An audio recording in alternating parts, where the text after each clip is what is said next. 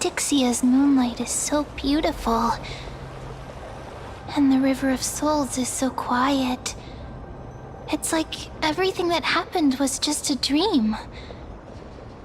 I wonder if Cass is doing okay on the other side. If I write a letter and put it in a drift bottle, will she be able to read it? No, this shouldn't be so depressing. Now's not the time to feel down.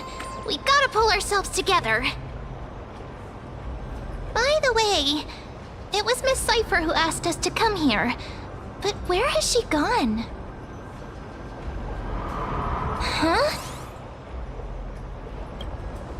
I don't know. But this aura feels so familiar. Let's go check it out together. Be very careful. I have a bad feeling about this.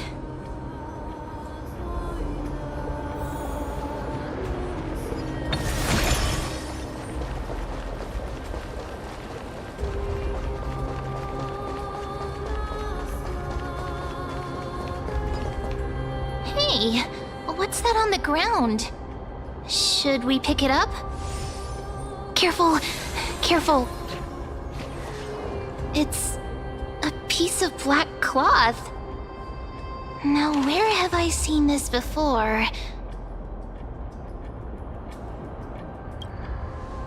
What?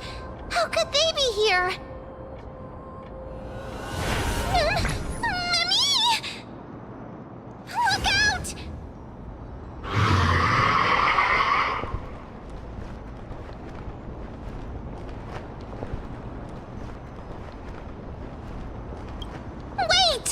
We both know what this thing can do! Let's try our best to deal with them for now, and we'll slip into the past with Time's power as soon as we can. The River of Souls is full of fish, big and delicious.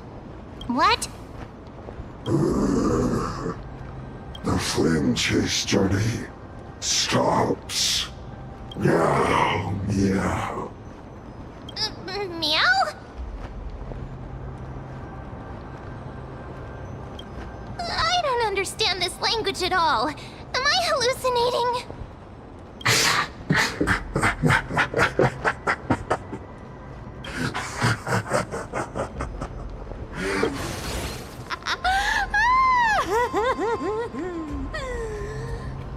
Sorry, I couldn't pass on the chance to give you two a good scare.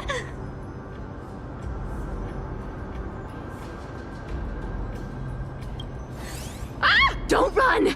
I'm the real Cypher. The real one. Come on, don't be upset. I'm just giving you a kind reminder that Amphoreus isn't safe at all. The whole place is full of dangers, including that swordmaster. Make sure you stay on your toes, no matter where you are.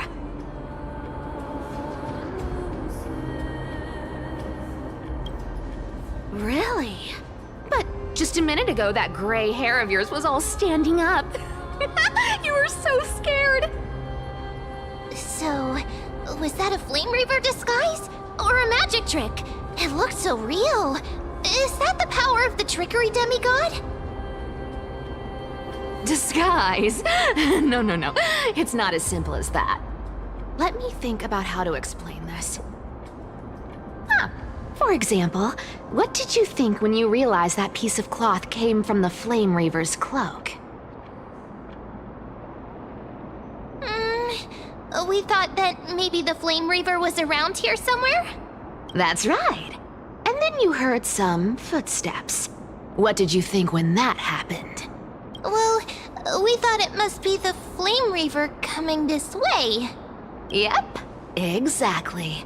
I just used some hints and, mental suggestions to help you believe in a lie. Lies are what Zagreus is best at. If everyone believes in a lie, then it becomes reality. Power to make lies into reality? That's got all my hair standing up.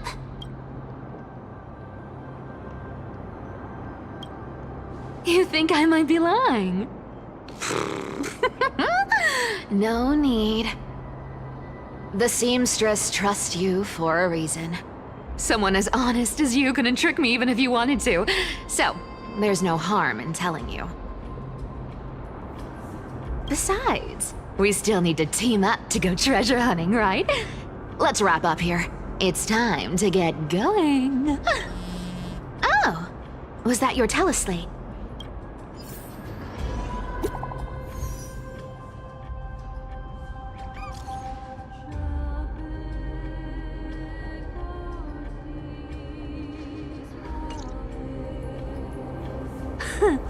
Aren't you a popular one?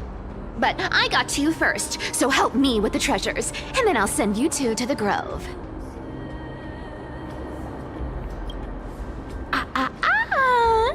Curiosity killed the cat, you know. Do you think I'll spend it all? That's so not why I hunt for treasures. Don't forget, I'm a demigod too. And there's a line reserved for me in that stupid prophecy as well. You shall walk with greed and die over petty change. But I don't believe in that. As long as I keep collecting treasures, then I won't need to care about petty change. And as long as I don't hurt other people when I get what I want, I won't be walking with greed. Right? Isn't that simple? So, as long as I keep going down this path, all those predestined prophecies and fates will never catch up to me. That was a long speech. I'm getting thirsty at this rate. The treasures of Styxia aren't gonna float up on their own. Come on, Grey Mystery. Show me what the authority of time can do.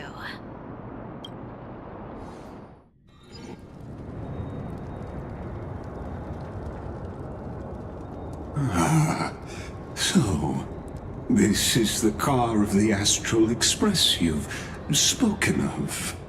My repository of memories has been enriched with another fascinating piece of information. Thank you for leading me here, Lord Donham.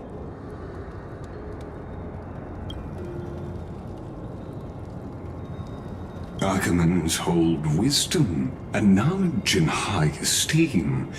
If the citizens knew of your origins, I'm sure more would be intrigued by the Trailblaze. Sadly, discussions about the world beyond the sky remain taboo. It's been quite some time since you first arrived in Akima. Presumably, you've been looking for a way to leave ever since.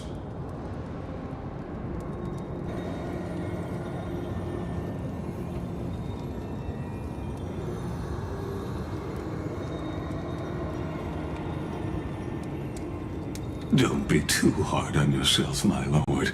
This puzzle has stumped Amphoreus' scholars for centuries. It isn't something you can solve overnight, even someone as gifted as yourself.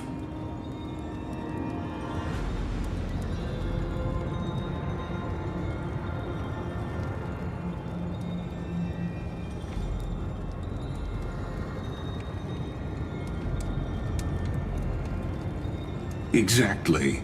Of the 12 titans of Amphoreus, Aquila is known for being the most capricious. The weather itself reflects their mood. Tranquil sunshine, mournful rain. Aquila's breath is a brisk wind, and their cries resound as thunder in a storm.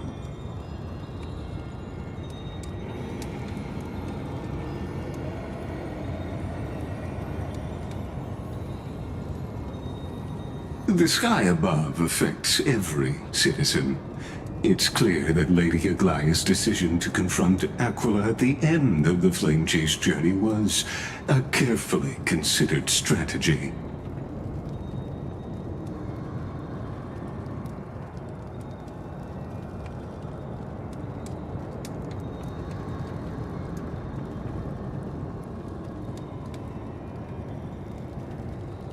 Anti-Catherians have no home to return to, so I understand your concern for your old friends and homeland. I used anti-Catherian technology, or scanning, as you might call it, to assess this car. Assuming my judgment is correct, I might be able to conduct a thorough overhaul of its power systems. Of course, that's only if you, my lord, permit me to interact with it.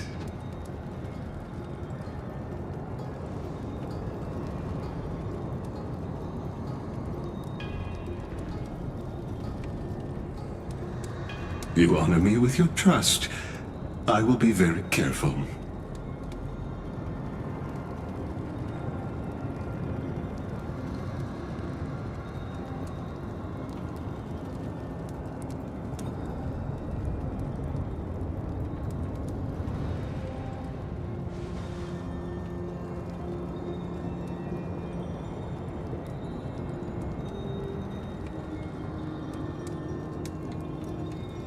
Not exactly, but we anti-Catherians are inherently sensitive to machinery, carefully endowed our kind with a unique advantage for analyzing and learning.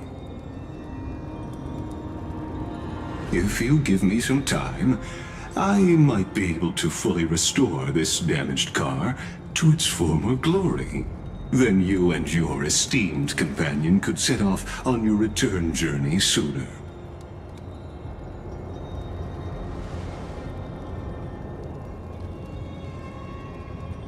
Hypothetically, Lord Donhong, if I could open up a path out of Amphoreus that circumvents Aquila's divine punishment,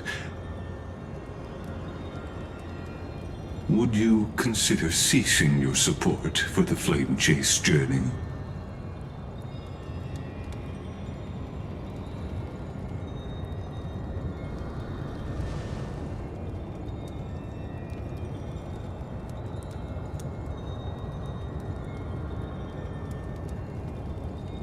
It's best if you don't delve too deeply into that question, my lord. All you need to know is, I can make it happen.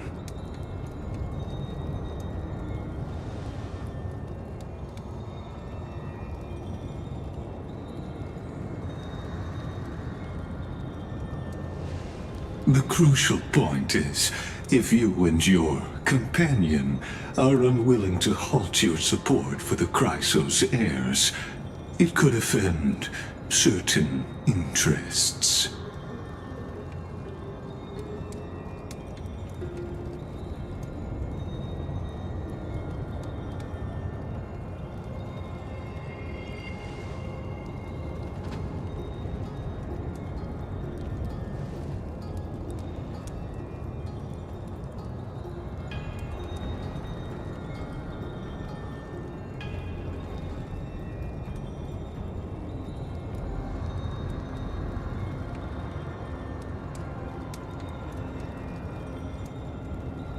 Your prudence impresses me, just as expected.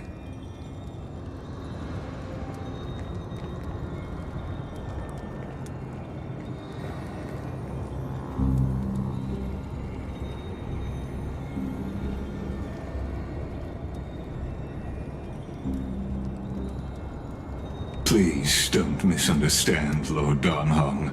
As the Theoros, I have no allegiance to their plans, nor am I obliged to obstruct them. I am neutral. Out of respect for you, I hope to offer a peaceful solution to ensure the safety of you and your companion.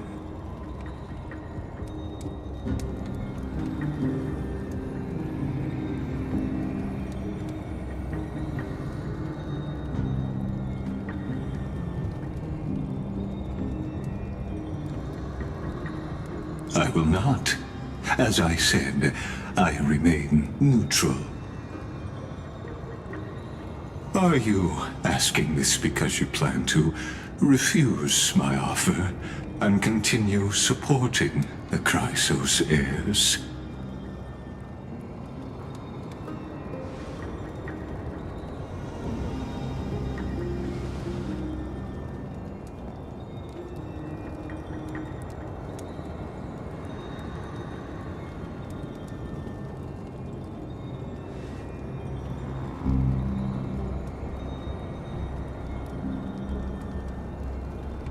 So I see. This is what you call trailblazing.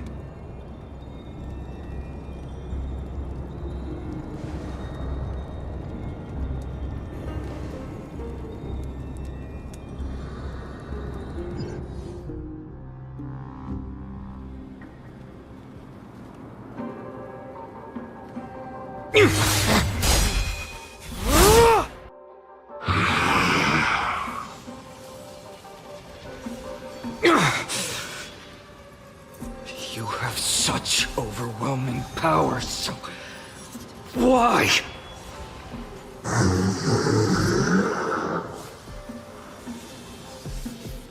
Answer me! Why do you stand in her way? Why do you want to take the core flames?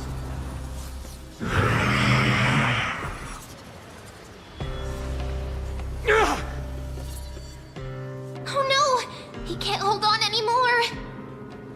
Drag him back here, friend!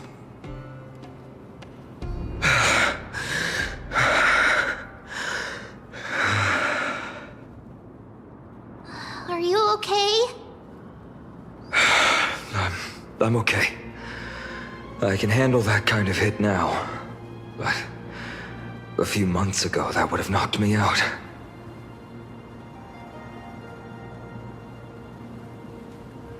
Thanks for worrying, buddy. Thanks for the help.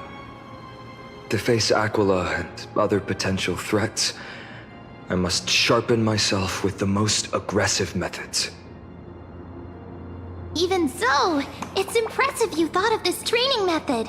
Battling the phantoms of the past in the River of Time? It's just like the hyperbolic time sanctum that the bards describe. It's working pretty well, wouldn't you say? But combat isn't just about strength and skill. You also need the right weapon. Compared to that guy's weapon, mine feels like I'm swinging a lump of iron. I can't tell you how many swords I've gone through since the training began. Don't worry, I've already arranged that. Of course I need him. I asked him to make a suitable divine weapon for me. It's a little embarrassing to say this, but in order to help me, he deliberately turned down all other business. Oh, Cartonis is part of this flame chase journey after all. Full of energy. Thinking about how he's been recently, maybe you're right. But, Tvinon, I've been somewhat concerned about you. Lately, you seem more and more fixated on that Swordmaster in black. That's quite the sudden shift in topic. I've been holding this question in for a long time. You're getting stronger, but seeds of unrest are also growing in me. Don't worry. I'm not wielding my sword for revenge. She's been through Nikador's trial and understands. Those who can't walk out of the shadows of their past are ultimately weak. Times have changed. The responsibility I bear is both precious and fragile. I wield my sword for the future of Amphoreus. I will not let hatred cloud my judgment again and neglect my duties.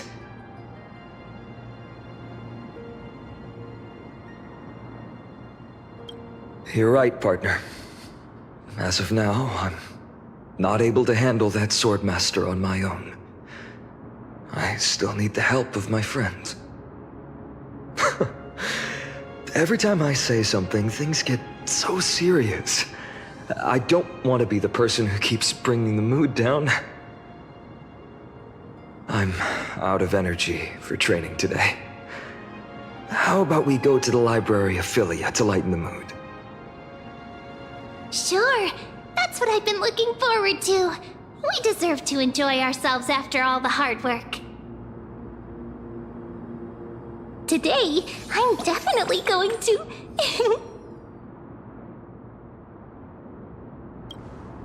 A girl's little secret. Don't pry. That's the charm of this place. You can find whatever you're into here. The three of us might not be into scholarly books, but we could still spend an entire day at the library of Philia.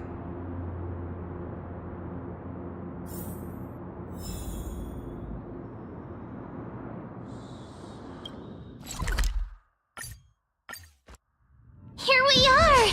Where was that slate last time? Was it here? Or maybe over here? I'm off to have some fun! It's free time now, so you should relax too.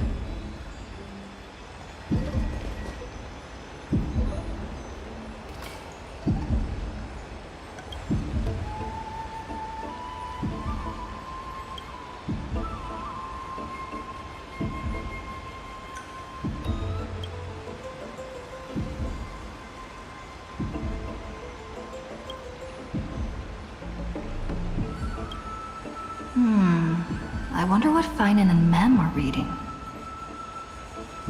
Let's take a closer look.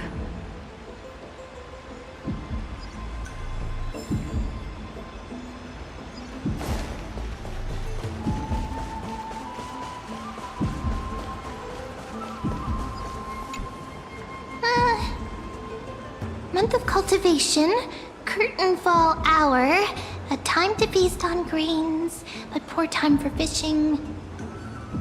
Oh, but then again, are there even any spots left to fish in Amphoreus these days? Ah, you scared me! Bursting into someone's world like that can really catch them off guard. Well, no more jokes. There's nothing here. I'll go look elsewhere. Something's odd about Mem. What are they flipping through?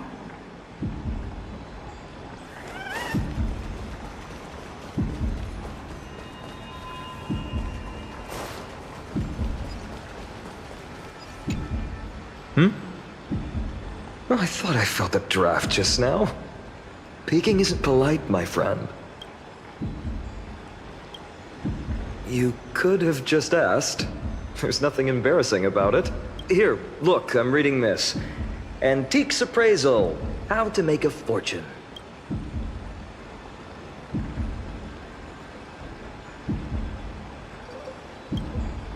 No way. I've invested almost all my savings into this hobby.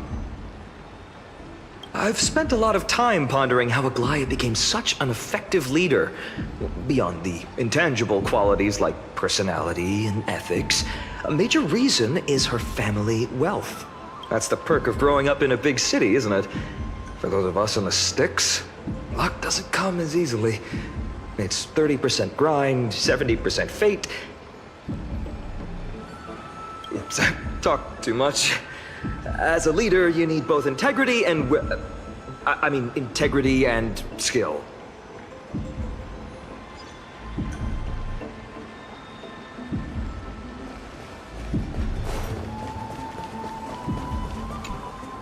Oh, these cards are so detailed and fine.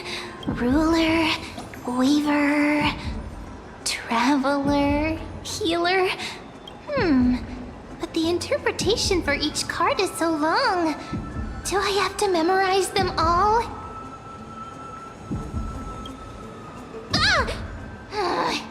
What a coincidence! We meet again. Guess we're fated to be together, huh? But you must be busy, so I won't bother you for now. Hope your day, every day, is joyful. So suspicious. Not like their usual self.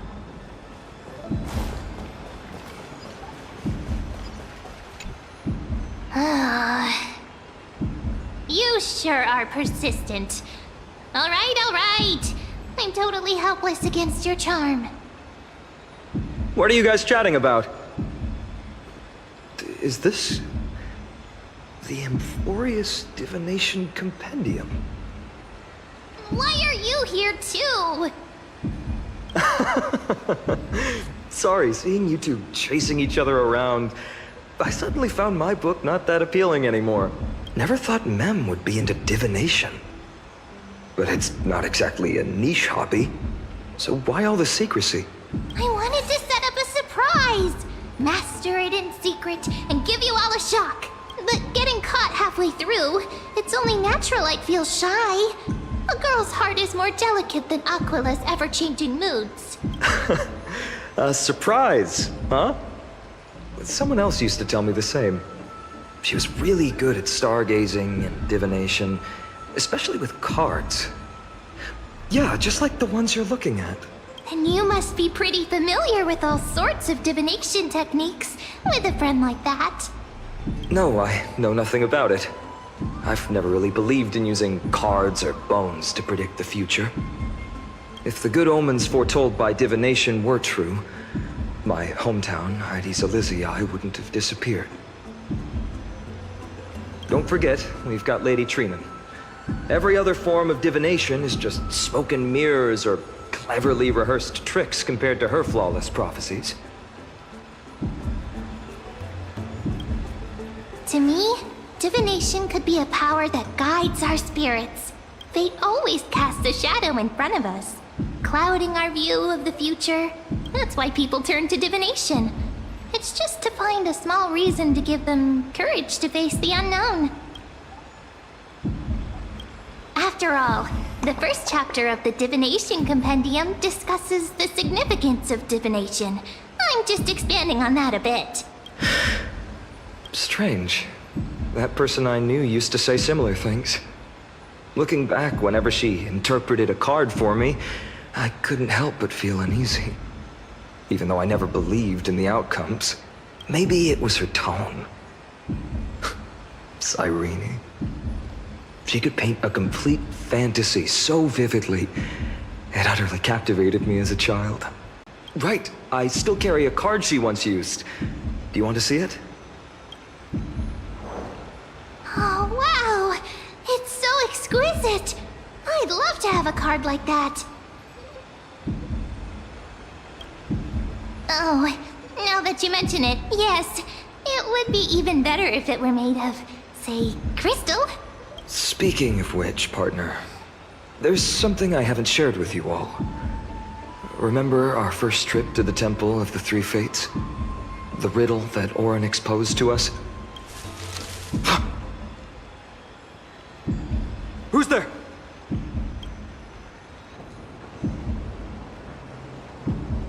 You are... These folks are up to no good. Black clothing, masks decorated with golden blood. Are they cleaners? To directly call us by our name, it seems you, Lord Finan, have studied the forgotten history of Amphoreus quite thoroughly. Your friend seems quite interested in us. Perhaps you could explain, Lord Finan. It would be the polite thing. We can't let our esteemed guests pass away without understanding. During the Chrysos War, to combat the Chrysos heirs, several cities formed an underground assassin squad called the Cleaners. Their task was to erase anyone with golden blood from existence. Assassination, poisoning, political persecution. They would do anything to achieve their objective. Now, this historical perspective seems biased, glossing over the Chrysos heirs' abuse of divine powers and their blatant initiation of war in order to defame our predecessors. Could you disclose the name of the author behind this popular legend, Lord Finan? I'd hate for the innocent children of Akama to be tainted by such slanted narratives. You should have stayed buried in the dust of history. The Citizens' Assembly has once again legitimized the mission of the Chrysos heirs. But as for you, not one citizen would cast their vote for you. Executioners lurking in the shadows. What does it matter? We've long since stopped expecting to be understood. People have become too accustomed to peace, and they've forgotten the disasters that arose from allowing generations of the Chrysos heirs to rule. Complete nonsense. Did you really travel all the way to the Grove just to have an argument? I enjoy dealing with people as straightforward as you, Lord Finan. You've probably figured out why we've come before you.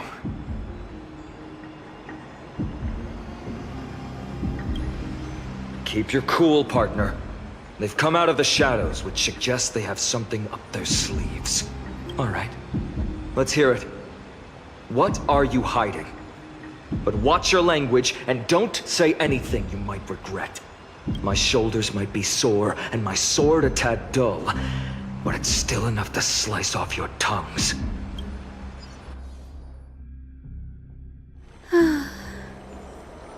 How's it going, Cinny? This place fits, doesn't it? It's a bit small, but the lighting is perfect. Thank you, Lady Treeby. With this, the Twilight Courtyard can be reborn in Akama. Do you like it here too, little Ika? It's so bright here, maybe you should rename it? How about Luminous Courtyard? Lady Treeby makes a good point. But Twilight Courtyard carries the long history of the descendants of the sky, and I'd like it to continue. Right. How does the legend go again? Even Lady Treeby forgets things. We just haven't prepared lessons in a while now, so we're a bit rusty. Just give us some time and we'll remember. Now we remember. Kremnos and the Firmament, Volume 3, Section 5. With Seliosi, the Day Thunder Knight, striking down the Eye of Twilight, the divine war between Nikador and Aquila, which spanned centuries, came to an end. Thereafter, the Skyfolk gradually declined.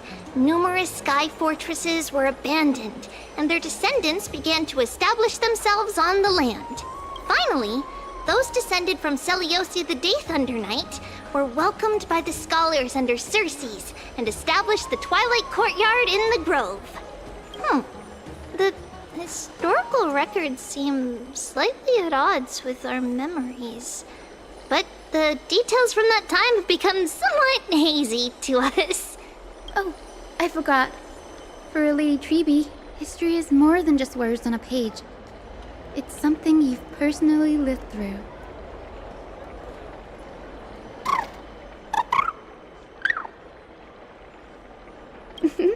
Little Ika loves listening to the stories from the legends. I'm sure you're also imagining one day you'll be as awe-inspiring as the winged beasts by Celiosi's side. That day will come. I believe it. Just keep growing. Lord Crediros? Miss Hyacinth.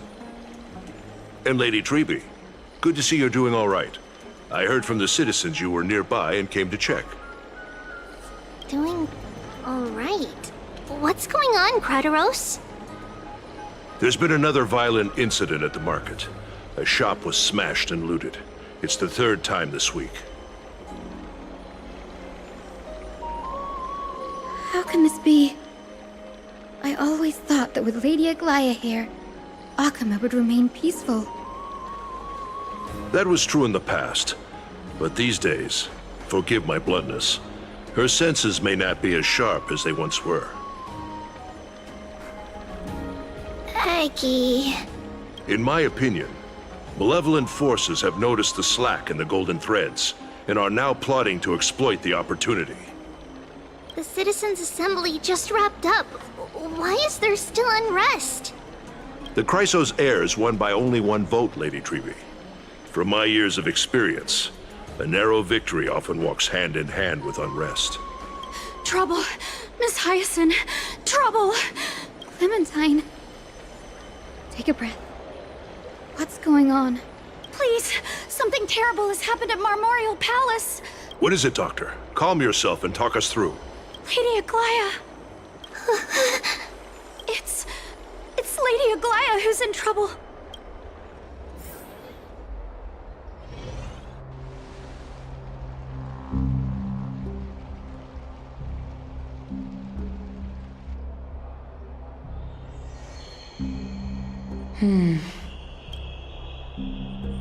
I still remember.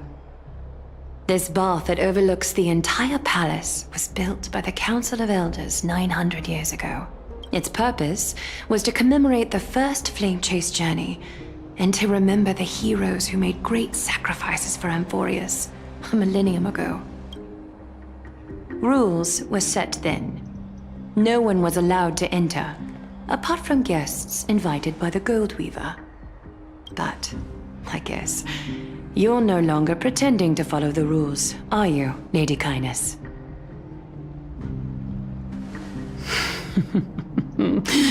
Aglaya, Aglaya. You ageless witch, hiding behind a divine facade to deceive mortals. We've been far too kind with you. Kind? There's no need to use such a word to cover up your incompetence. Anaxagoras humiliated all of you before the citizens. If you still had any shred of shame, you'd throw yourselves from dawn cloud at the curtainfall hour to salvage the last fragments of your dignity. Demigod, why not gaze into the water's reflection and see the wretched face you wear now? These days you're not only blind, but also deaf. The cleaners were born for this moment. When all orders, rules, and laws fail to restrain you, it's time for the dagger to pass judgment. If you're in such a hurry, give it a try. Going toe-to-toe with a demigod? We're not that foolish. The dagger isn't at your throat, but...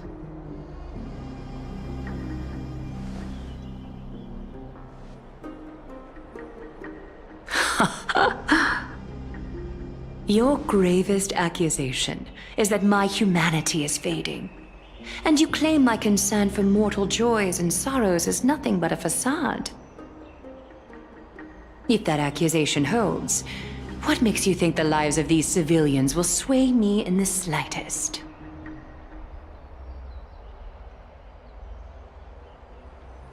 Fine.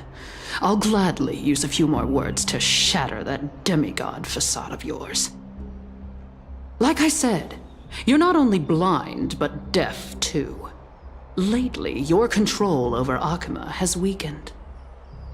You failed to notice the thefts we arranged in the market, nor did you catch wind of the meetings happening in the Dromus workshop. Plots are unfolding right under your nose, yet you remain indifferent. Humanity? Fading? Aglaya, why not use your precious golden thread to peer into my thoughts? See if the gift we've so meticulously prepared for you can move that cold demigod heart of yours.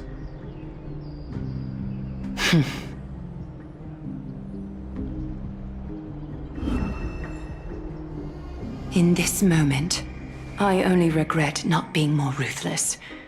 Because your evil is beyond cure. You finally figured it out.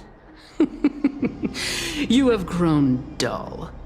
I've been holding that image in my mind this whole time to make sure you could see it clearly.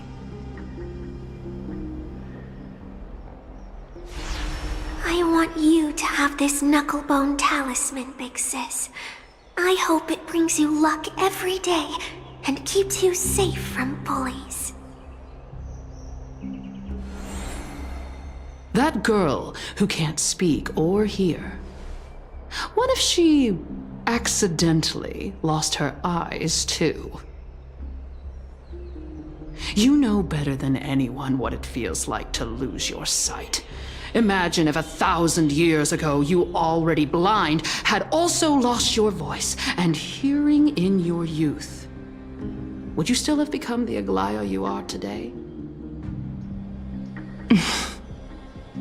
Look at those broken, pleading eyes. How disappointing. We overestimated your cunning. If this plan fails, we still have dozens of splendid parting gifts prepared. Demigod, would you like to hear about them?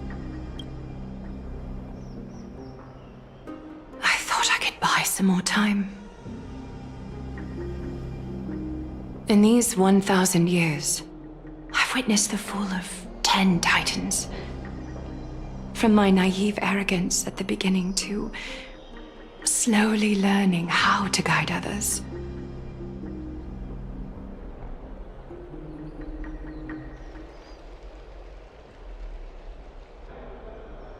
Now, it's time to let go. I should be grateful. Grateful that I've reached this moment. To let my departure become a path for others to follow. Have I done enough? If I embrace that prophecy now, and sink into the warmth of these waters,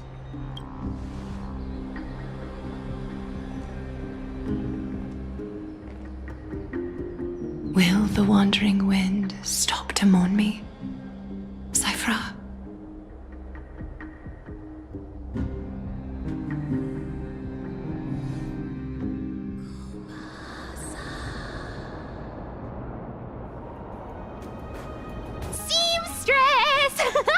I've come as promised. Look at this box full of gold and silver treasures. I bet there's stuff here you've never seen. Come on. As we agreed, I want to buy the most valuable clothes you have. Little thief! You've got some nerve, barging into my shop dressed in those tattered rags. What have you brought? Let me see. Here, take a look. Only the finest goods. See the sapphire? It's even more blue than Fagusa's eyes. Such exquisite luster. I've only seen an ocean's tear of this quality in my mother's treasury. Wait. You've seen one before. And here I thought I'd leave you speechless. What a letdown. It's just an old memory. My family estate all burned to ashes long ago. This workshop is what I built from scratch. Wow! A daughter rebuilding her family business. How admirable. Enough with the jokes. At least you did get to enjoy those luxuries.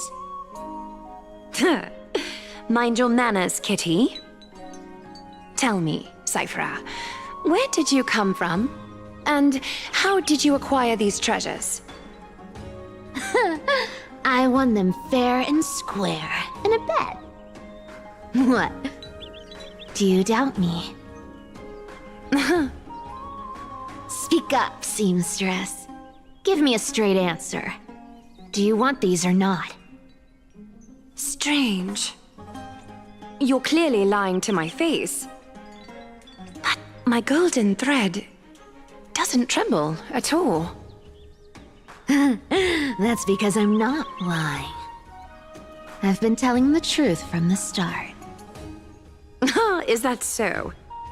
The scars and the mud stains on your face tell another story.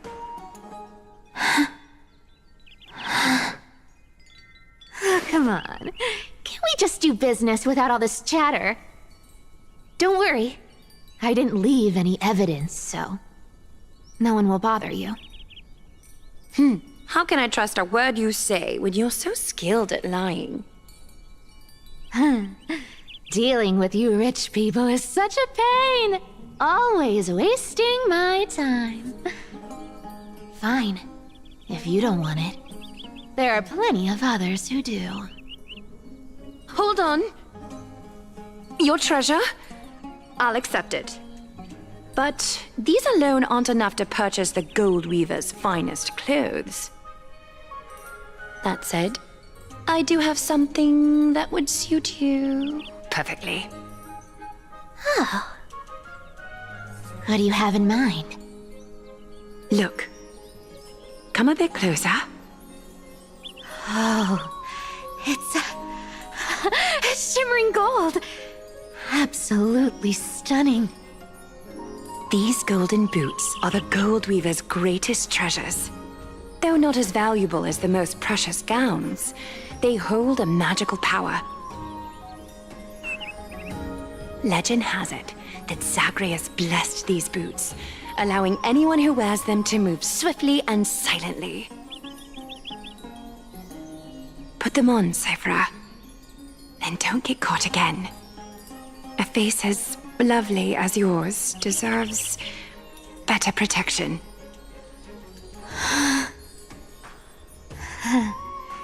You rich folks just love sticking your noses in everything, don't you? Well, I'm taking these now, so don't get any second thoughts.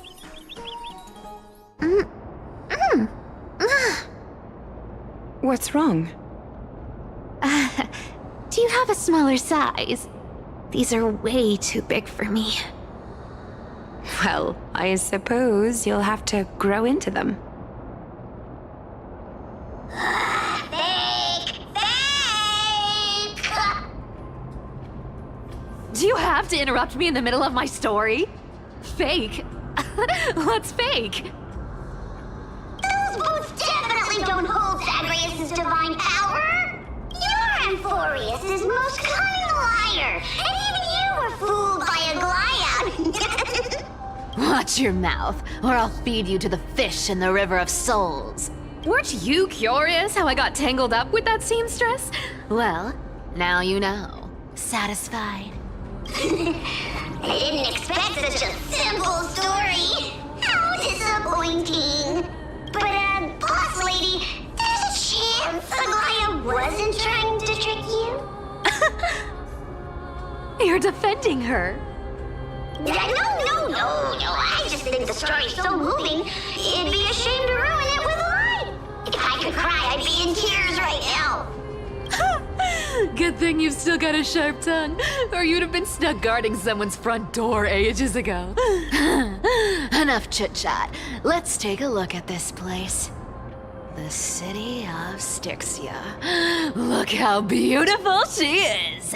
Let me take a good sniff of this air.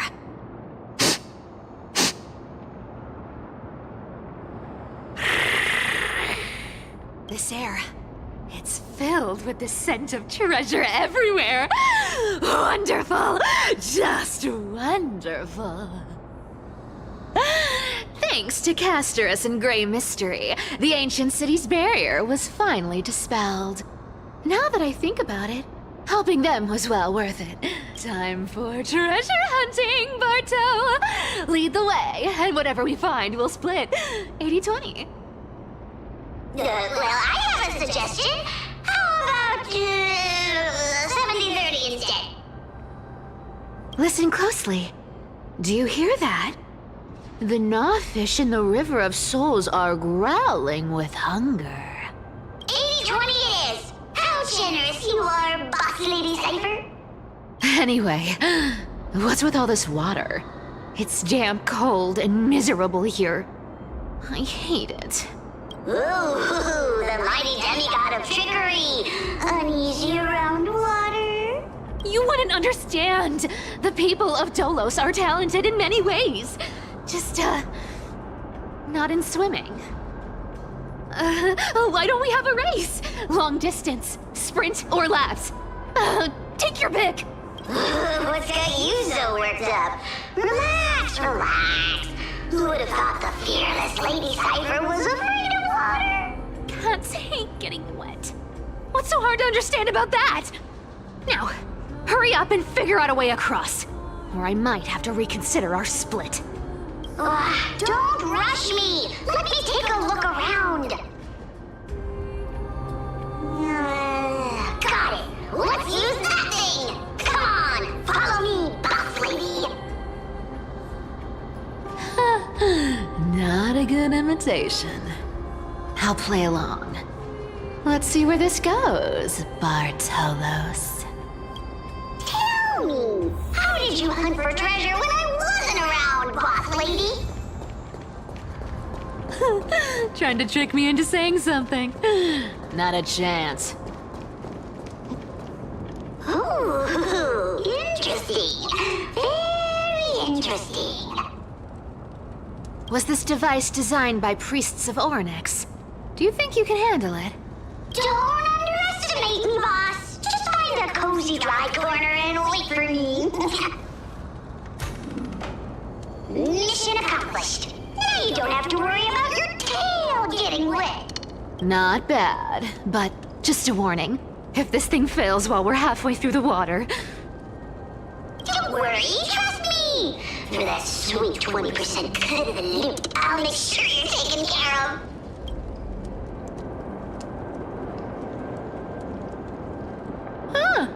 This feels truly magical. When did you pick up this trick? Self-taught. All self-taught. We're here. Can we turn off this spotlight now? It's really blinding. No problem. Just use the device over there to shut it off.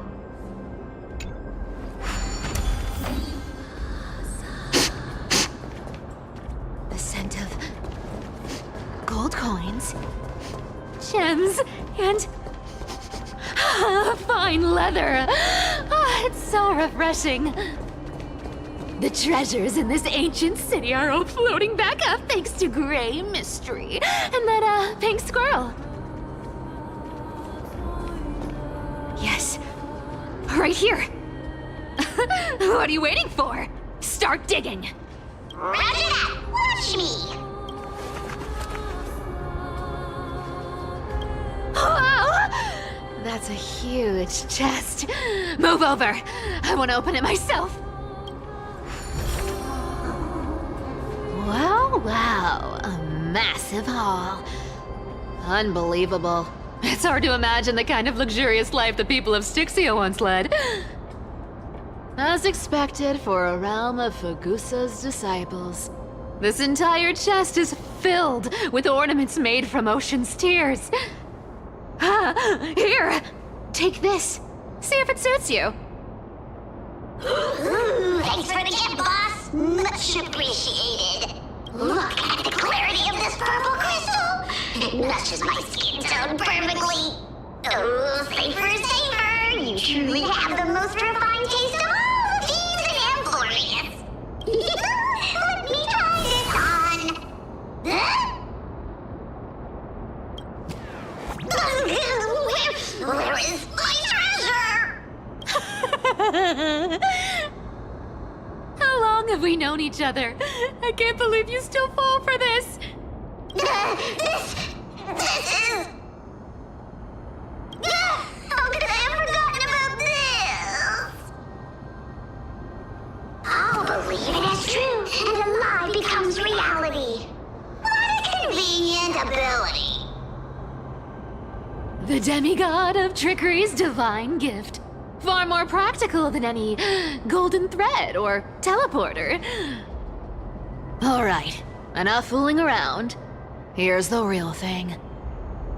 Cypher rules! I've already pinpointed the next trove of treasure! Starting navigation. Boss lady, we're set to make a fortune this time! Got any plans on how to spend it? Of course, spend nothing. Have you forgotten my silly prophecy? Whoa! Isn't that like... Uh-huh.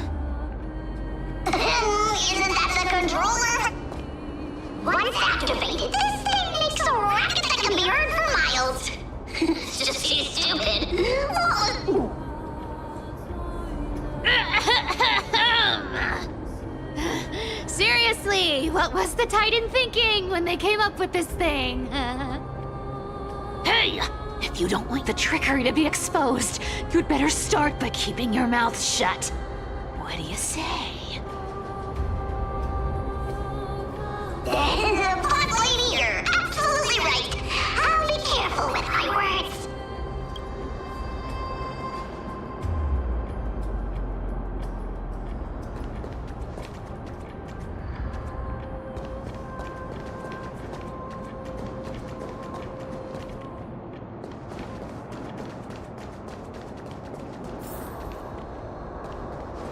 Here we go round the river of souls.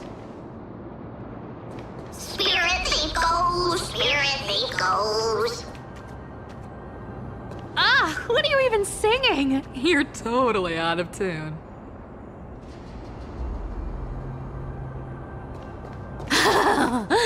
There's a big guy guarding this place. Yeah, big and dumb, just a pure lump of stupidity.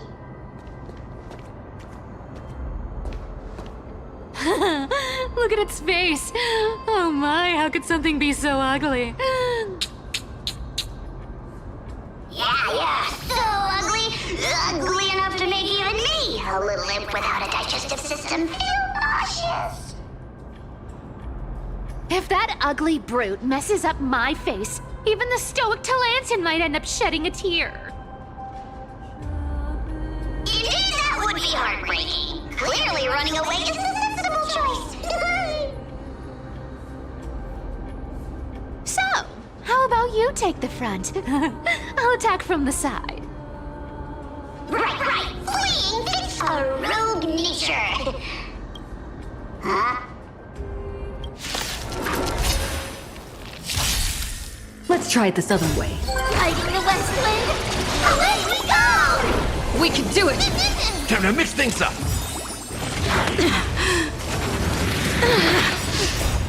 We can do anything! As you wish. My friends, indulge yourselves! Embrace a new life.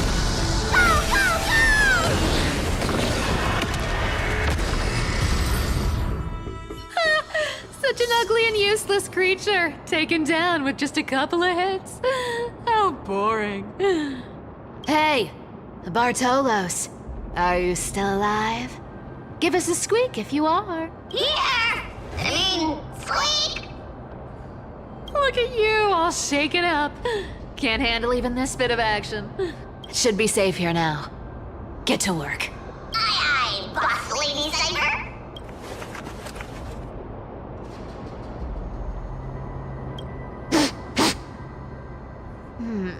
It doesn't smell like anything valuable this time.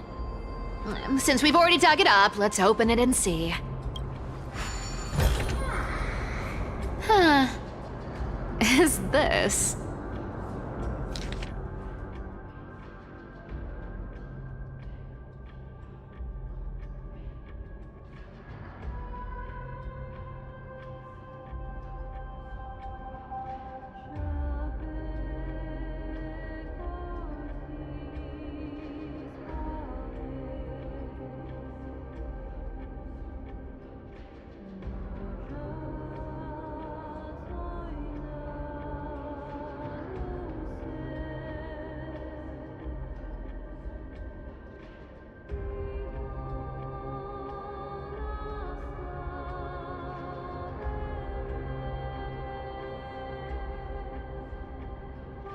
This looks tragic.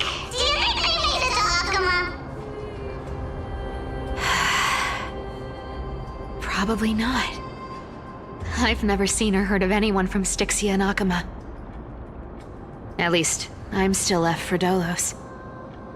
Guess this city wasn't so lucky. Huh. It does seem unfair, doesn't it? Just because they were born in the wrong place, they had to face such devastation. Meanwhile, those in Akuma, simply because they're supported by the world-bearing Titan, continue to survive. Yeah, the world isn't fair, is it?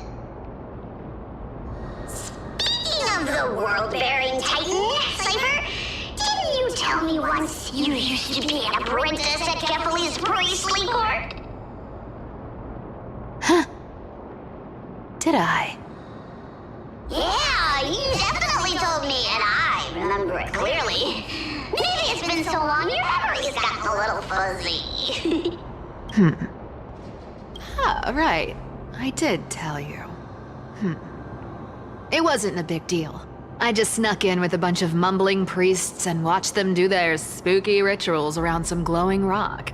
Honestly, I was only interested in the wallets of the old grandpas on the council back then. Don't remember much else. It's been what, nearly 1,000 years? Oh, I see. But you in a priest's robe? Now that's hard to picture. Who asked you to picture that? Besides, priest robes from 1,000 years ago were nothing like the ones today. Right. I didn't think about that. I was just curious if you ever overheard anything interesting from those priests. How ridiculous. Come on, let's head to the next spot.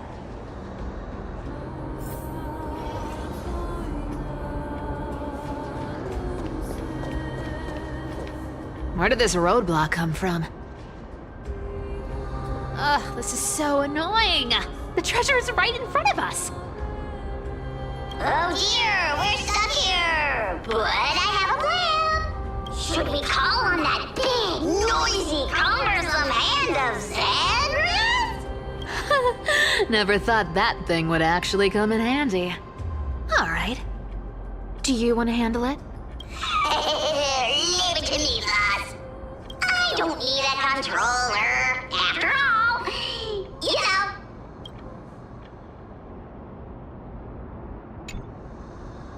Hand of Zagreus. My darling. Activate!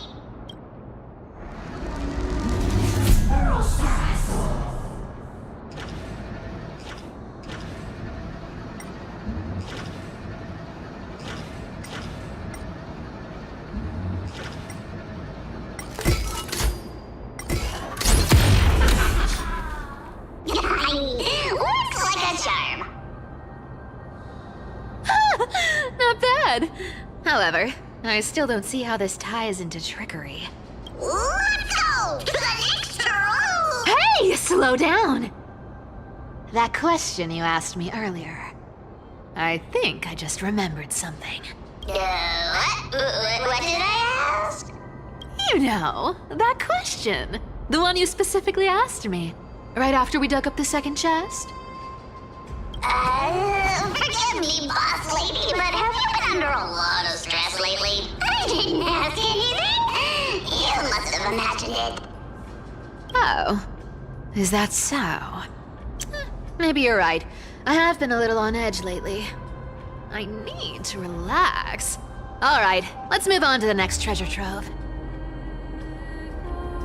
Treasure, let's go!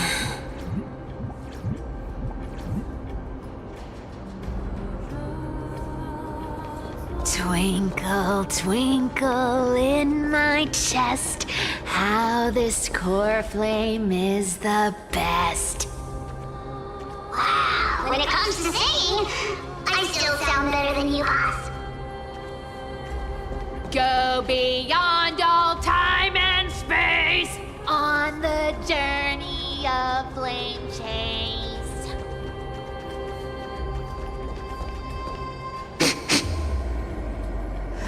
This scent feels like something incredible is buried here.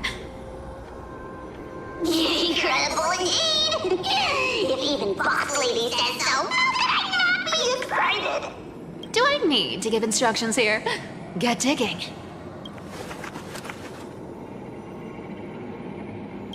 What? Oh, isn't this a golden scapegoat? Interesting. Looks like whoever buried this treasure wanted to play a little game with us. Oh, isn't there a myth about this thing? Those who feared fire became sheep. Those who did not became human. Sheep, humans, whatever. All I know is unlocking this gets us treasure. Here, this honor's all yours. Puzzles and tricks are right up my alley. Just leave it to little old me.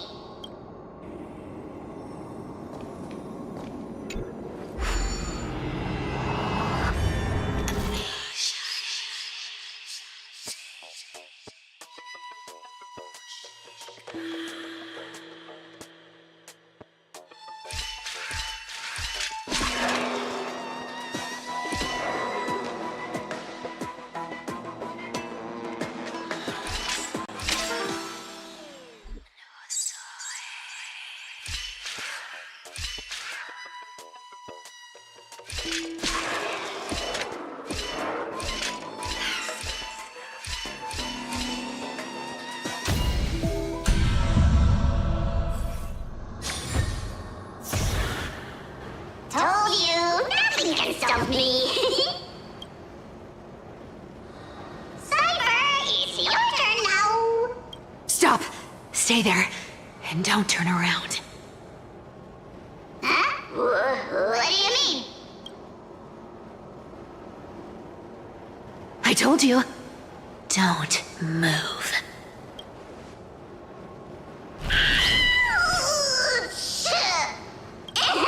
My poor old back. What are you doing? Shh, quiet. Don't say anything unnecessary. That seamstress. She's listening. What? Boss, do you mean? Stay put and keep quiet. I'll handle her. Whoa, whoa! Seamstress. Getting sneaky, aren't we? Did you think I wouldn't notice your little spies lurking around me? As time passes, I find myself leaning more and more on blind luck. With only the power of this little nymph, naturally I couldn't slip past your sharp eyes, Cyphera. Even if you could fully control Bartolos's mind, I would still be able to see through your disguise. Aglaya. You've gone to such lengths to spy on my every move. What exactly are you after? I've told you before, you don't need me to succeed. Why don't you just let this go? I already made an exception and got involved with Castorus and Grey Mystery. Asking for more now.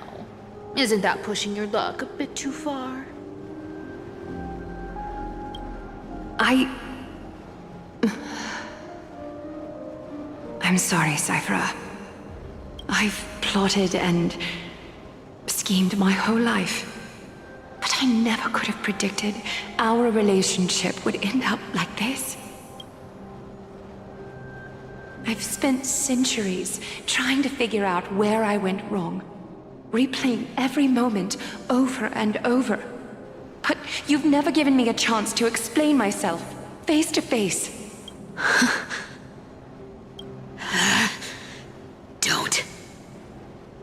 Don't talk to me like that. You know I can't take it. 1,000 years ago, out of foolishness, I let my silence steal away the most beautiful sound I'd ever known. My silence. So this time, I must say this to you, even if it's all in vain. I need you, Cyphera. The Chrysos Heir's mission needs you. The finale I've delayed for far too long. It's finally here. Whatever resentment you still hold against me will fade once I'm gone. Please, come back to Akama. I'm begging you. Without you, they don't stand a chance.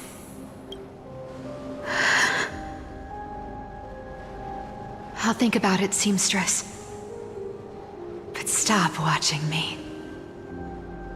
Unless you want to lose me for good. Don't worry. As much as I'd love to hear your voice again, to see face. It seems that chance will never come. Goodbye, Cyphera.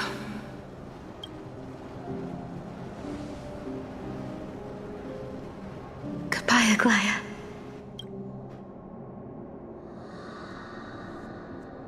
Ah, what a shame. I thought there'd be some real treasure under that goat's head.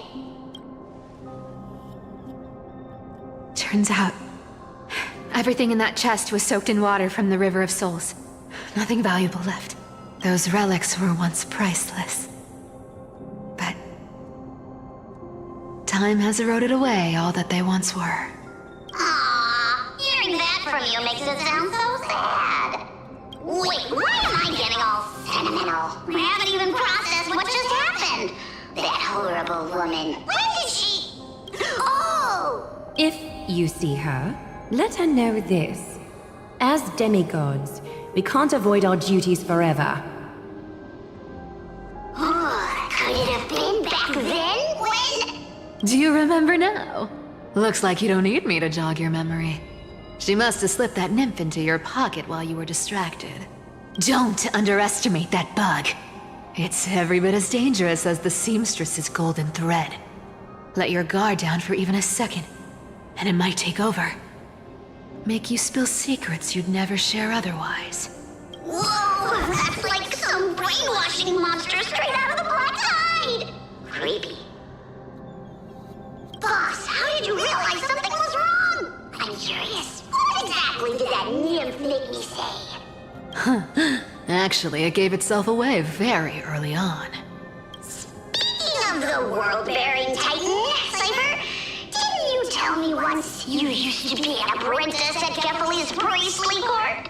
We've been partners in crime for 1,000 years. We've talked about everything there is to talk about. Except for that one experience at Dawncloud.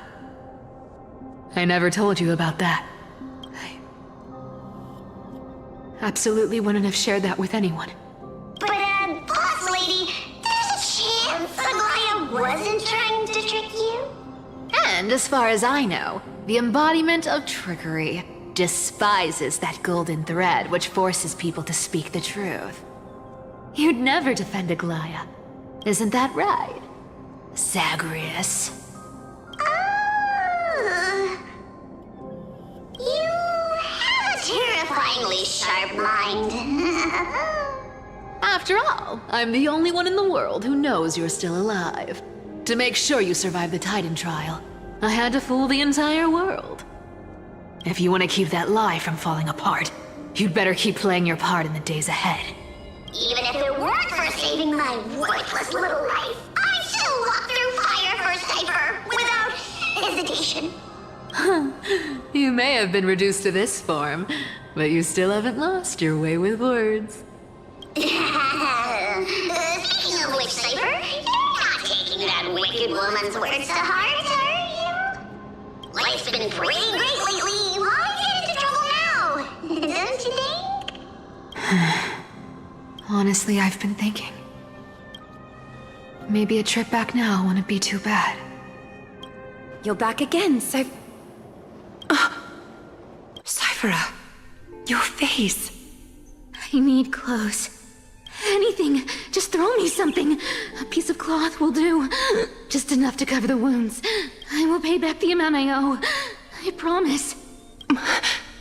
You're bleeding golden blood. Yes, what about it?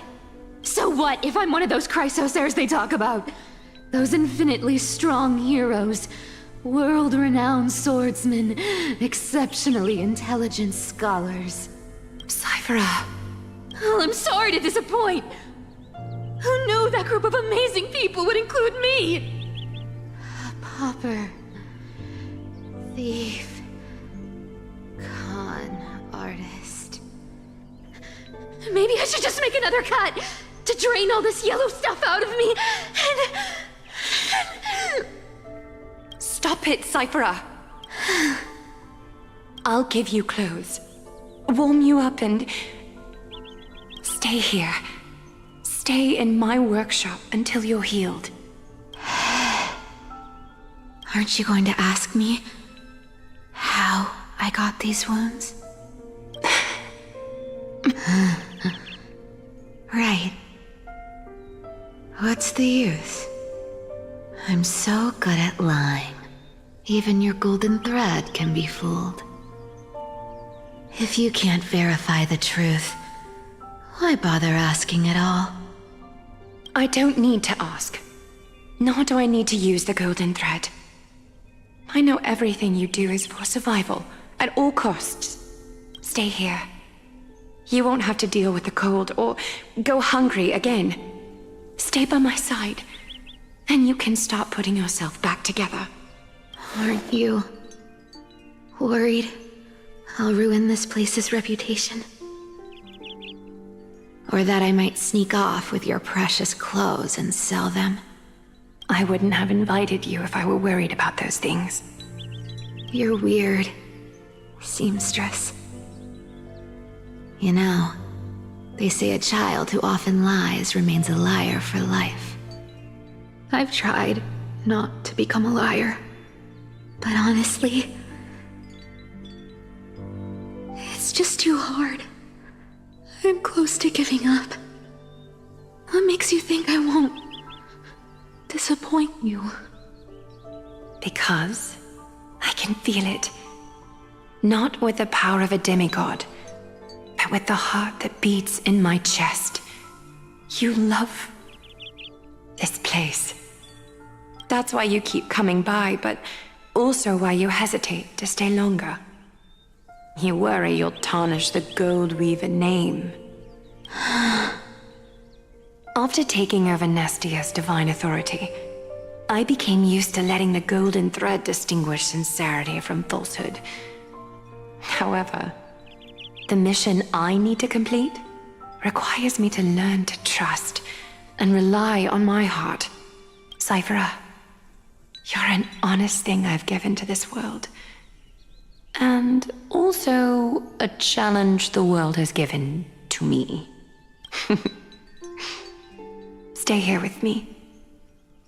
You have a beautiful face that deserves better than to be covered in scars and grime.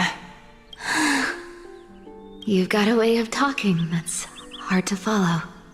All right, let's make it a deal. You have 1 day to change your mind. Once the action hour passes, there's no turning back.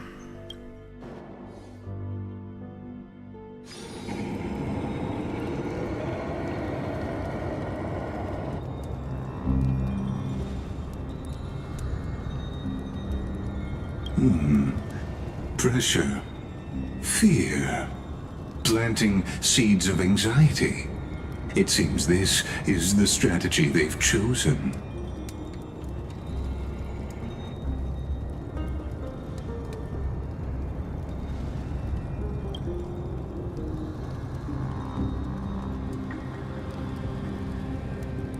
From what I know, these stories are true.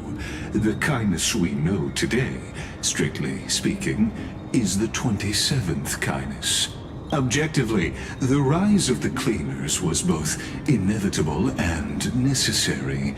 Yet, their ruthless and twisted methods earned them nothing but disdain and condemnation from history.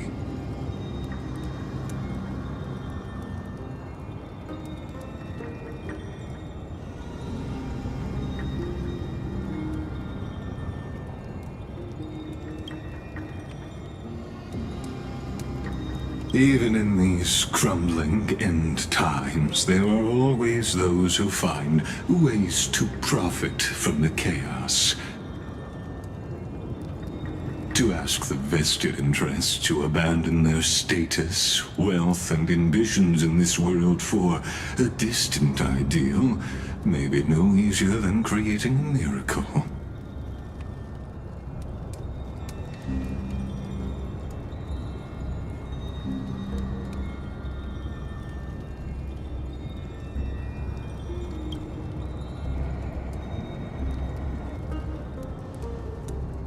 There you are, Lord Donghong. We couldn't reach you on the teleslate. so the Holy City Guard almost assumed you two had met some terrible fate. You pests crawling in the shadows, back off. Your plot ends here. You played your hand. Run while you still can. It might be your only chance to survive. Stay away from Akama forever. If you set foot there again, the fury of its people will tear you apart.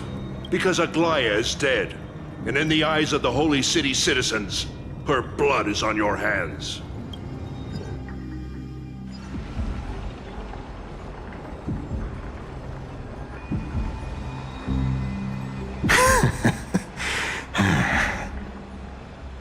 Looks like she was wrong about you. She? Are you talking about the mastermind behind all of this? Well, she thought you were weak. She believed that even when you were facing the evil that you claimed to oppose, you'd hesitate to strike. Misinterpreting mercy for weakness shows how arrogant and foolish your master is. They're still alive. With proper care, they'll pull through in a few days. But I must warn you, I haven't fought a human in ages. I can't guarantee I'll always be able to hold back. They're lucky they're still alive. If you feel as lucky as they are, try me.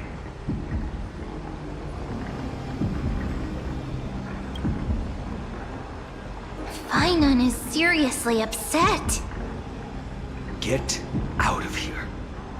Don't show your face around us again.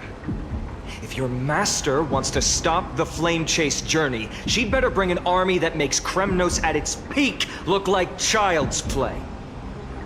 I've said it more than once, Lord Finan. We're not here to start a fight. We came only to ensure you weren't anywhere else. While you were unaware, we already accomplished our mission to buy time. So, Lord Finan, until next time.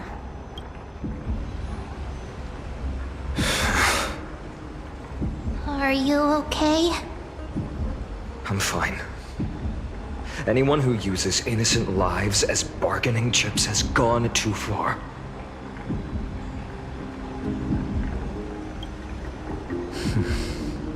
I guess the opposition within the Council of Elders is still desperately fighting to obstruct the Flame Chase. If the conspiracy is exposed, they'll be hunted down in the Holy City like rats with nowhere to run, no matter where they hide.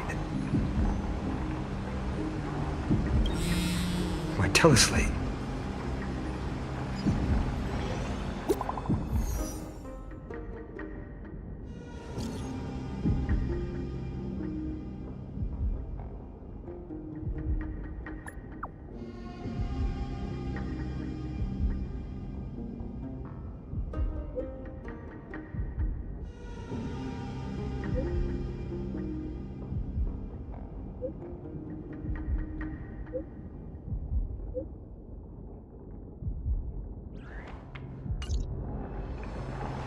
Aglaya?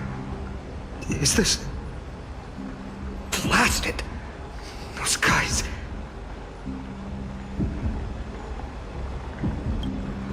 I've heard from more than one person it doesn't seem like a joke.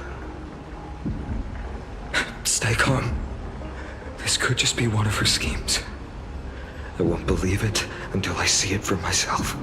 Finan, what should we do now? Stay on course. I'll contact Treeby and ask her to keep the citizens calm. We'll hurry back to Akama as fast as possible and assess the situation in the city. If we run into any enemies along the way, I won't be merciful this time.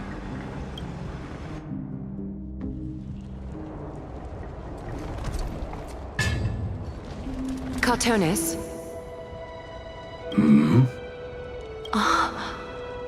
You're forging a sword for Finan, aren't you? I haven't seen you wield the hammer in so long. I couldn't help but be entranced by the sight. You, Aglaya. In this form, you come to me. It means... That's right. At this moment, my physical form is already shattered. My journey as a human in this world has come to an end. It's time to fulfill our pact. Of course. The pact. I haven't forgotten. The thing I entrusted to you, do you still have it? Far too plain this vessel is. Not worthy of you. Do you still insist? I insist. Over the past 1,000 years, every piece of fabric I've worked with has been tainted by my cold divinity. It's made me hate their colors, texture, and scent. This ornament stands apart. It was a gift from a child. She was pure and kind. I often wished my childhood could have been like hers. How to say goodbye to everyone? Have you already planned? I'm afraid there's no such detailed plan at this time. I deeply regret not being able to say farewell to them, one by one. The moment has come. My departure will give them one less thing to worry about. This parting gift should help ease the regret of such a sudden goodbye.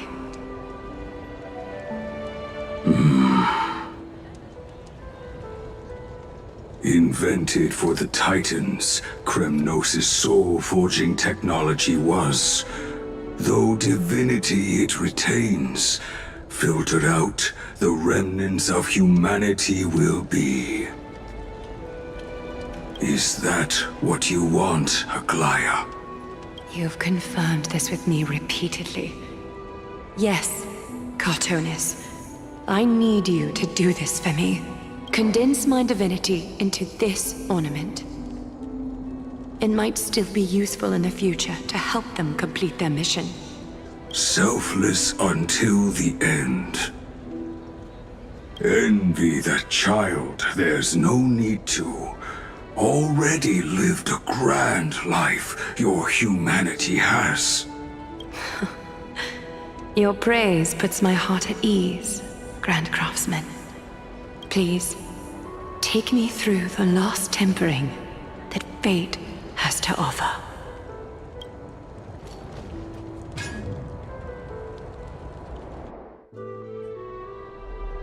The city is silent, and tension is building with every passing second. The news is probably spread by now. Every household is locked up tight, and all the market stalls have closed down temporarily.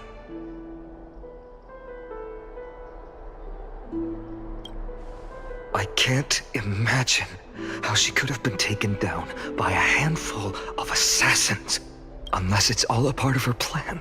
If this is all part of a larger plan, Trailblaze must know something. She just couldn't say it in the message. Let's go find her.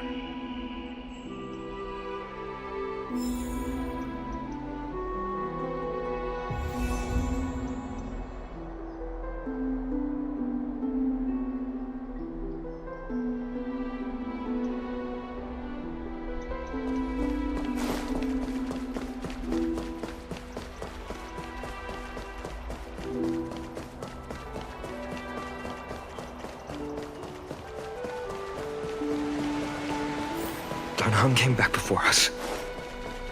Well, maybe he's heard something.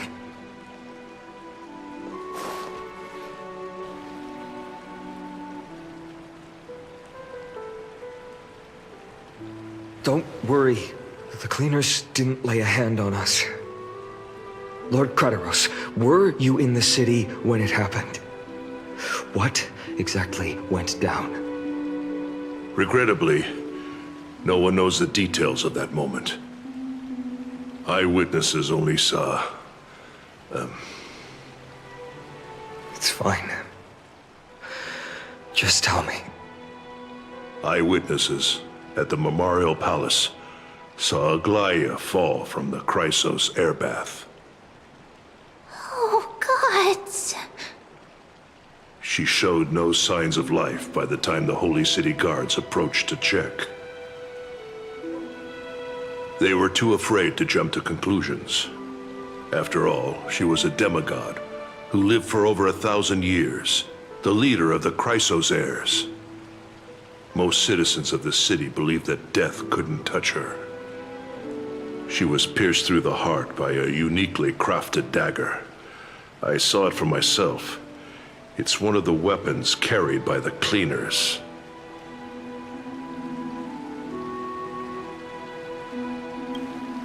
No, that doesn't make sense.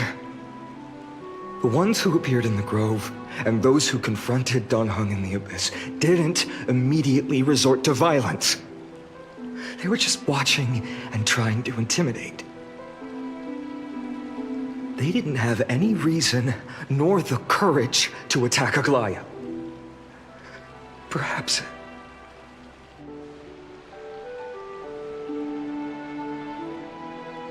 I'll stay here to lead the guards and maintain order. Find out what happened, but don't take too long. With Aglaya gone, someone has to take her place and lead Akama. Also, Miss Hyacinth was the one who declared Aglaya dead. You might want to speak with her. Thank you, Lord Crateros.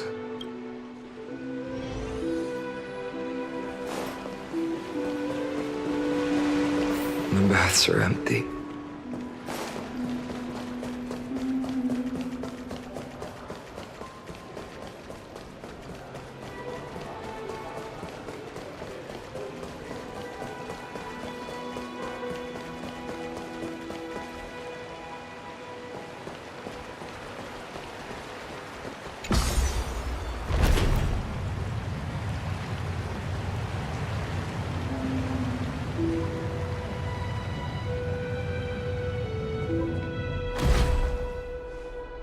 Hyacinth. You're back. I'm fine. I've been staying close to Lady Treeby and Lady Trinan after the incident. It's great that you could come back so quickly. They need someone with them now. Yes, we witnessed her final moments. I tried to treat her immediately, but even the sky's blessings. Declaring her death was the hardest thing I've ever had to do as a doctor. Lord Finan, don't push yourself. You're carrying a heavier burden now. Please, don't fall. It's fine. I can handle it. What I've lost is a mentor and a comrade in arms. But for Treeby and Trinan, they've lost 1,000-year-old bond. Like they're losing a part of their lives. You should rest, Hyacinth. You've been awake for a long time, haven't you? We'll handle things from here. Okay. See you later, everyone. Next, we should visit Lady Treeby.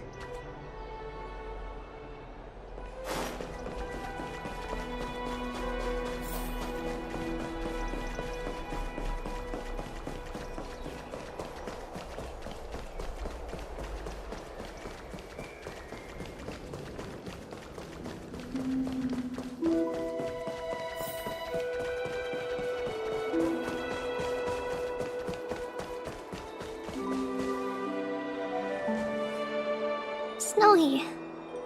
Little Gray. You're back. Lady Treeby, Snowy, don't. Please don't apologize to us. You went to the grove to prepare yourself for the threats to Akama. You didn't do anything wrong, so don't be hard on yourself. We were always by Aggie's side throughout this long journey. So, we understood her thoughts better than anyone. She knew she wouldn't see the end of the flame chase journey. Yet, she gave everything without hesitation.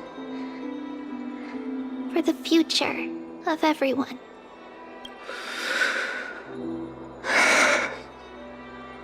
I know what Aglaya expected of me. Right now, the last thing Akuma needs is a leader wallowing in self-pity. The scroll over there was entrusted to us by Aggie. She instructed us to hand it over to you when the time was right. I think now's the right time.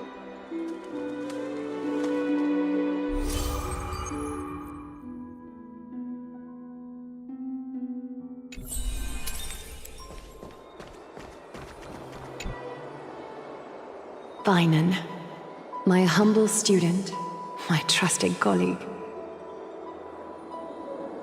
As I write this, you are locked in a battle of words with the Council of Elders, fighting for the survival of the Flame Chase journey on a battlefield where the smoke of war is invisible. I deeply regret and feel guilty for hastily pushing you and the Trailblazer into the debate. But please forgive me. At that moment, I could not afford to show any sign of weakness before you, as it would have crushed your morale. I considered the debate a routine affair, assuming I could win merely with the support and experience we'd accumulated over centuries. But I underestimated Kindness and her party's cunning, and also the deterioration of my own senses. The trap was likely set by the debater Calictus.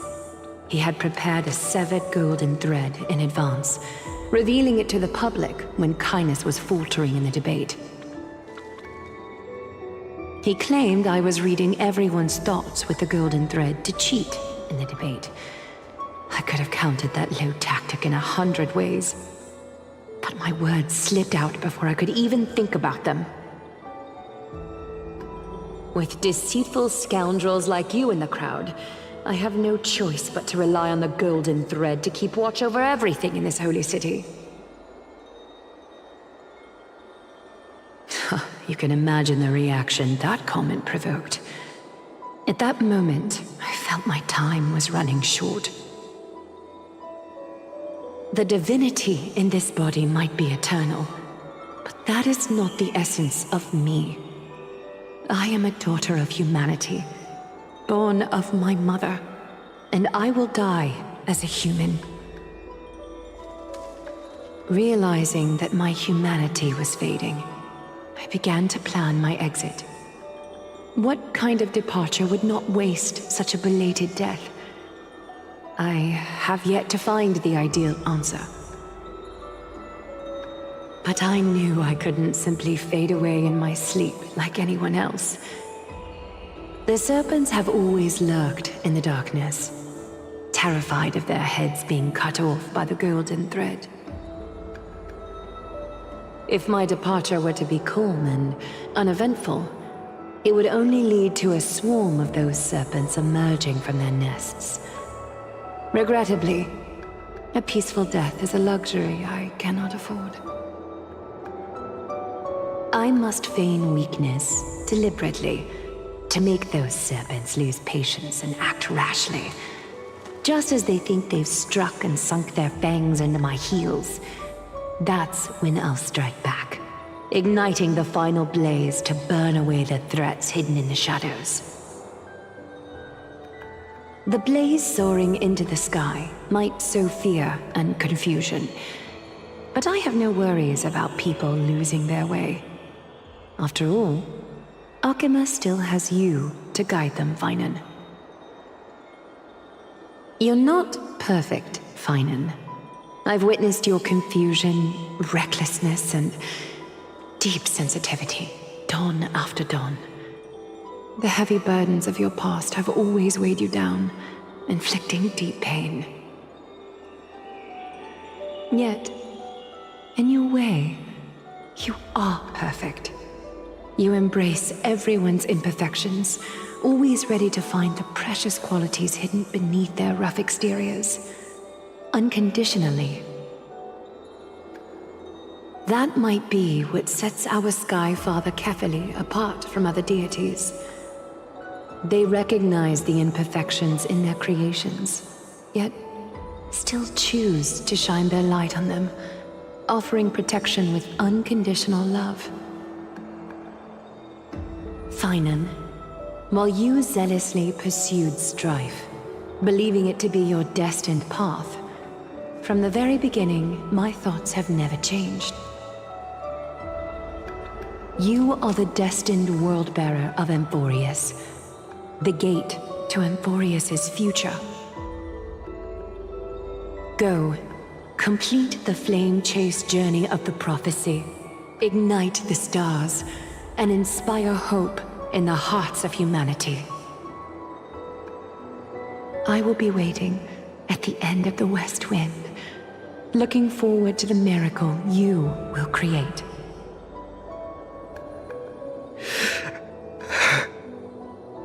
Aglaya, how could I possibly be worthy of the burning torch you've passed into my hands?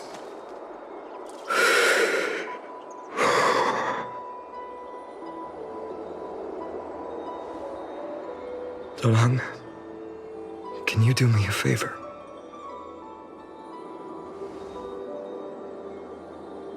Please deliver a message to Lord Krateros.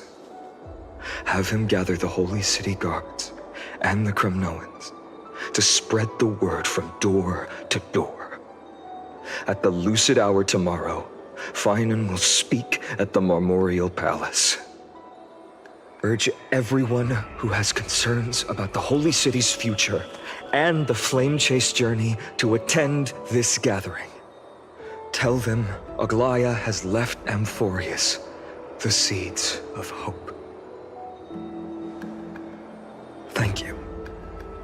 It's been a harrowing day for everyone.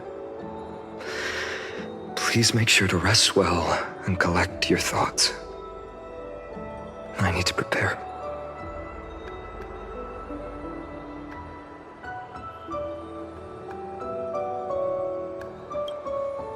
Cortonis, what brings you to Marmorial Palace? I planned to get everything settled before coming to see you. Is there something urgent, Cortonis? How are you holding up, I wanted to see. Better than I expected, you seem. There's no room for doubt anymore. It's time to take action and show everyone that the leadership of the Chrysos heirs is still strong. Right, your assessment is. Now, here. Take this. Is this it? You've completed it. Dawnmaker. The name I've chosen for it. Before dawn, prepare for battle. For tomorrow, wield your sword. Befits your stature, it does. Chrysos heir. Dawnmaker. Unbelievable. You've never seen that black-clad swordmaster. Yet you've recreated this so precisely, just from what I described. Precise, your description. Imbued it with the power of dawn I already have. Guided by your will, gleam with golden flames, its blade will. Wield it, may triumph always be yours. Thank you, Cortonis. I will use this sword to protect the beings of Amphoreus. Another thing there is.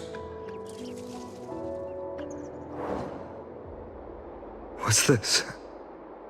Stored here, the remnants of Aglaya's divinity are. This was her commission. Her death she had long foreseen. Can she still hear us? It's difficult to confirm. About divinity, we know very little. In this way, she wanted to be with you. Always. I understand. Let me keep it. With this, I'll have another constant companion by my side. May this world never have need for a deliverer. Someone told me long ago. But when the world dashed her hopes and fell into disarray, if she could see me now, leading from the front, rallying people against their destiny, she would surely smile.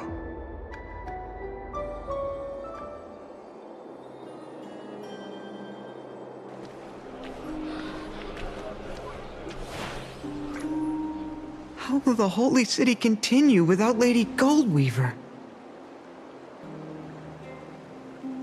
Look! Lord Finan is here.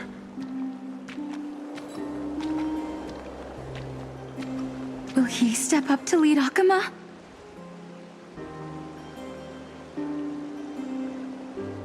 Not long ago, I spoke at the Citizens' Assembly at Dawncloud.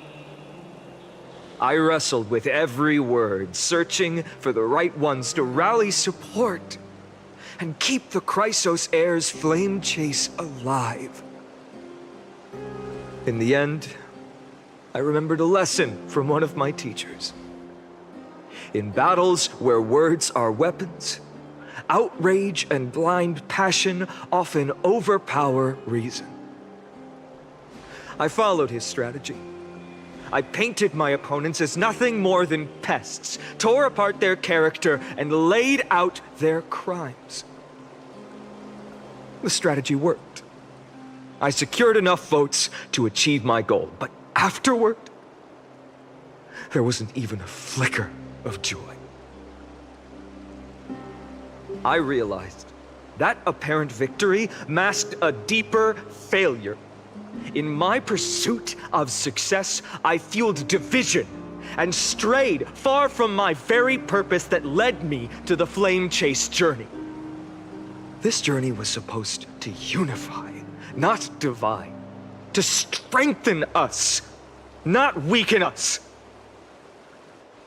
It was the gold thread that mended our rifts in the past. Some saw it as a means of surveillance, a tool of control. But no one can deny that it was Aglaya who held this city and even this shattered world together. Now she is gone.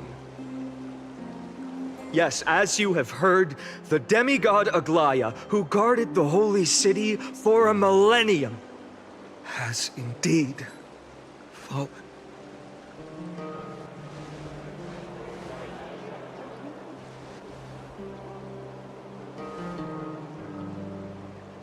Who murdered Lady Goldweaver?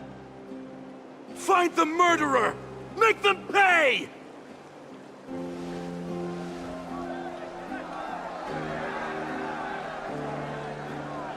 I felt the same as all of you initially.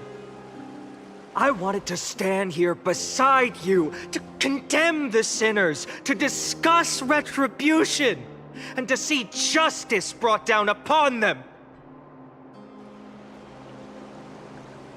But my perspective has changed.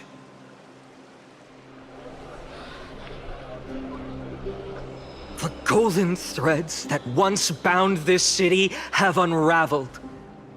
Yet no one is celebrating their freedom from control. In the empty markets and bath chambers, one feeling lingers. Unease. Deep down, we all know the last safeguard against the harm we may do to each other is gone. No divine power will protect us from the malice in our hearts. From now on, only the moral code we choose to uphold for ourselves will stand between us and the abyss. Bygone has a way with words.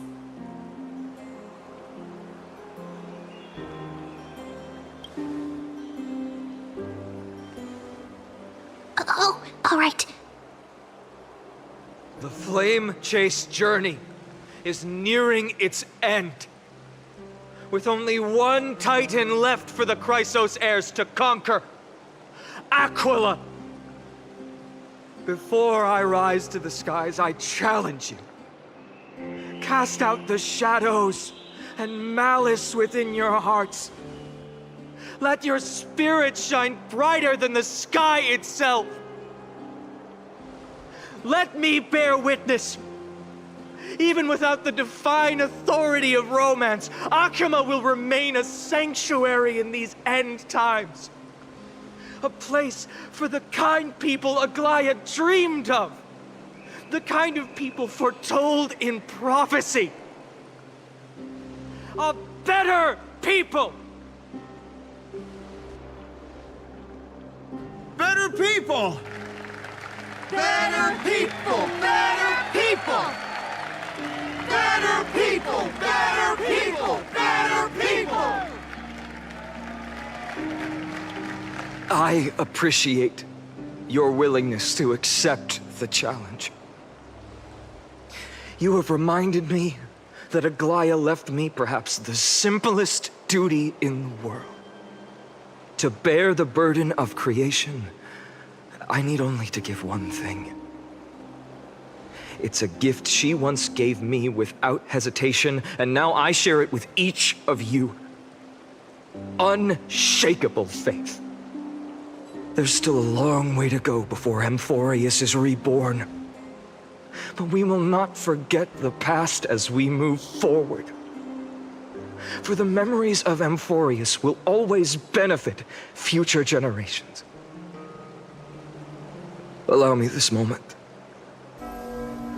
I want to borrow a few minutes of your time to commemorate a demigod who protected the holy city for a millennium. She was Akima's dressmaker, the leader of the Chrysos heirs, the Gold Weaver, Aglaya, and her greatest feat was being a selfless person.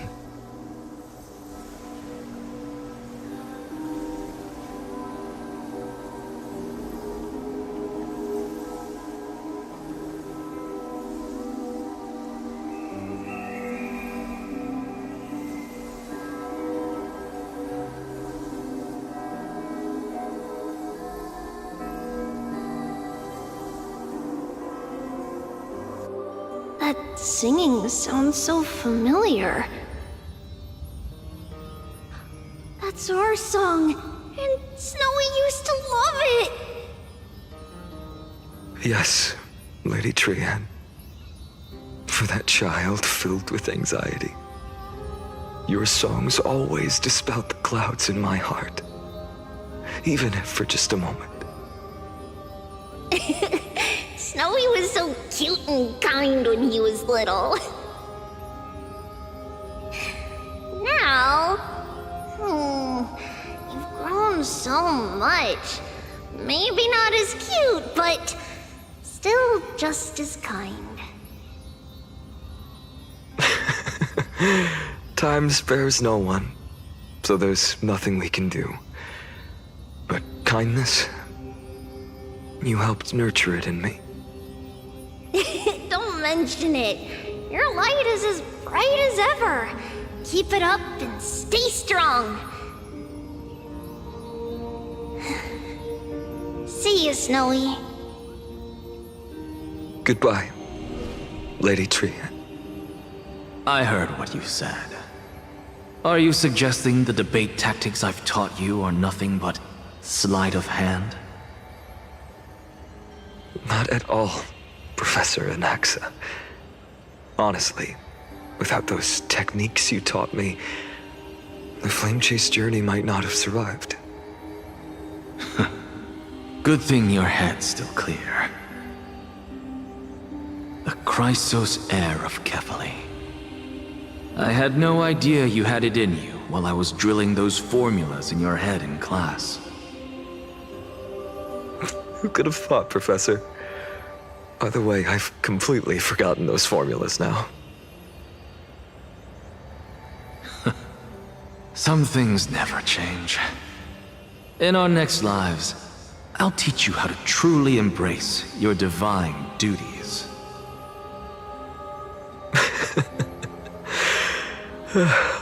I'll be waiting. Goodbye, Professor Anaxa. Miss Castros? Aren't you going to say something? Lord Finan, you have always been so approachable. Ever since we first met, you've seen me as a friend. It was the first time I understood what everyday friendship was like. But that's dangerous. Dangerous? Laughing and chatting with you, I sometimes forget who I am. And for someone with my kind of power, that's a real hazard. I hadn't thought of it that way. Sorry, I forgot to consider your perspective. Please, no apologies. Despite everything, thinking back on the times we spent together makes me really happy. I feel the same. Goodbye, Finan. Goodbye, Gastras. Aglaya. Remember, Finan, after completing the flame chase, leave the decision to initiate the miracle of Genesis to the Amphoreans. The Chrysos heirs are the executors of the prophecy, yet they, the people, are the true masters of this world. Rest assured, I always keep your teachings in mind. The difference between a presumptuous hero and a tyrant is a fine line. Well said. You've got a good memory. It's late. Anything else you'd like to add? Anything else?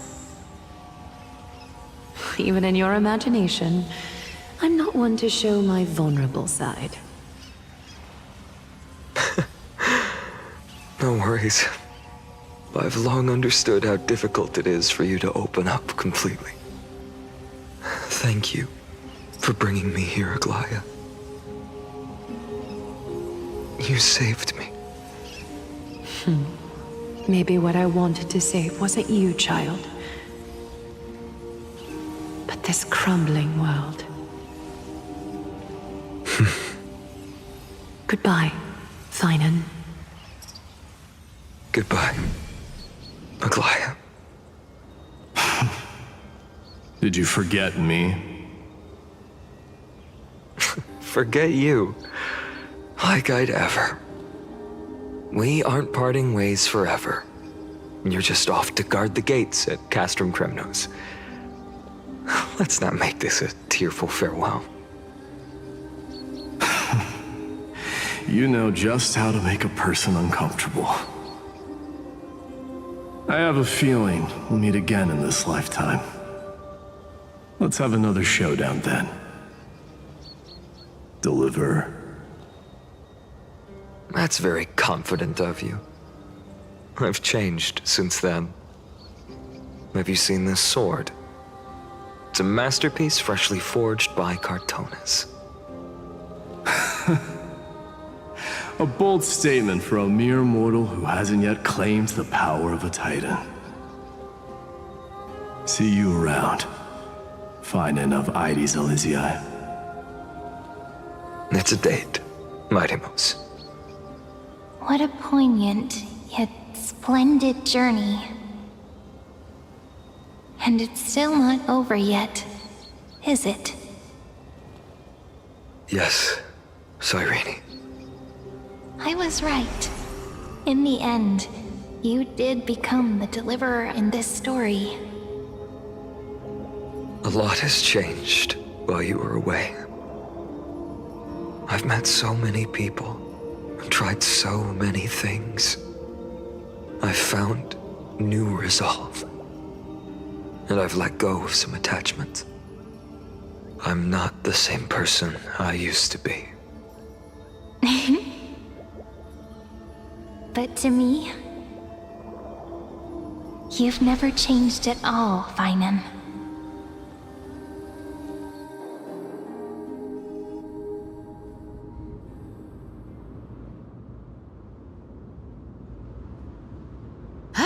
Dawn Cloud. This place holds so many different kinds of memories. I remember you could see the Gold Weaver sign from here, all the way down the mountain.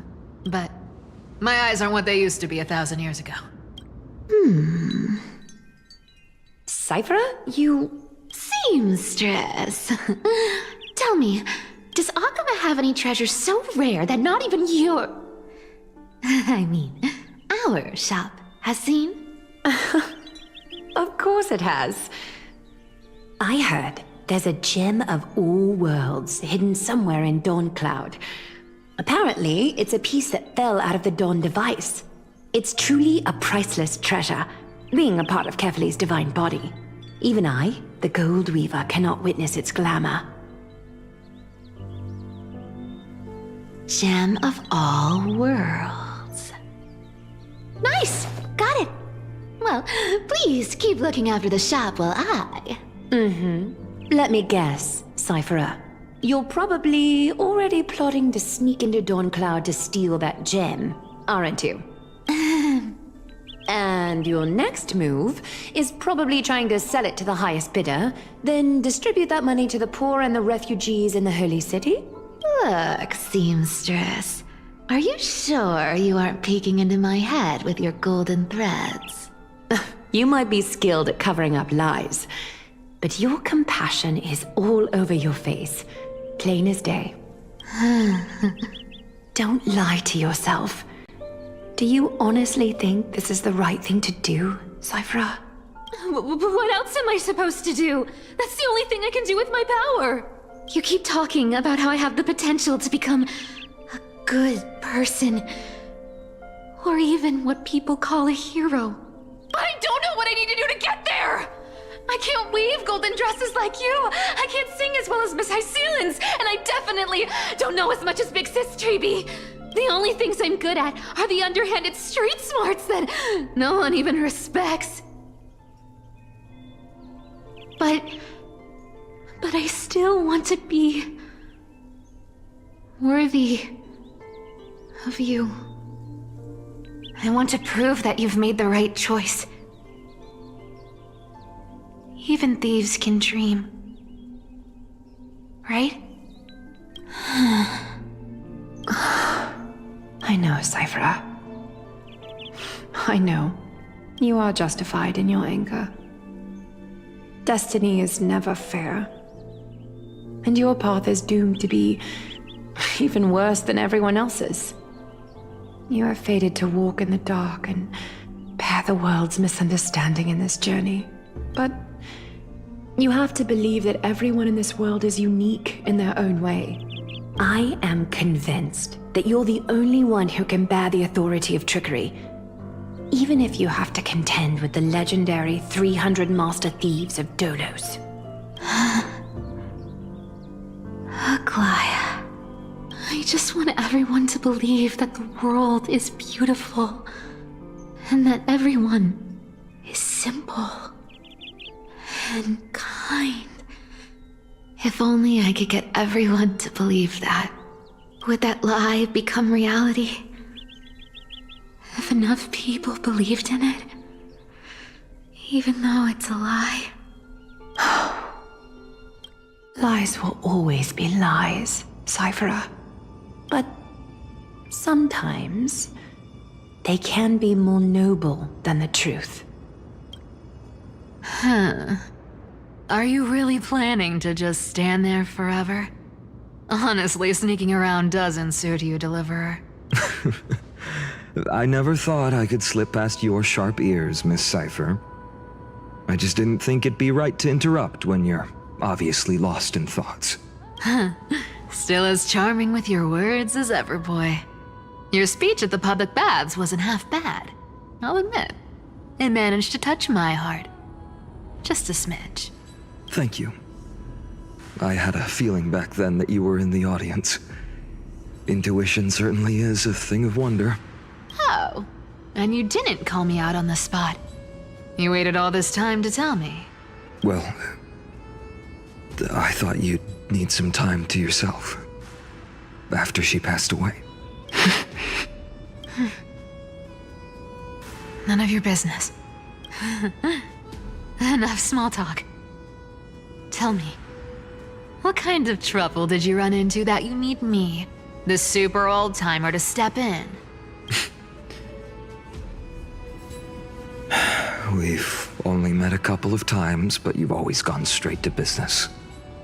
I respect that about you, old-timer, so I'll cut to the chase. You're probably aware that Aglaya has earned the support of the entire city for the Chrysos heirs.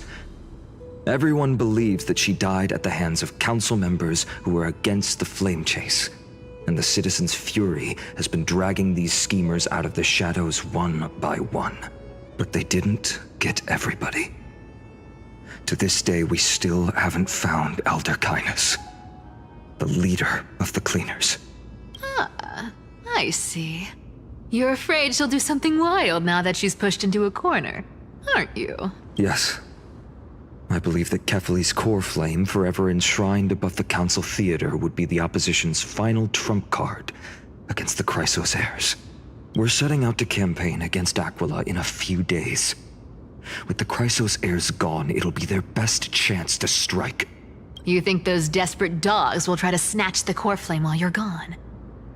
So, you want me to give them a nice long walk while you're away, right?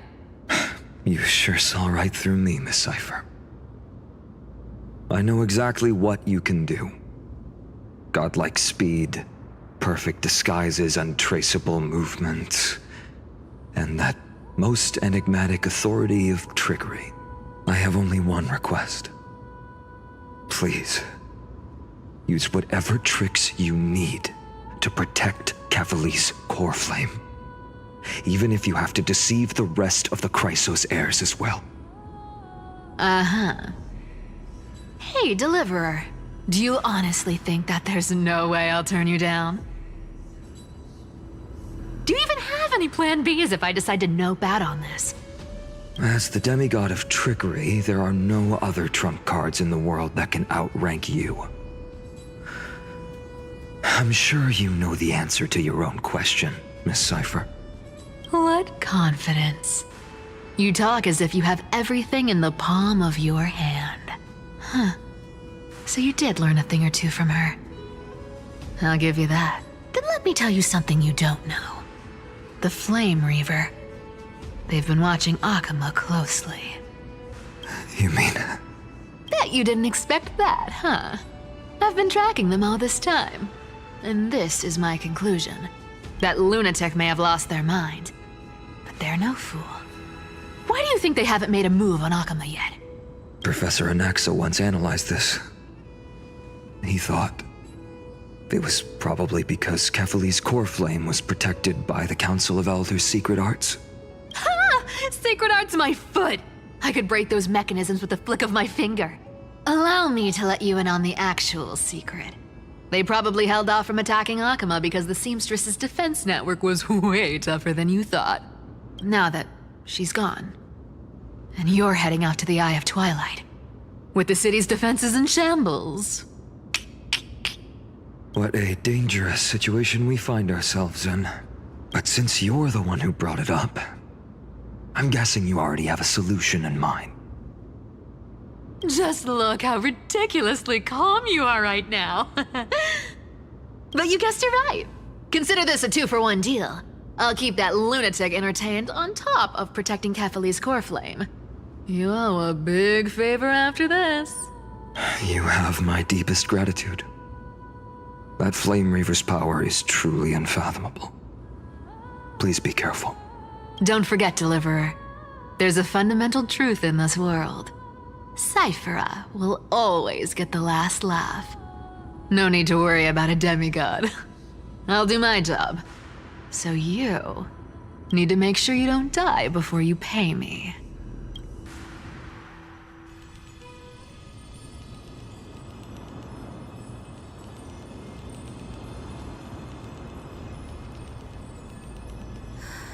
I'm back. I've been trying to stay away from here since the Black Tide destroyed the grove. And through that, stay away from the memories that might make me sad. But the wind keeps pulling me back. Maybe that's the Twilight Courtyard's duty, after all. I know, little Ika. I know. I too miss the days when we all studied together. But we have an even more important mission this time round. Lord Finan has already set the date to campaign against Aquila. Being a descendant of the Sky People, You're right. At least I can still afford to get lost in thought once in a while. Oh, ancestors. Please wait for just a bit longer. The time I spent in the grove deserves some reminiscence.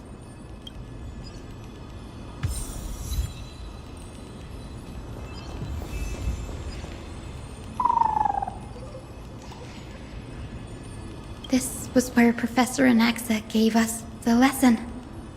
I can still see that day in my mind. And that was your last lesson in the Grove. Now, each of you will head off on your own path. How much the Grove's teachings can help you in the real world depends on how well you can put knowledge into practice. However, heed this warning. If you ever do anything disgraceful out there, don't ever claim you were the student of Anaxagoras, one of the 7 sages. Professor Anaxa, there are still other classes scheduled on the calendar. Are you sure you didn't... Firstly, call me Professor Anaxagoras. Secondly, to clarify, the last lesson means the last lesson I will teach you. I will be entering seclusion from today onwards to research ancient alchemy, and all my teaching activities will be put on hold. Ah, I see. So you're saying that the lessons taught by all the other teachers aren't good enough to be considered lessons? All you do every day is wag that sharp tongue of yours. That's a credit deduction, Finan of Ides Elysiae. I have nothing left to say. Next. Please wait, Professor. According to the Grove's protocols for a cohort's final class, the lecturer should take some time in that lesson to discuss the students' post-graduation aspirations with them and guide them toward a solid path. Surely you can't skip such a crucial step, Professor. The teaching assistant, Miss Hyacinth, is truly Professor Anaxa's nemesis. Fine. Since Hyacinthia insists on this, let's go through the process. Since some of you are so eager to speak, why don't we start with you, Finan of Ides Elysiae? What is your post-graduation aspiration? Me? Well, it's not exactly an aspiration, but the only thing I want to do is to protect the people I care about. I see. So you want to be a hero? How boring. Next. I didn't say... Castoris, you've been giggling for quite some time. How about you go next? Perhaps my answer is a bit vague and meaningless, Professor Anaxagoras, but I hope the world can be freed from the agony of death, so that every living being may find calming peace. How naive.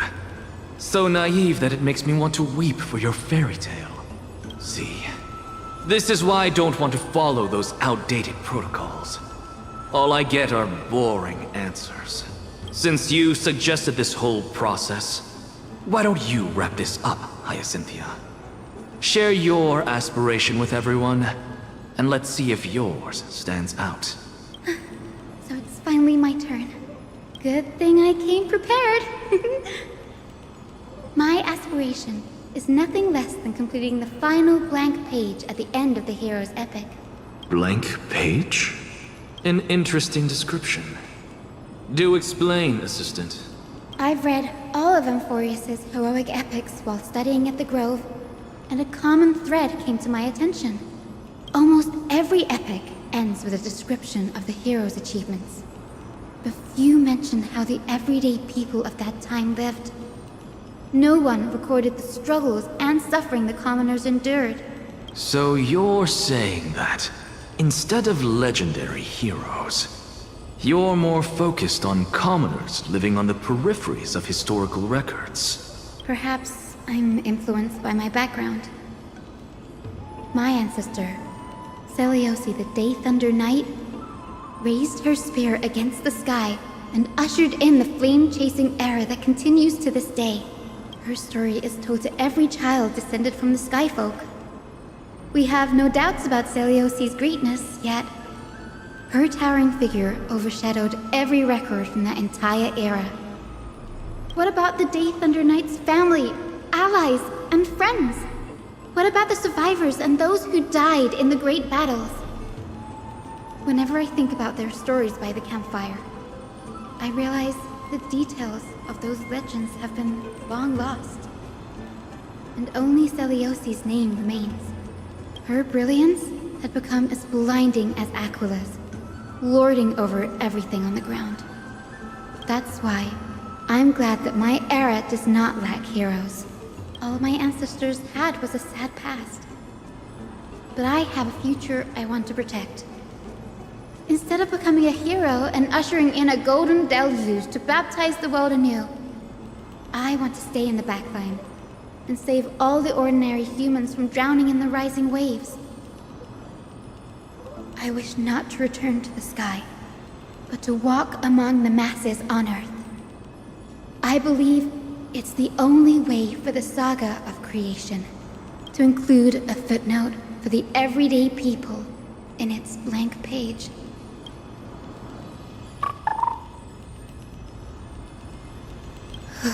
I'm getting embarrassed from remembering how I said all that.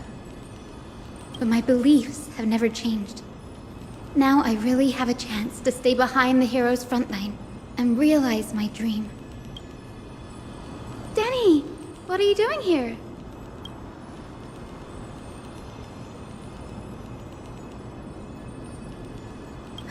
You guessed it. To reach Aquila's realm in the sky, descendants of the Sky People must perform a bloodline ceremony, summon the spirits of our ancestors, and get their blessings. That's the only way for creatures on Earth to forge the rainbow bridge to the sky.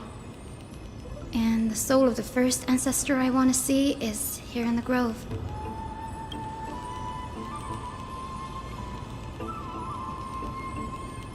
Don't worry. I have little Ika with me. You'll protect me, won't you? Good, Ika. Well, what brings you here, Danny?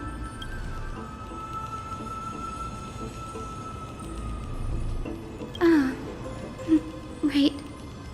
all goes as planned, you and Gray will be able to go home after this mission, won't you?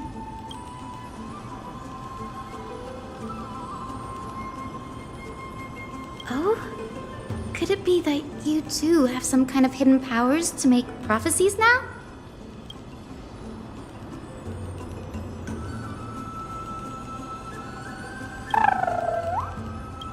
Nope. I didn't understand that either, little Ika. Since we've already met up, why don't you come with me, Danny?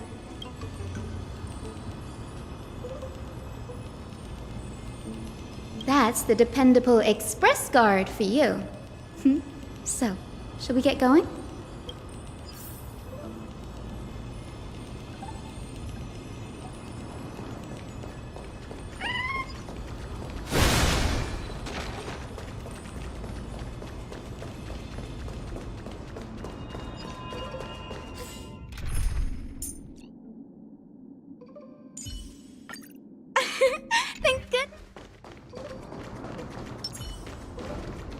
The chroma coffer is vibrating.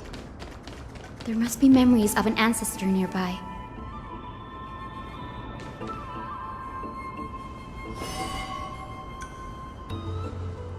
This is the divine object of the Sky People, the chroma coffer. Our ancestors dictated that when a descendant of the Sky Folk is ready to challenge Aquila again, they must first awaken the spirits of their ancestors with the chroma coffer and receive their benediction. Only after this can the chosen Skyfolk reascend to the heavens. Very prudent, wouldn't you say? The soul of an ancestor slumbers here. Now, I will awaken them.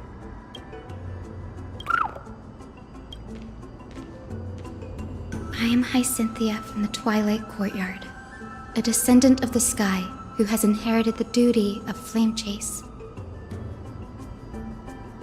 The time has come to fulfill our clan's destiny. I will join the heroes of the prophecy to return to the sky and retrieve the core flame. Ancestor, please bestow upon me your generous blessing.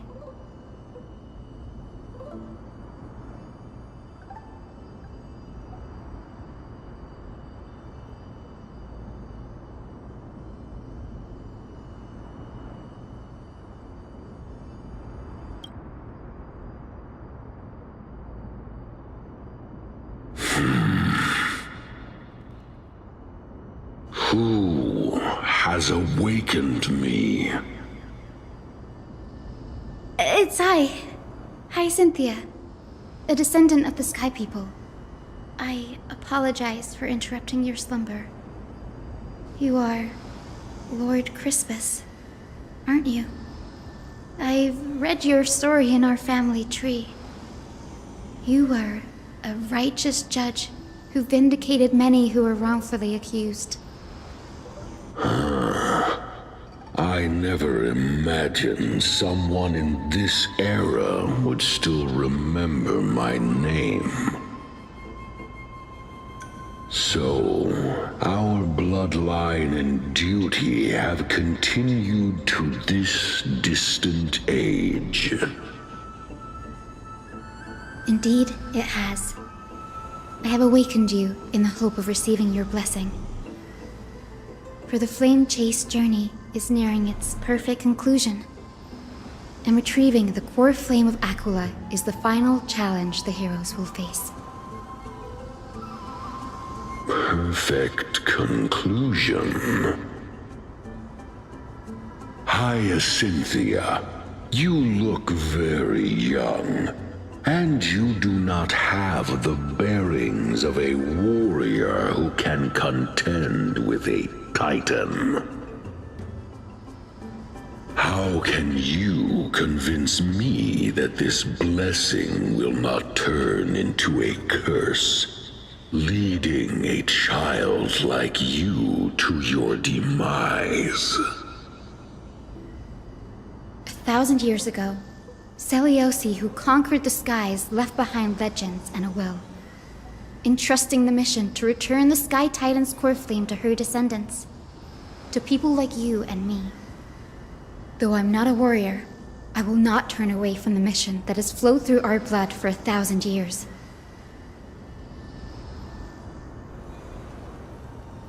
And I am not fighting alone. I have the strongest and most tenacious companions in the world. Amphoreus is in an era brimming with heroes. The burden of retrieving Aquilah's core flame no longer rests solely on the shoulders of the chosen Skyfolk.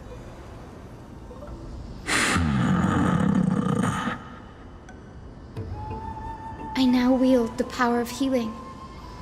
I aim to mend the fissures in the sky and heal the wounds of the people. I desire to define the mission of the Skyfolk in my own terms, to conclude the vigil that has spanned millennia.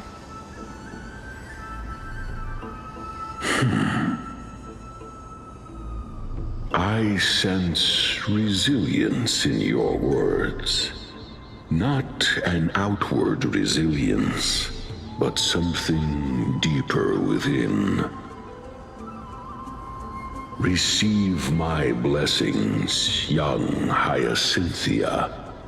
May you gain wings to return to the sky via the bridge of rainbows.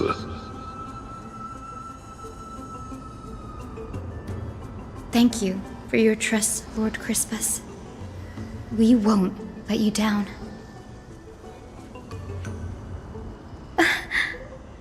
Thank you. My ancestors were all pretty strong-willed people. It won't be easy convincing them. I've run through these upcoming conversations in my head more times than I can count.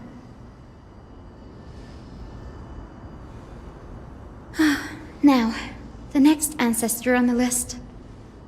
Her spirit is said to rest in the vortex of Genesis. A pity that the ceremony has to be performed in strict order. Shall we head back to Akama together, Danny?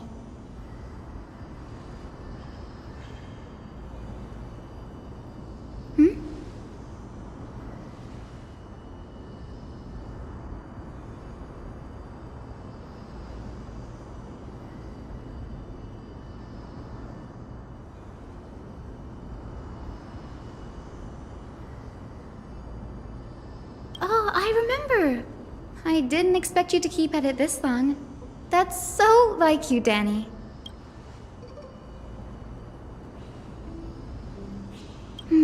That makes sense. Bagusa was always described as a fickle titan in the myths. Since you're offering, then let me put your skills to the test, Danny.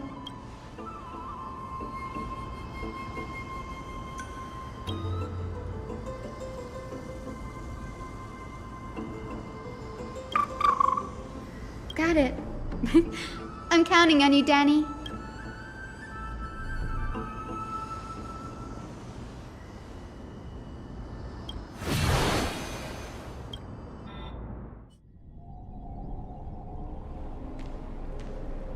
The vortex of Genesis. Unbelievable. Danny is full of surprises. But this does feel way more disorienting than the ritual basin. Wait, is Lady Treeby here too? And who is that next to her? Oh, I think I know who that is. Do you have to go already, Syphi? It's been ages since you were last in Akama. You could have taken some time to rest, and we could have caught up. That's all right, big sister Treeby. I've gotten used to life on the road. Staying in this bustling city actually feels off. Besides, your prize student gave me an incredibly tough mission to handle. Cut Snowy some slack, Syphi. He's still so young, yet he's shouldering all the responsibilities Aggie left behind. Besides, Snowy's not the kind to ask for help lightly. Since he came to you, it means you're the best person for the job. You really spoil him, Big Sis Treeby. Guess I'm past the age for someone to look after me. Syphie. Just kidding. I get it. That deliverer boy does have a certain charisma about him. It reminds me of Aglaia in her prime. Anyway, I'm about to head out. Oh, Big Sis Treeby, before I go, got a little gift for you.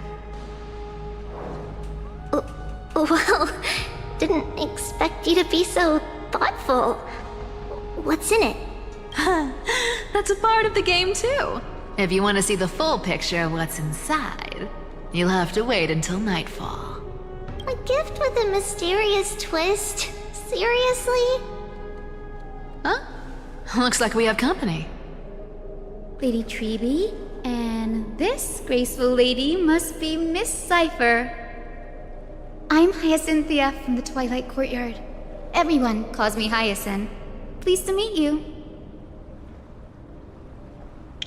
Bright and cheery as a lamp. Well, hello there, pink child. I'm Cyphera from the long-fallen city-state of Dolos. As for the rest, it's all in the history books, so I don't need to repeat it here. So, you're from the Twilight Courtyard. Does that mean... Yes, I'm a descendant of the Sky People, the Chrysos heir about to take over the authority of Sky. Whoa! That's unexpected. I figured Celiosi's descendant would be, I don't know, taller, stronger. Don't judge a book by its cover, Syphie. Cinny is a master of her craft. She's the most skilled and dependable physician in all of Amphoreus. Don't worry, Lady Cypher. I may not be as strong and warlike as Lady Celiosi from 1,000 years ago, but I'm confident I can carry out the mission of the Skyfolk. All this talk about missions, you're making it sound way too serious. You've got to look out for yourself, girl. Don't push yourself too hard.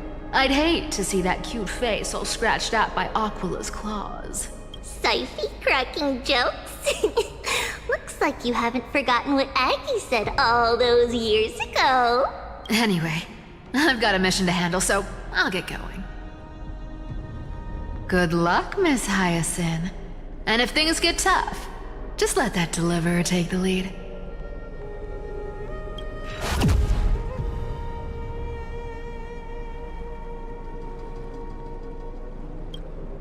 Miss Cypher is in such a hurry. Don't worry, she's always been like that. Well, enough about her for now. You're here because of your mission, aren't you, Cinny? It's the perfect opportunity for me to go and tuck Syphie's gift away somewhere safe. The Vortex of Genesis is all yours.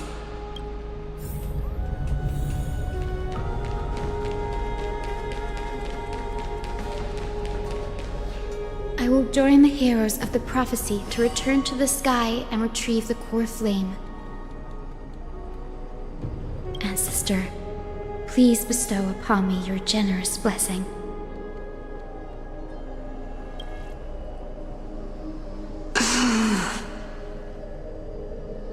Child, what brings you before me? Could it be you're a descendant of the Sky People? Yes, I am Hyacinthia of the Twilight Courtyard, the successor of the Sky People's Flame Chase duty. You must be Gem Electra. Legend has it that during the Chrysos War, you led our people to ally with Akama and held back the Kremnoan forces. It was your victory that earned the Sky People a place in the Holy City. Hyacinthia, you seem well versed in our clan's history. And this is the Vortex of Genesis? It is.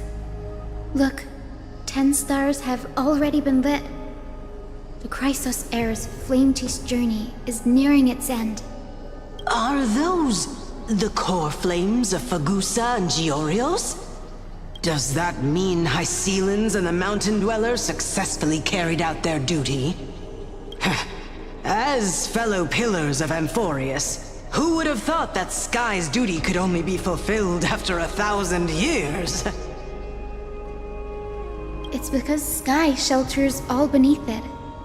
If it were to shatter, the world would fall apart with it. That's why Lady Aglaia made the core flame of Aquila the final step in our campaign. Aglaia?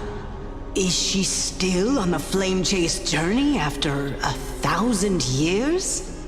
Unfortunately, she has recently left us. But you're right. She was indeed still guiding the Chrysos heirs forward. Incredible. That girl actually managed to endure the merciless erosion of time, and lasted for so long. Answer me, Hyacinthia.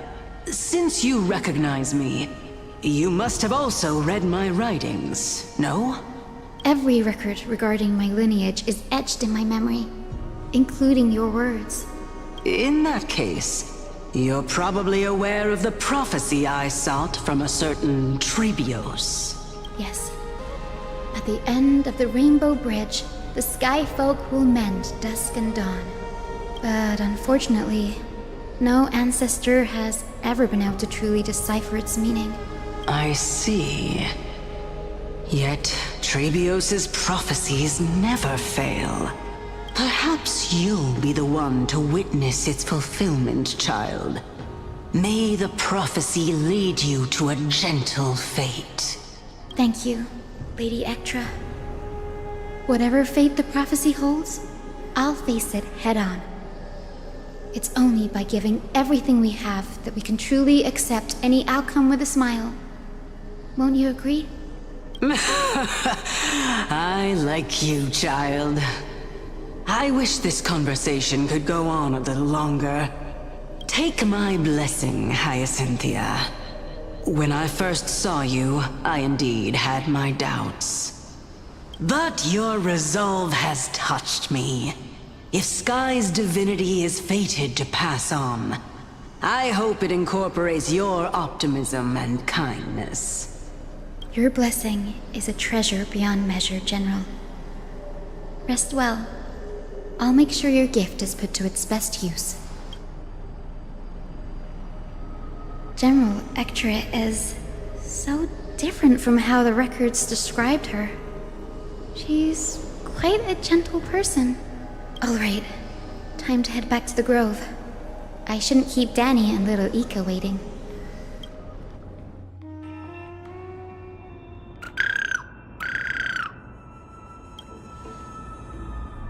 It went great. Your spirit water art was a huge help, Danny.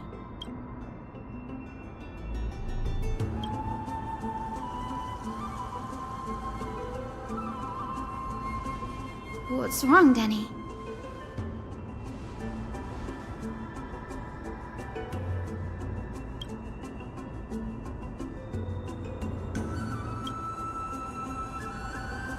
You've always been a bit of a sensitive soul, haven't you, Danny? Lady Trinan deciphers countless prophecies every day, and this one's just another among many. Don't worry too much about it. Come on, Danny. Don't look so gloomy. We're gonna have to take a long trip for the final visit to the ancestors. Our final stop is Lord Mighty's home, Castrum Kremnos. We're here. This is it. Lord Mighty has been fighting the Black Tide here, alone day after day. I'm worried about him.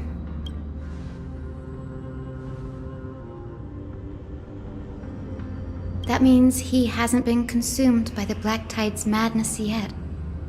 We're here to complete an important mission. We shouldn't interfere with this battlefield. Don't you agree, Danny? There. That sleeping spirit is my grandmother. Yes, My grandmother Jacintha was a warrior. She represented the Twilight Courtyard in the Kremnos Festival. She fought her way through every challenge and reached the final stage of the Kremnos Festival.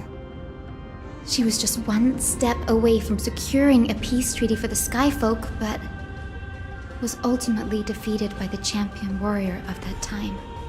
I've never looked too deeply into the details of such ritualistic violence.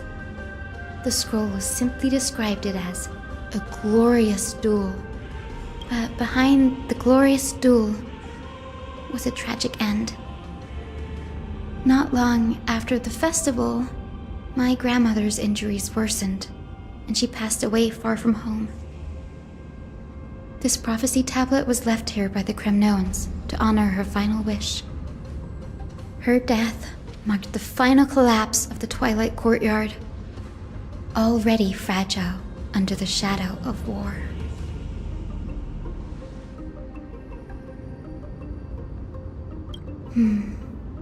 Was Lord Kratos.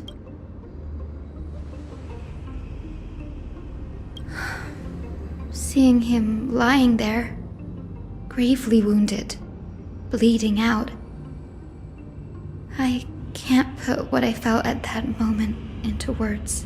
But when I heard Lord Kratos took that fatal blow to protect Lady Trianne, all those tangled feelings faded away. To quote Lord Finan, Kratos must have done that to become a better man.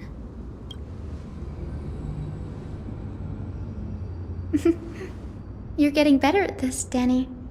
In her final diary entry, my grandmother wrote that when the moment of destiny comes, a descendant of the Sky People would deliver the message of their departure to her spirit. I wonder what she'd think when the one awaking her turns out to be her beloved granddaughter.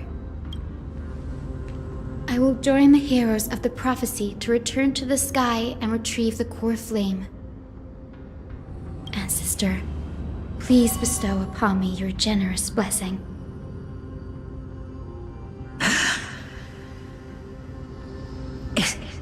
Is this the world of the living? Wait. You... Could you be... Grandmother? It's me. You're Hyacinthia. Hyacinthia, my little hummingbird. Why? How? Why is it you who awakened me? I have never imagined this. I thought I would feel happy for all my ancestors when this day came, but now I can't even experience the joy of seeing you again. Do you remember that you and Father took me to my very first skyrite when I was 8? Back then, you wanted me to pick one accessory out of 4. The sun crown representing nobility, the storm bracelet symbolizing strength, the ice ring embodying wisdom, and the radiant pendant signifying kindness. Grandmother, do you remember the one I chose? You spoke an innocent little prayer, infusing a faint thread of light to that modest pendant. Yes, and I remember how surprised you were. In all those centuries, no other child of the Sky People had ever made the same choice I did. Hyacinthia, there was a time when I thought you were a timid child. You never had much interest in swords or battle and had no relation to that fiery determination and strength in our blood. Yet I've told myself, that's not a bad thing. If my hummingbird could live her life in kindness and optimism, then it'd be a good thing. I never thought the burden of retrieving the core flame of Aquila would fall to you. Don't worry about me, Grandmother. I believe what makes someone a Skyfolk isn't just outstanding strength, but the capacity to shape the world. When the world cried out for a hero to challenge the gods 1,000 years ago, Zeliosi stepped forward and began the flame-chasing era. And now, as the flame-chase journey nears its end, this broken world is crying out for something else. Healing. Isn't it poetic? A saga that spans 1,000 years began with Sky and will also end with Sky. You're still as optimistic as ever, just like when you were a kid. If your mind is set, Hyacinthia, then carry your resolve through to the very end. Return to the sky with my blessing, and watch over this world on the threshold of salvation. Grandmother, thank you. But I have one last request. Speak, Hyacinthia. We should still have some time. Before you go, could you tell me the tale of the Sky Hero once more? Just like you used to? Then listen closely, my dearest hummingbird. After all, this will be the last time. For millennia, the Titans waged relentless wars, leaving the world scarred and ravaged. A century of the Chrysos War plunged the nations into chaos and decay, until a spear, fueled by mortal rage, pierced through the smoke and flames that buried the prophecy of deliverance. Aquila, the celestial shaper, the 100-eyed divine bird crowned with the blazing sun and wielding thunder, those struck blind in 99 eyes by Nikedor, they kept one eye glaring at the children of Twilight who received divine blessing, yet turned their weapons against the gods. The Chrysos heir of the sky, Seliosi, the Day Thunder Knight, ascended the forbidden lands of the Eye of Twilight at dusk, clad in wings. To her left was the lion-headed Solibus the Sunlit Wings, whose roars breathed divine flames and scorched the world. To her right was the horse-bodied Lunibus, the Moonlit Plume, whose graceful steps trampled the stars in the heavens. The one warrior and her two beasts challenged the ruler of the sky, determined to seize the divine core flame through plunder. The Titans' every roar summoned lightning bolts, and their every movement stirred cyclones. The wounded Titan's blood poured down like boiling rain upon the world and converged into scalding torrents. In the final moments of battle, the sunlit wings set the Titan's wings aflame, while the moonlit plume sealed the divine body.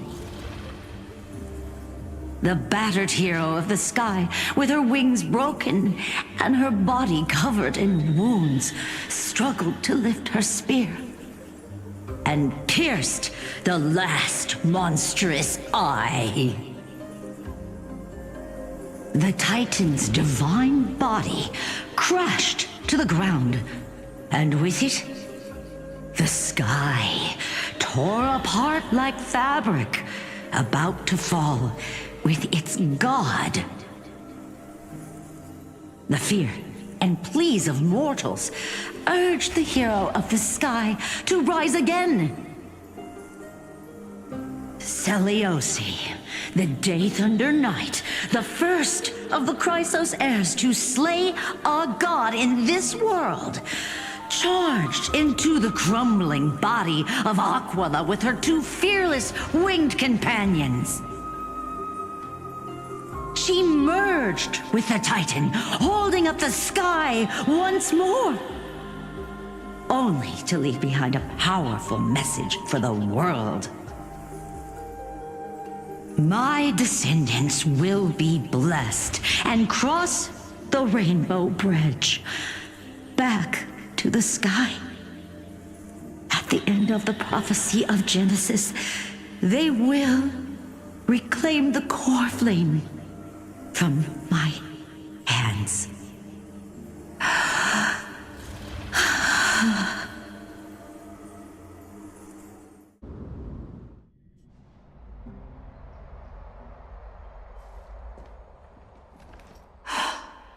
Today's the day. Wow, I didn't expect it to be so lively up here. Are these people here to send off the Chrysos heirs? There's Bygone. Let's go talk to him.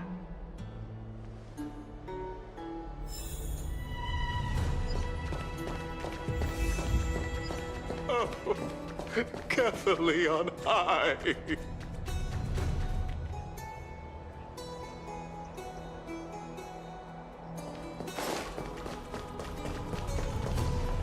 I know this is a big ask, Namazuni. I hope you understand.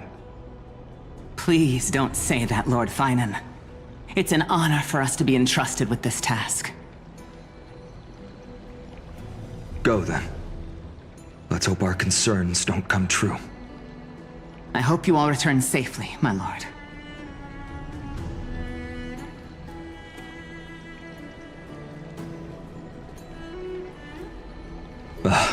There you are, partner.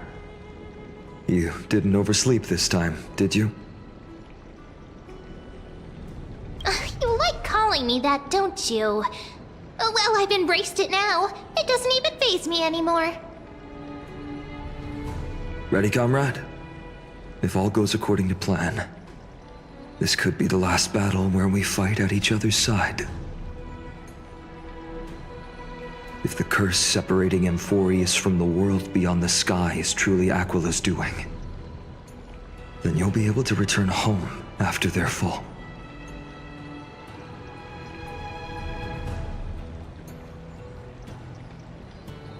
That would be a problem. We'll need to get you home before Aranova. Let's leave the emotional goodbyes for later. That'll give us some time to figure out what we should be feeling at that time. Besides, when we were playing the Seal Slammers, that bumping seal game, didn't you teach me something back then? Crack the champagne at halftime to watch victory slip away. Well, then I have to use something else Don Hung taught me as comeback. The last mile is the hardest. Hey, speaking of Dunhung, where is he? He arrived before everyone else and climbed to the cliff top to wait for us. He's probably not keen on being the center of attention. Lord Finan, please make sure you all come back safely. Please defeat the indifferent Eye of Twilight and restore compassionate sky to Amphoreus. Thank you all for your blessings. Rest assured, we're fully prepared. But I'm not the main attraction today. Please don't hesitate to cheer for Miss Hyacinth when she arrives. Miss Hyacinth, the chosen daughter of the sky, the pride of the Twilight Courtyard. She's not just the pride of Akuma, but all of Amphoreus as well. And furthermore, while the Flame Chase journey is led by the Chrysos heirs, it's not just those chosen by Aglaya who contributed to it. Let's extend our gratitude to the 2 warriors of the Outlands who bravely stepped up and risked their lives for those they've never met. Hero, your saga will be chronicled in epics and celebrated across the New World. warrior from the Outlands, endowed with the might of Orynyx, the vanguard of deliverance.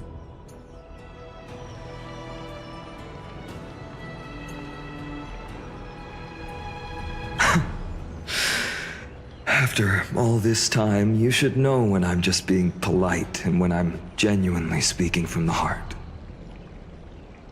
That praise was heartfelt, partner. Had I not trusted my instincts and put my faith in you and Dan Heng, it's hard to imagine what might have become of Ak. The guest of honor has arrived.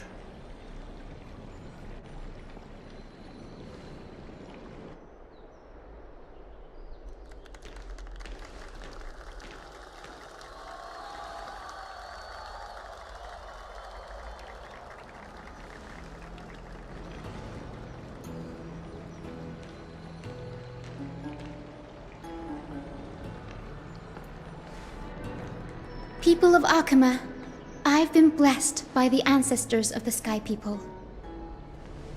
They have agreed to bestow the 1,000-year mission to me, and to have me claim the core flame of Aquila.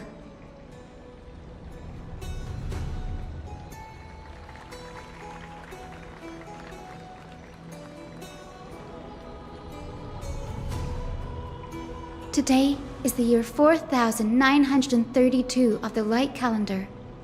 1,062 years since the hero Seliosi initiated the Flame Chase journey. I, Hyacinthia of the Sky People, am prepared to lead the children of humanity back to the sky. History doesn't breathe evenly. At times, it suspends its breath for millennia, as though time is frozen. At other times, it pants rapidly, as if poised to topple the world and our civilization in an instant. Its hurried gasps have sparked a tempest, sweeping all of us along. Hyacinth, as an observer, you've witnessed the return of 4 core flames. And now, it's your turn to fulfill your duty. Please, guide us into the heart of the storm as the executioner of this mission.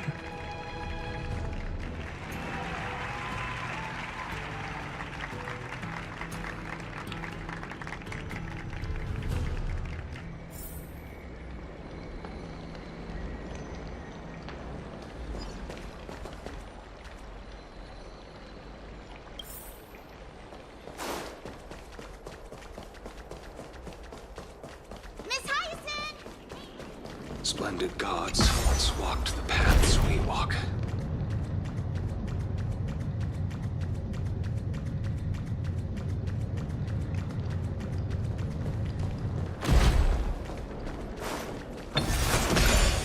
I hope the Chrysos is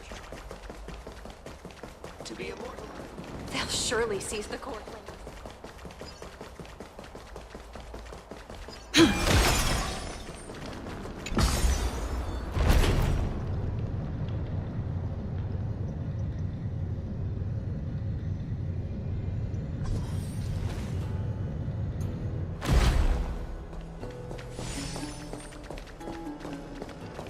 Thanks for waiting, Dan Heng.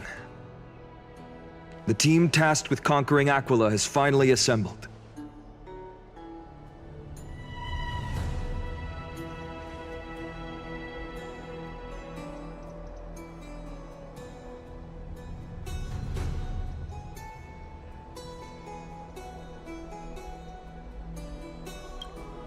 So full of energy, comrades.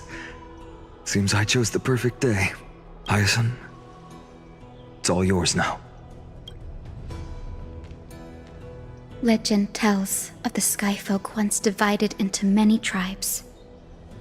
The Sunfolk worshipped the sun. The Rainfolk were devoted to storms. And the Winterfolk waited for signs in the snow. Our ancestors lived under Aquila's light. Yet they were blinded to all but one color. They forgot that the light that illuminates the world is made of countless different colors. That's why the rainbow is my favorite. For not only does it reflect the many colors, it is also a bridge. And I want to use the Rainbow Bridge to link everyone's hearts and give hope to every soul on Earth. Ancestors, with the rainbow as your guide, lead me back to the home of the Skyfolk, a land we have not seen for 1,000 years.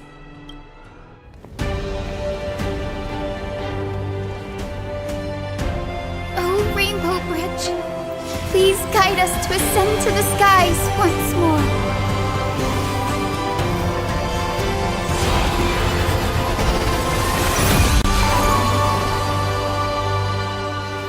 Friends, let us soar together.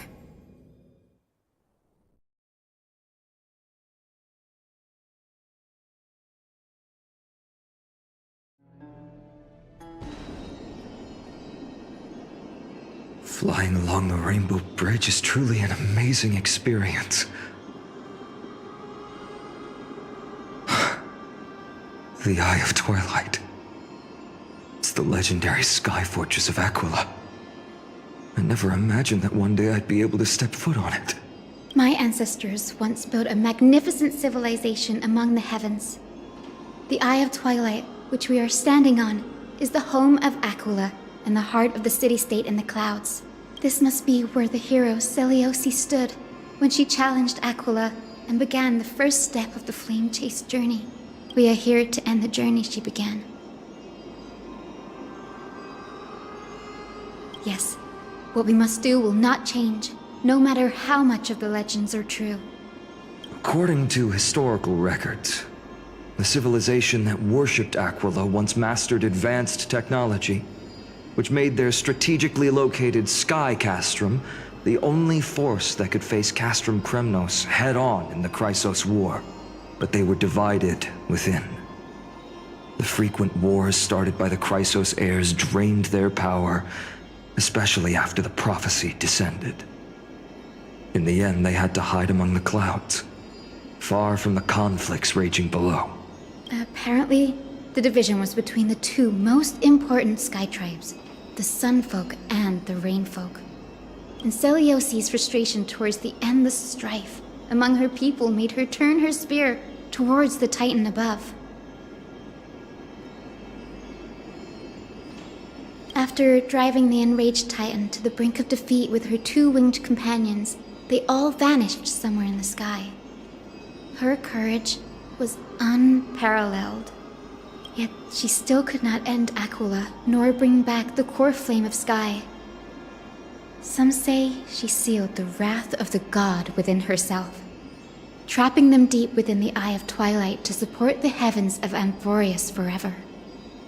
In other words, she became one with the Titan. I would have considered it a fairy tale, but after seeing what happened with Professor Anaxa, not anymore. Has that Titan and that fused hero been looking down on the world from here for 1,000 years?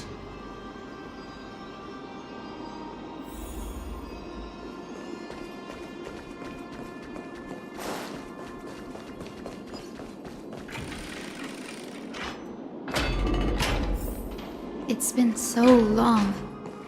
Maybe the Eye of Twilight has already turned into ruins.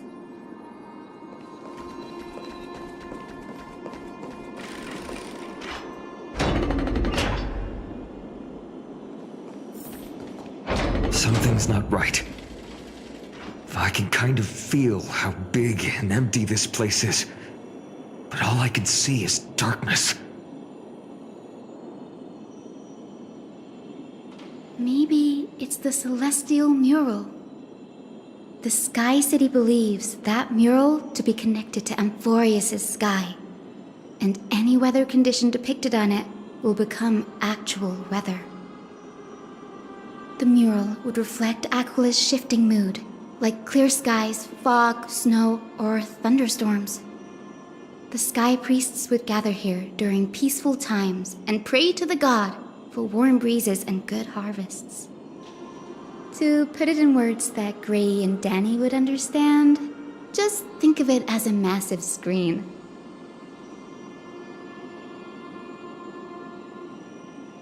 case, exploring in the dark is never a good option. If we could light up the mural, it might just provide us with the light needed to move forward. That really conspicuous device might be part of the ritual. Let's go take a look. It's dark, so watch your feet.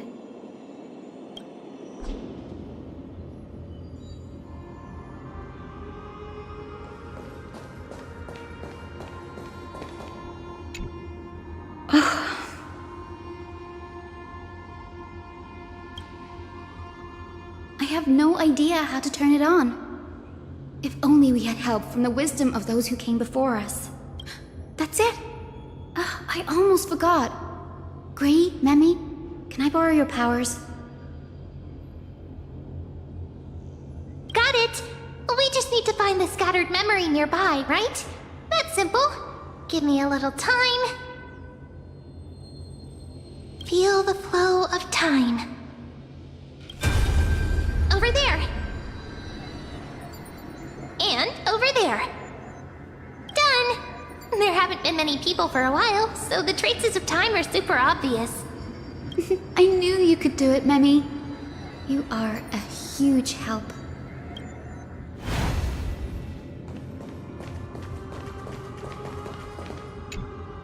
Arrogant sunfolk. The Titan will condemn your brazen disrespect.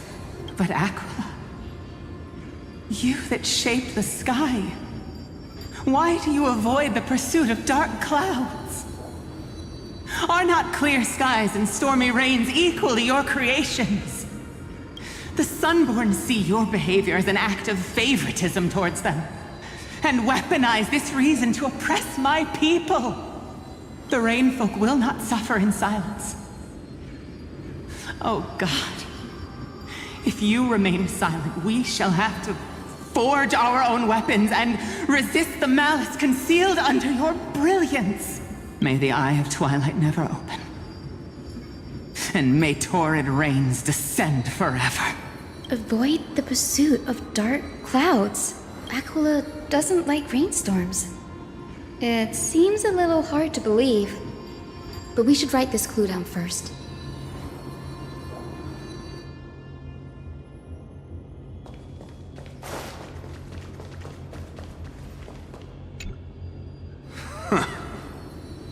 Foolish rainfolk.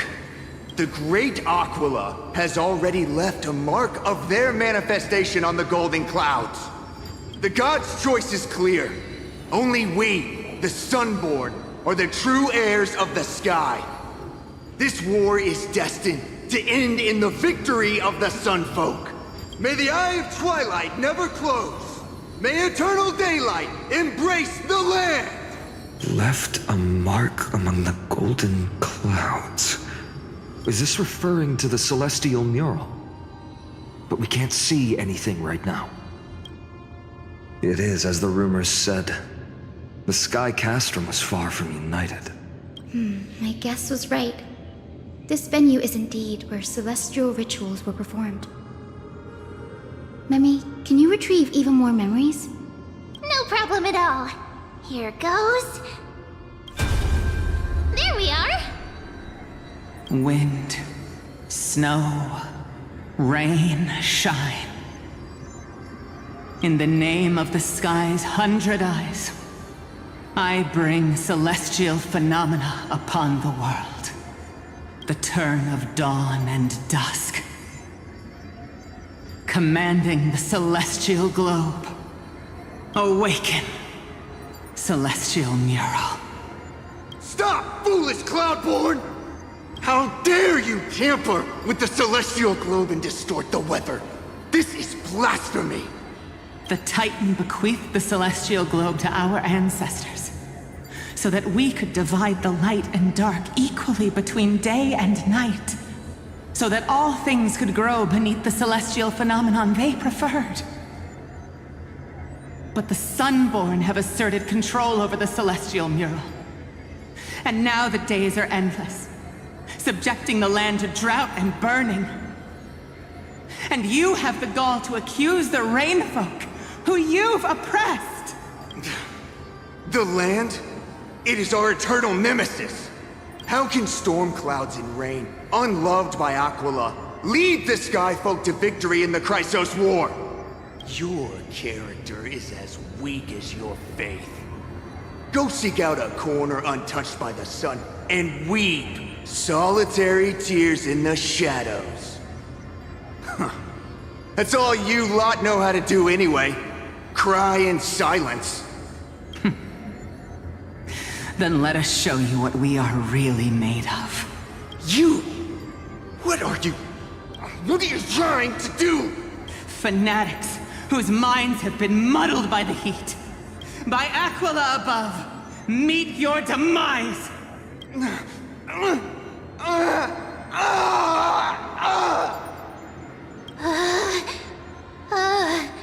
What a terrifying memory! The brutal internal strife is sad to see. It appears the Sky Cities didn't fall to external threats after all. The proud Sun Folk saw themselves as divinely chosen, exacting long-standing oppression on other tribes. And the Rain Folk suffering beneath them began resenting the divine, and plotted their retaliation.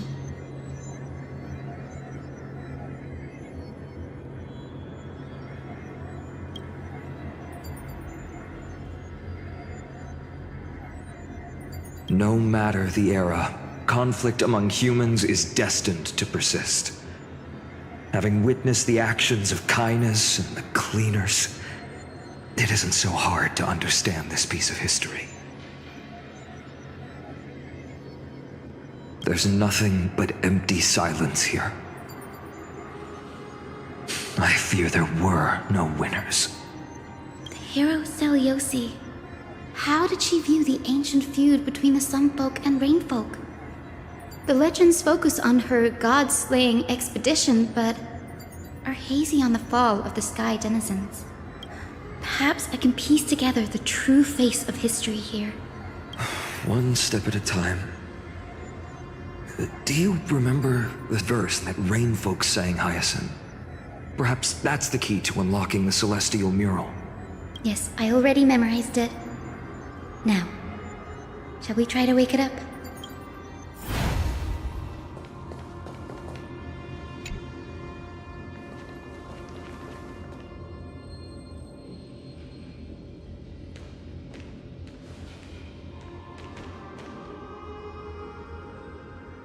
Wind, snow, rain, shine.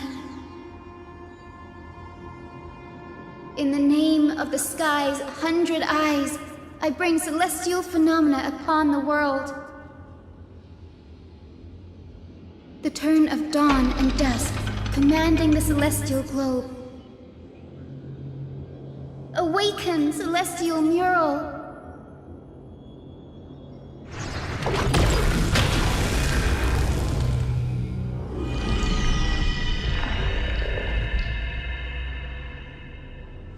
Golden clouds, blazing radiance. What a breathtaking scene.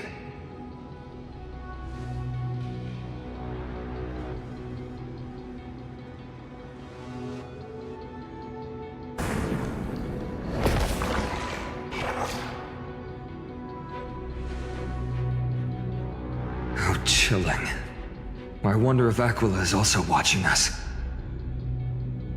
I remember the Rain Folk mentioned the Titan dislikes overcast days. We might be able to use this to our advantage and change how the mark is behaving by changing the weather on the mural. Don't worry. The mural probably lost its original function ages ago. Alchemist's light comes from the Dawn device shouldered by carefully anyway. That being said, there's no power in this device anymore. We have to find another celestial globe if we want to change the weather on the mural.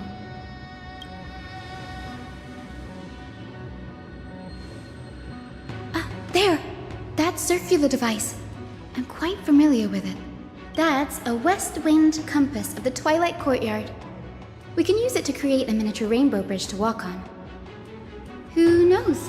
It might even lead us to other areas of the Eye of Twilight. Technology passed down from the Golden Age is finally proving useful. Let's go. Leave the adjustments and calibrations to me.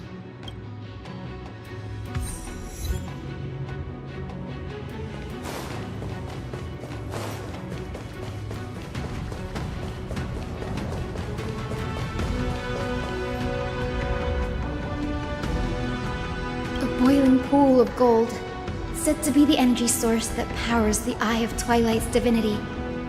You should watch your step as you walk. The mechanical structure is a bit different from the one used in the Twilight Courtyard. How should I put this? It's a little more complicated. Can you handle it, Hyacinth?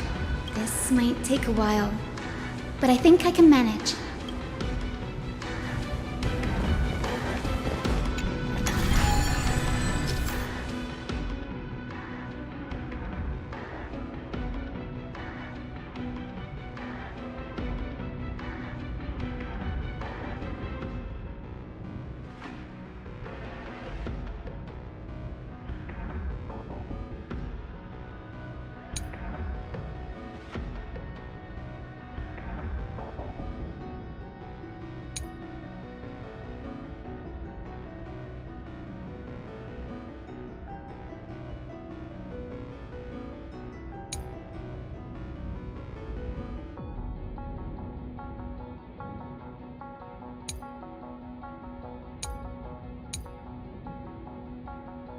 Deep breaths, and find the way out.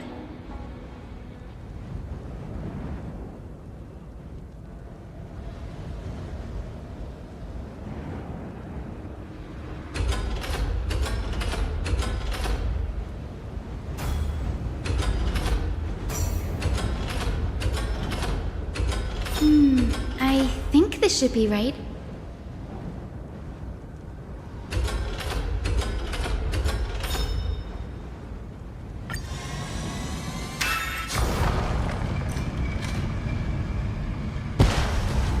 Look, the rainbow bridge has appeared.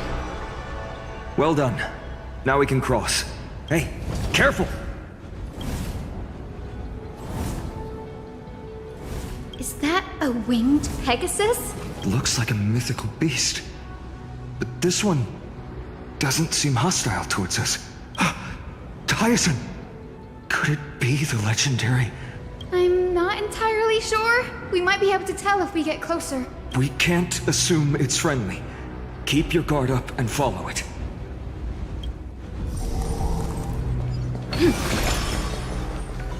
Legend has it that the hero Celiosi was always flanked by two winged companions, Solibus and Lunibus. They were her steeds and comrades. If they are still alive, they might help us confront Aquila.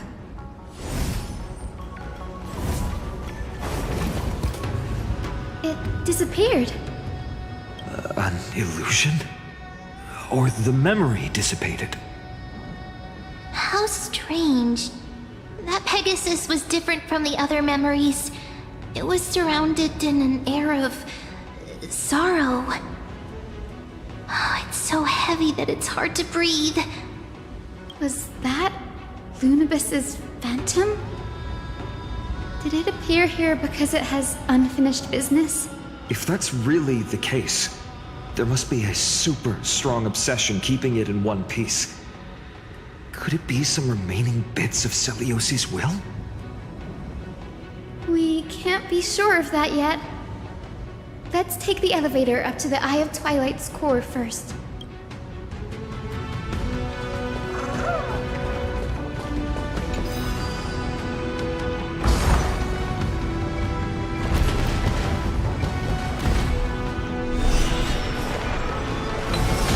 Lady Lunibus? Is that you? Can you hear me? I am the descendant of the hero Celiosi. We have come to complete her mission.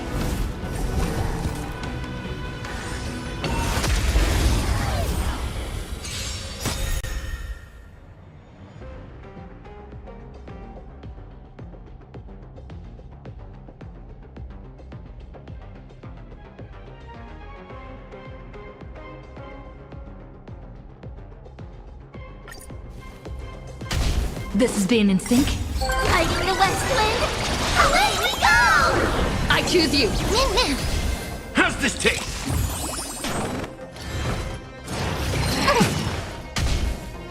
Meaning. Wilt here.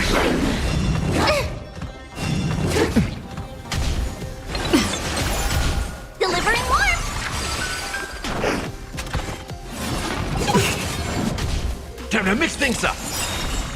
Embrace a new life. My friends? Indulge yourselves!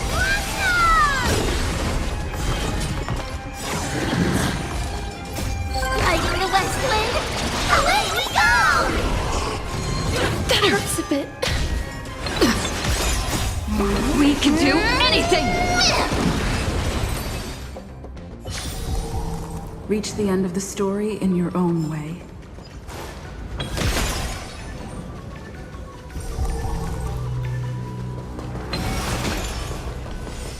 That's another one? Careful! It's not a memory phantom! It looks like it's alive, but it's so twisted and very shadowy, like those black tide creatures. Hyacinth, watch out!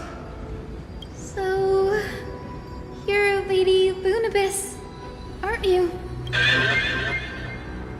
Then that corrupted being before us must be Lord Solibus. Did you lead us here so we can free your companion? I understand now. You must have been tormented by pain for so long. But you didn't give up. And you've held on to what little is left of your will with such tenacity. Don't be afraid. You're not alone anymore. I am Hyacinthia, the healer who inherited the hero's bloodline. Celiosi, the Day Thunder Knight, was once your comrade, wasn't she? Lord Solibus, your body has been completely corroded by the black tide. But I can still heal your tenacious soul. Just like Lady Lunabis, even if you've lost your mortal body, your spirit remains pure.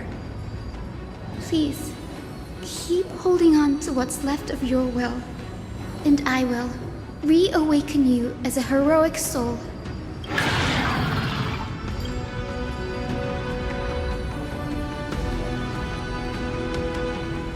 It must have understood me. It's a creature of wisdom and tenacity, despite being mired in the agony of the black tide.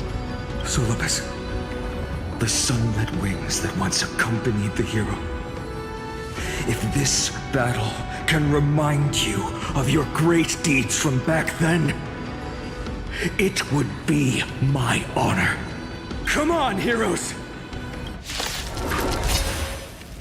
Lord Solibus, please break free from the control of the black tide and return to your senses.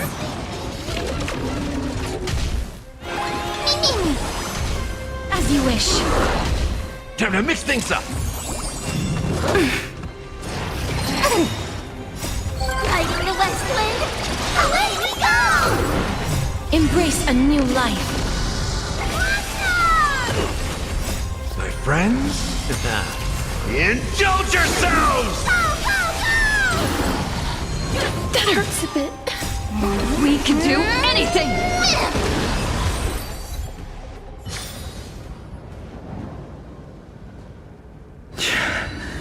It's over. Solibus!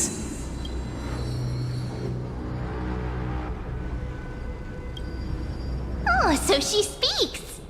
Solibus, you're finally awake. My consciousness has been lost for far too long. Finally, I have been released from the Black Tide's cage. Little girl, are you Celiosi's descendant? It is me, Lord Solibus. My name is Hyacinthia, and my companions call me Hyacinth. Hyacinthia, you don't have the scent of her on you. It's been 1,000 years. Celiosi's blood may have thinned in my veins, but the resolve of the Sky People has never been eroded by time. I've journeyed here to fulfill her dying wish. How much do you know about her dying wish? I know that in order to support the shattered sky, she merged herself with the divine body of the Titan. And I also know that she left behind a message, calling on future generations to one day ascend to the heavens again and reclaim the core flame of Aquila. Has the legend changed so much since your people fell to the earth? Girl, you said you're a doctor. You only know how to heal and tend to wounds. With such a weak lot in life, how do you plan to challenge the embodiment of the heavens? With this long sword, heroic soul.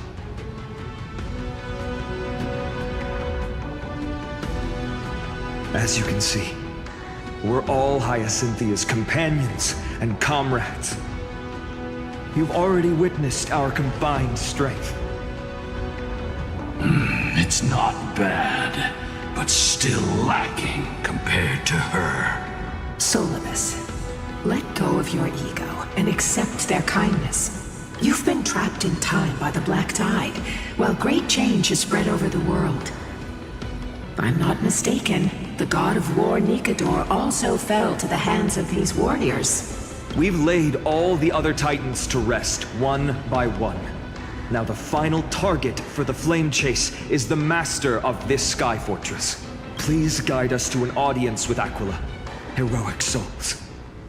Selioci initiated the era of slaying gods and attaining their flames. Even if she could not witness the end of this era, you will all at least bear witness on her behalf. Confidence and fierceness. Yes, I do indeed see a shadow of her in you.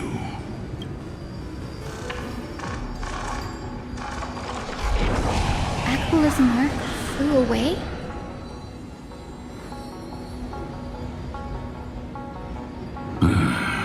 Maybe they detected our awakening.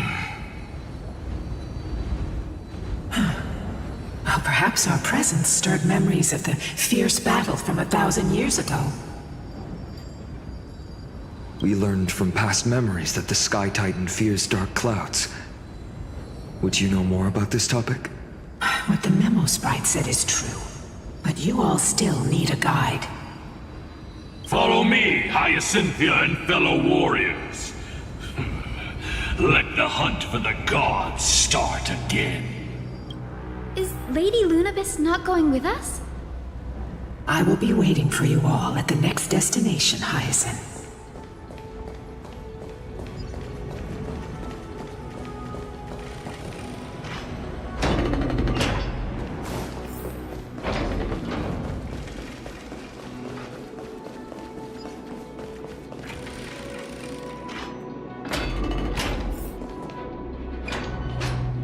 Thousand years have passed, and yet this place feels the same.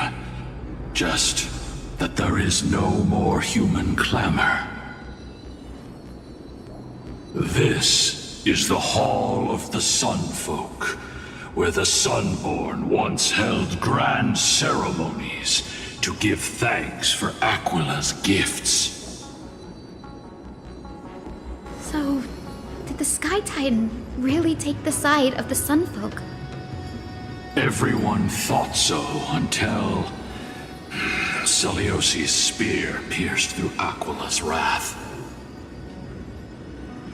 Only then did we understand that Aquila wasn't hiding from the clouds and rain, but from the horror that lurked within the unlit shadows.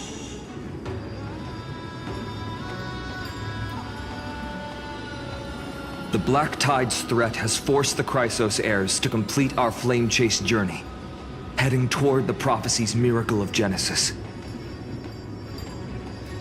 Chrysos heirs. In our time, that title used to stir up waves of outrage. But you all seem to be revered as heroes. It's all thanks to those who came before us. Trebios and Aglaia. You must have heard of these two names. So it was those two who made it to the end. What does that mean? Let's not elaborate on unrelated topics. You now know how to activate the celestial globe. So go and force out the Titan in the mural.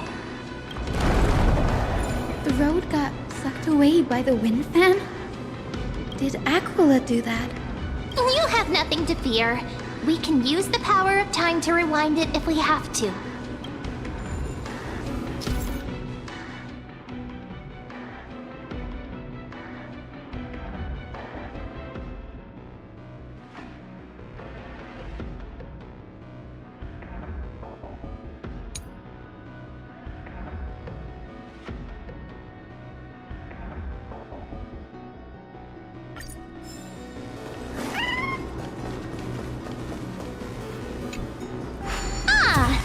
Looks like this device can amplify the power of Orynyx's prayer. Why don't you try to change the wind's direction with this thing, partner? Now the prayer should rewind for even longer.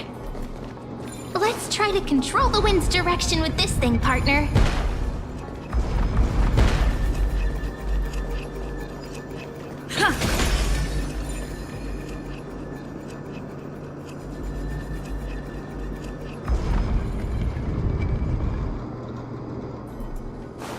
The celestial globe is right ahead.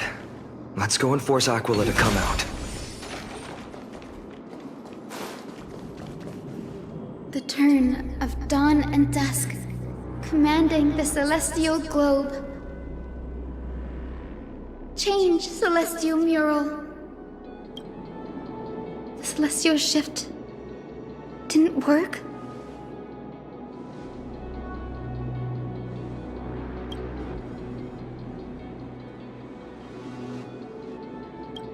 These circuits all seem to be corroded by the black tide.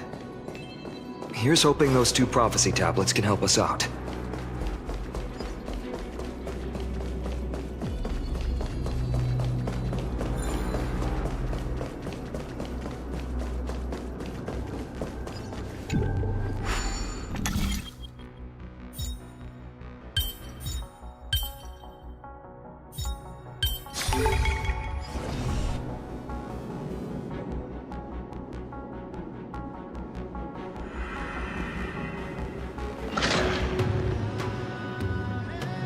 Smooth sailing so far.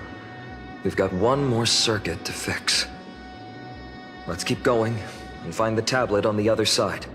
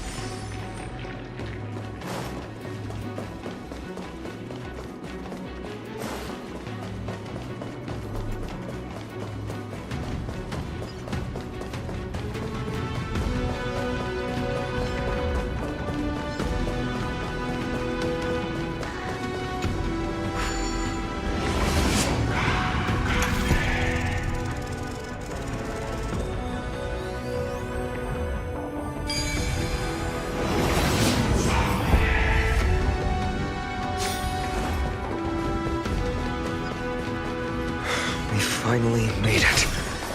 Hopefully, this is enough to fix the celestial globe.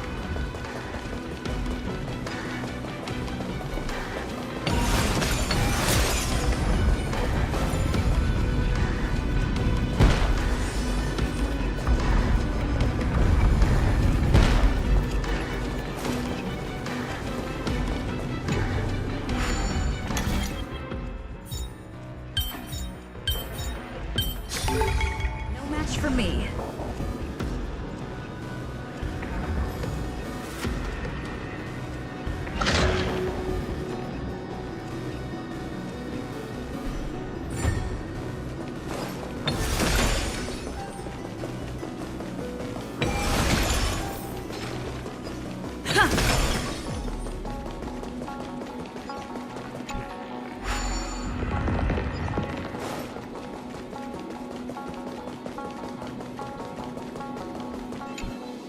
The turn of dawn and dusk, commanding the celestial globe.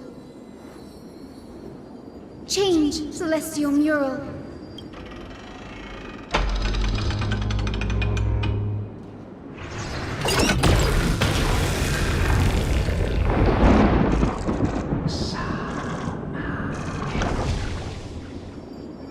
Looks like they're still avoiding us. I wonder if it's cowardice, or if they have something up their sleeve. I fear the Aquila of present has long lost their sanity. But instinct still drives them to flee from the shadows, to evade the Black Tide's encroachment. Do not mistake their behavior for weakness, warrior. I have faced down the tyrant of the sky. It is no hyperbole that their raging fire is capable of melting the firmament. Amphoreus's heavens exist because of their authority. It is time to leave this place. Lunavis awaits you at the next stop. A moment, please, Lord Solibus. I have one more thing I wish to do. What is it, girl? To honor the pact with Selioci. Her descendants spent a millennium looking up at the sky. I believe my countless ancestors who lived for that purpose deserve to know the truth behind her legend. If you don't mind us knocking on the gates of the past, maybe I can peek into this place's history. You are the ones who hold Orynyx's miracle. I have no authority to prevent you from delving into the past. Memi, Gray, could I please ask you for this favor? I want to show the truth to my ancestors waiting on the other side.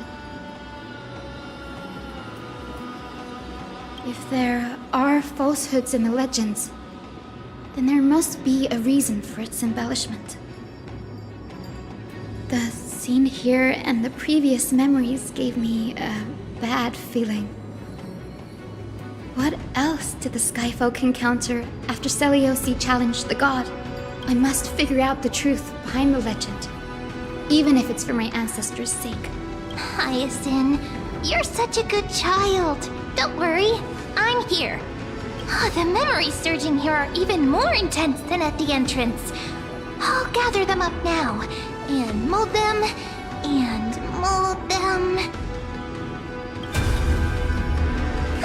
All done! Thank you, Memi. Everyone, please, witness history with me.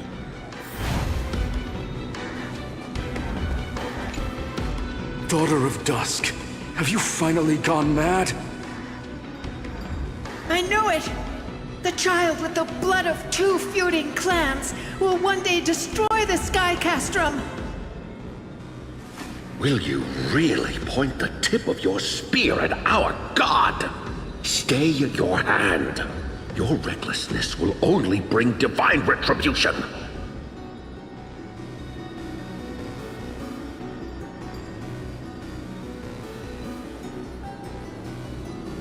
Divine retribution? Those innocent children of the Earth were sentenced to total annihilation by the god above, while they had nothing more than mere curiosity for things that lie beyond the sky. Look at yourselves.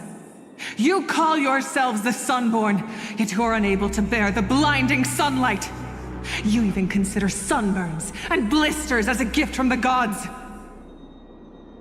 You declare yourselves the chosen ones, champions favored by Aquila.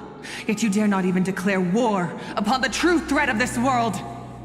Instead, you raise your swords and rattle them at your weaker brethren. You are all beyond saving.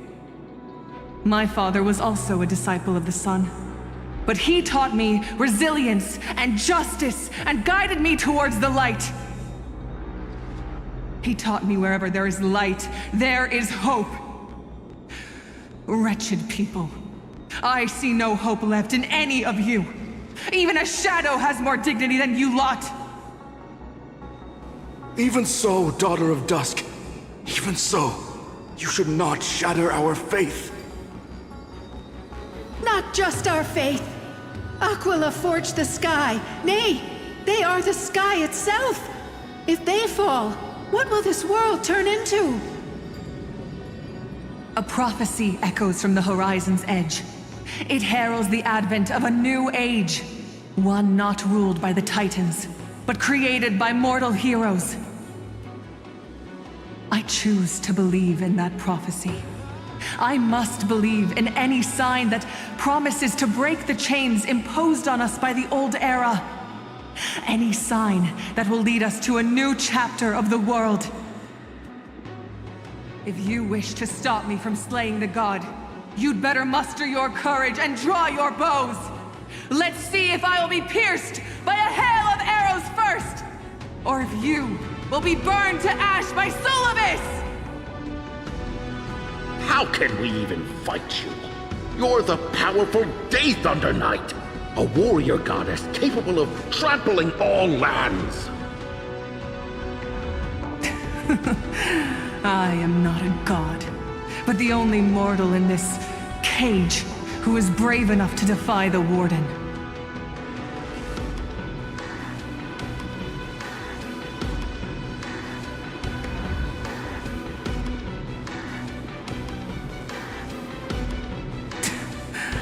See, you are all truly weak beyond measure. The hunting ground beckons. Come, Solibus! The hero Seliosi, disillusioned by the Sunfolk's deeds, decided to sever the source of it all. The god they so blindly placed their faith in. She was brimming with compassion at that time. Her words were bursting with anger, but her heart had nothing but mercy for the children of humanity. At that time... We should get going, Hyacinthia. Lunibus is waiting for you all. Aquila has fled to the other end of the fortress. Let's chase after them. Lunibus will lead the way.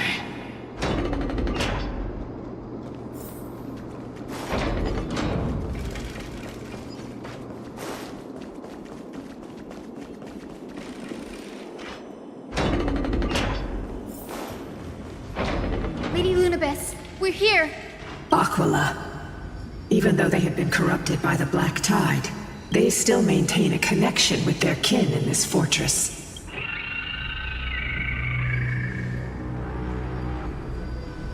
You think to hinder us, imprisoned Titan? Then we will make you understand that resistance is futile!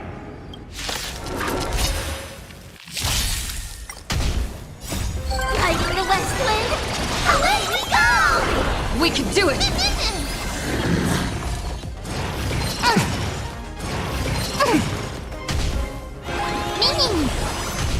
As you wish. How's this taste?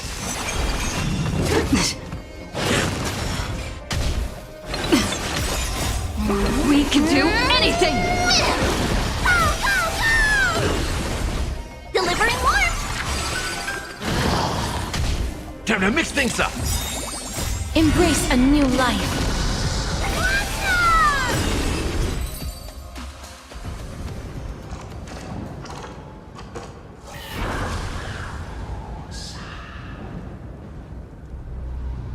Don't stop.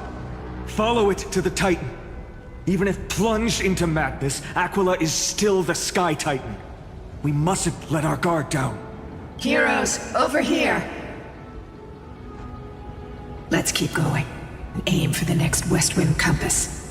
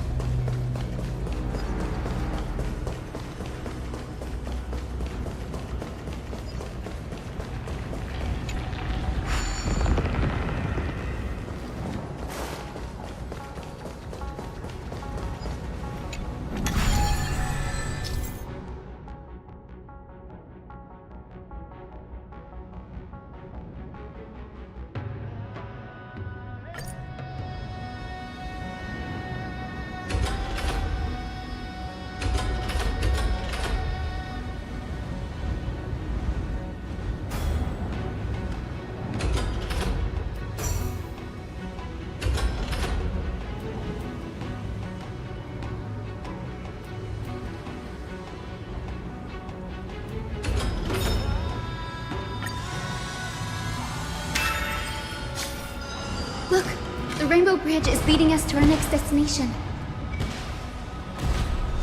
Let's hurry on. Follow Lady Lunabis.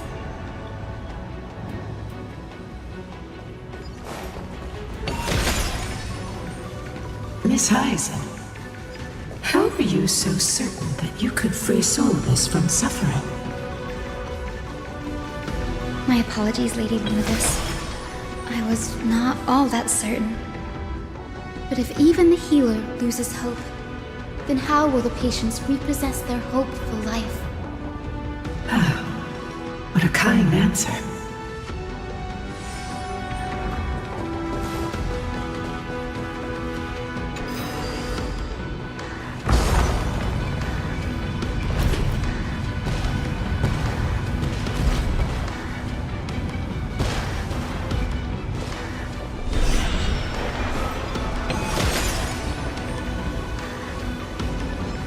It said the black tide is a calamity from beyond the sky. If that's true, the sky's defenses would naturally be the first to be breached.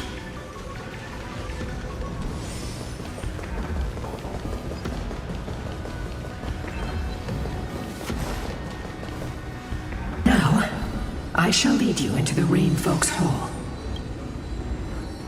Legend has it Celiosi's father was a Sun Folk warrior who spent his years fighting and rarely returned to the Eye of Twilight.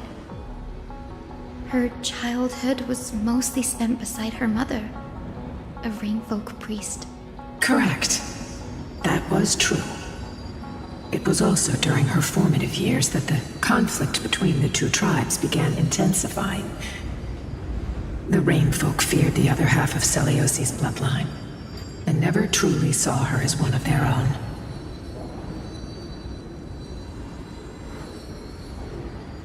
Yet she bore no hatred for her people, and still grew into a passionate young lady.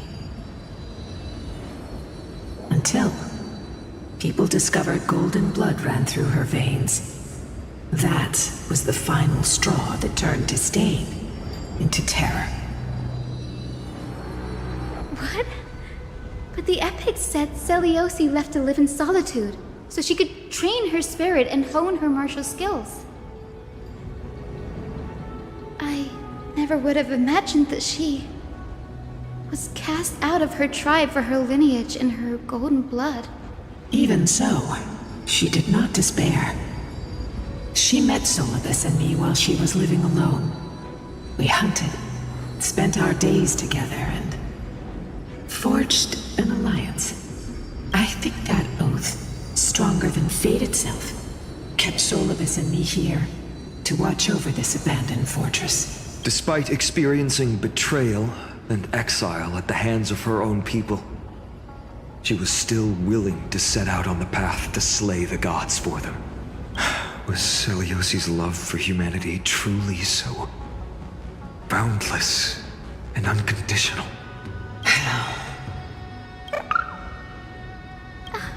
Little Ika, why did you run out on your own? This little one.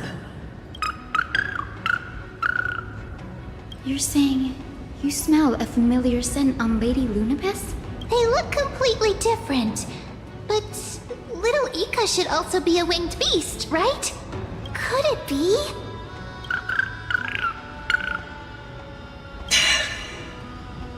Truly, a miracle of fate. Perhaps we did leave something behind for this world. Celiosi. Lady Lunabis? Is little Ika your... Please press on, flame-chasing heroes. I can sense it. The radiance of Aquila shines ever brighter.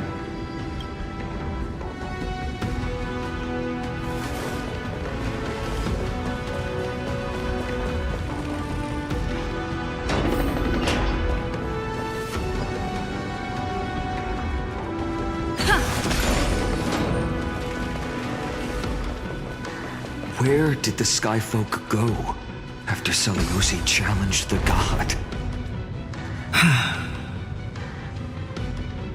Just like the countless tribes throughout history, they were drowned in the dark clouds of time.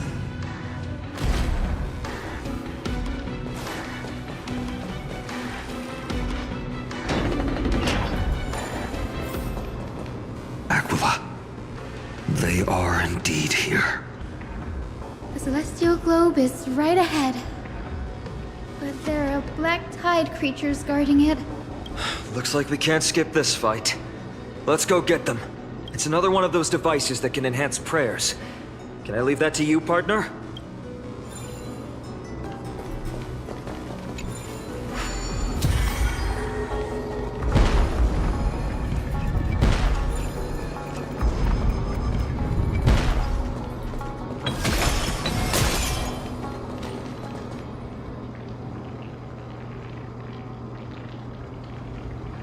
Before it was consumed by madness, it must have also faithfully served the Titan, don't you think? No healer can heal all, especially faced with souls that are trapped deeply in the clutches of pain. Granting it a dignified end may be the most compassionate act of all.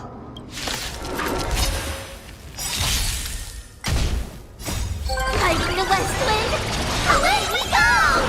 I choose you. Time to mix things up. Super big meanie! As you wish. My friends, indulge yourselves! Embrace a new life.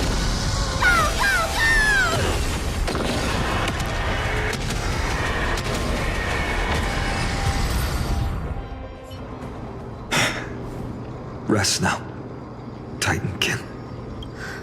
The celestial globe looks complete, but it still won't start. Is there something wrong internally?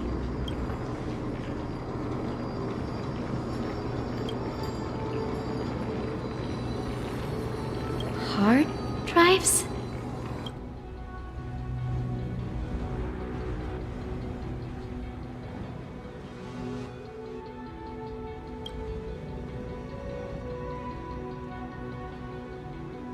Your intuition has always been good.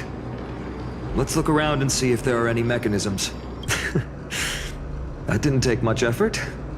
The hand of Zagreus always appears when it's most needed. Lady Lunabis, if it's not too much trouble, please wait for a little longer. It's you all who have to do the work. I've wandered around here for 1,000 years, so this brief moment hardly qualifies as waiting. Furthermore, I would like to have a moment alone with this little one.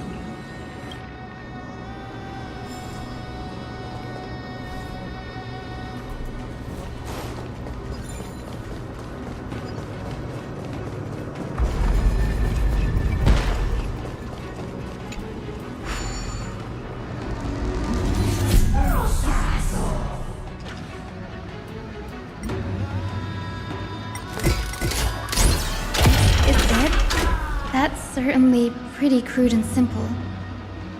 Should we go look for the next one? All good. Let's keep going.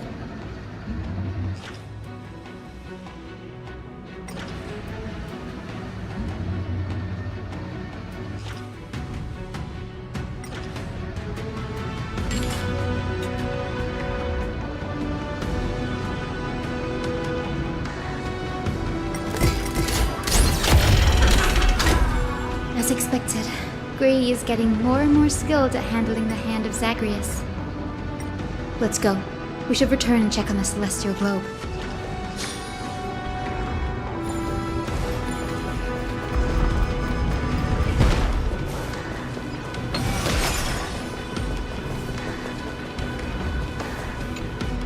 The turn of dawn and dusk, commanding the celestial globe.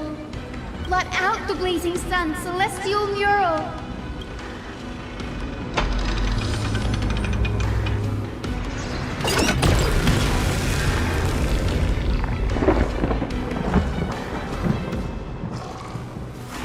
Aquila has left. We've already changed 2 scenes on the mural. Where else can they go? In the direction that the denizens of the sky have prayed to their whole lives. Upward.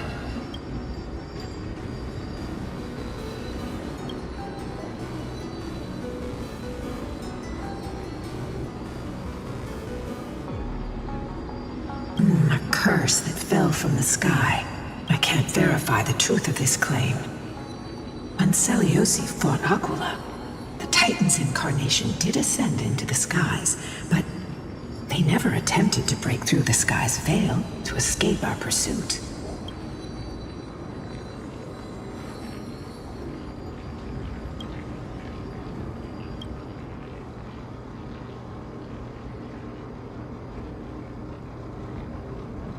Regardless, we can only know the truth after we've defeated them. Before we press on, partner, Mem, let's unveil the history for Hyacinth.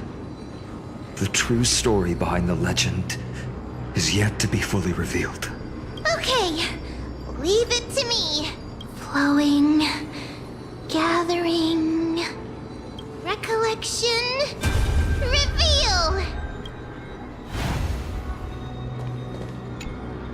Oh, Daughter of Dusk, who has permitted your return to this sacred land of the Cloudborn? Bearing the blood of heresy and curse of gold, exile is your eternal sentence.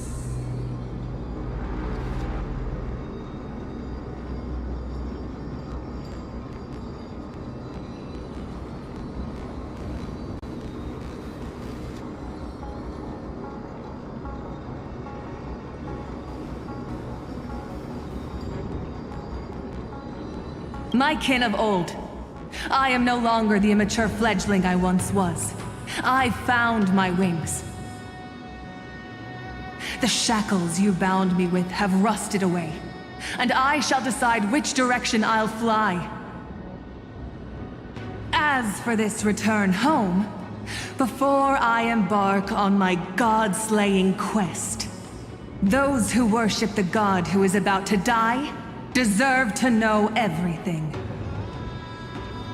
So, the dreadful rumors are true.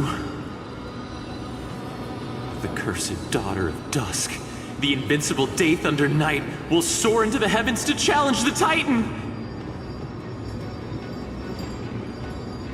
Why would you do this, Seliosi? You were once such a warm-hearted girl. In this hall of the Cloudborn, you prayed so devoutly to Aquila. I've seen through the Titan's indifference, and grown weary of the tragic dances mortals perform under their neglect. I see how you blame the god for their favoritism, yet lack the courage to rebel against the core of your beliefs. You're quick to turn your blades on your kin, but you never dare to confront the true source of your hatred. I feel sorry for you. I grew up among you, and once saw myself as part of this tribe. The persecution you've suffered runs deep. For that, I understand your hatred towards me. And I forgive you for casting me out. Out of care for you all, I'll walk this path, on behalf of everyone. Let the fall of the Eye of Twilight mark the dawn of a new chapter in history. Upon my return, there will be no more unjust gods. When a broken faith finally disappears, the children of humanity will be reborn. The skies will mend, and the divide between day and night will fade away. You are so naive, Daughter of Dusk. So powerful, yet so innocent. I fear you. I can't imagine how twisted you may become when you realize that shallow and fragile mortals can't bear the immense weight of your boundless love. Farewell, my kin. I'll always remember the tenderness you once showed me. Meager, but refreshing. Like gentle rain. Fly, Lunabis. Lady Celiosi's resolve to slay the Titan was as firm as her farewell to her people was dismal. Yet, from this memory, I sense something ominous. What happened later, Lady Lunibus? Rather than listening to me, continue onward and witness for yourselves. Follow the trail Aquila has left, heroes. This time, I will guide you alongside Solibus.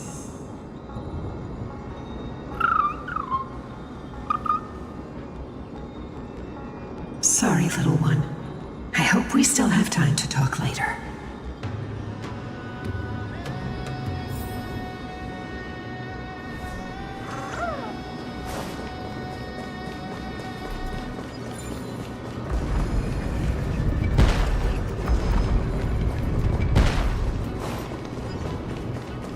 Seliosi is such a mighty hero. Yet her partner, who must have walked with her to pass on her bloodline, was completely unrecorded in legend. Was he also a warrior? Or perhaps... You will soon have your answer, Miss Hyacinth.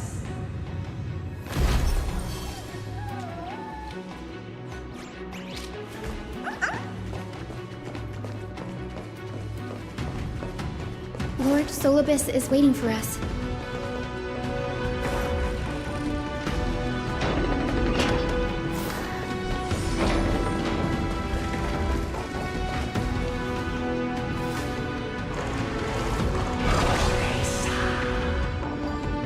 They soared toward the mural's dome. I remember that place. I remember too, Solibus. What exactly happened there? At the celestial mural's dome, we dealt Aquila a fatal blow. The sunlit wings set the Titan's wings aflame. The moonlit plume sealed the divine body. The battered hero of the sky pierced the last monstrous eye. It seems that the legend describing the decisive battle was true. But some things cannot be recorded. They were only witnessed by us. Would you mind sharing more, honored ones? After Aquila's defeated scream, we looked to the ground. The people who watched us fight. We saw the expressions on their faces. Old and young, adults and children alike. They all shared the same expression. Pure, unshakable terror. Our victory brought no cheers or celebrations. The terrified crowd became chaotic, screaming and trampling each other. When they realized that their centuries-old faith had been overturned by a cursed child of two clans. They regressed into senseless beasts that devoured their own kin. No, that would be an insult to beasts. Solibus and I have never witnessed such madness.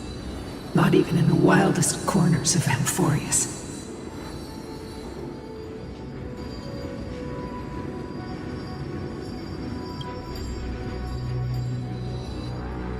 This doesn't align with the historical records.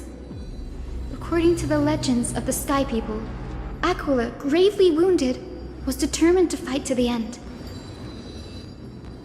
To prevent Aquila from using the sky of Amphoreus as a weapon to crush the earth, the hero Seliosi chose to sacrifice herself, sealing the Titan in the process. Legends and epics have always erased the cruelty, the bloodshed, and the cries of the commoners, while glorifying the heroes and their triumphs. You'll witness a side of the legend that's never been told, young Hyacinthia, with a truth hidden for a millennium before you. Can you still walk with the same conviction? It will be a harsh truth. One that is bound to shake your beliefs. Are you ready to face it, Miss Hyacinth?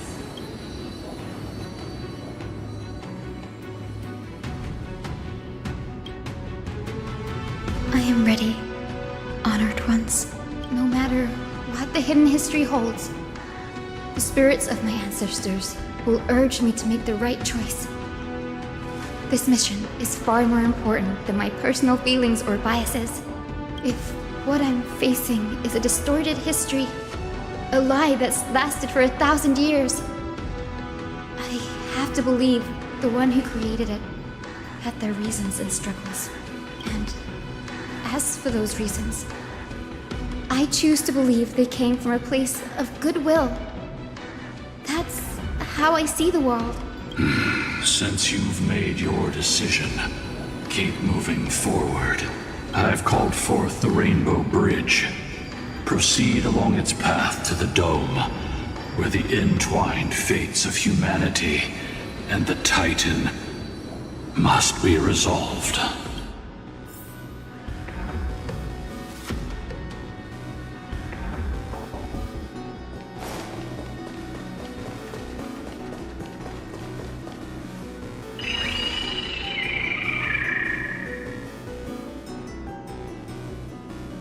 They're desperately struggling to block our path, but we've backed them into a corner.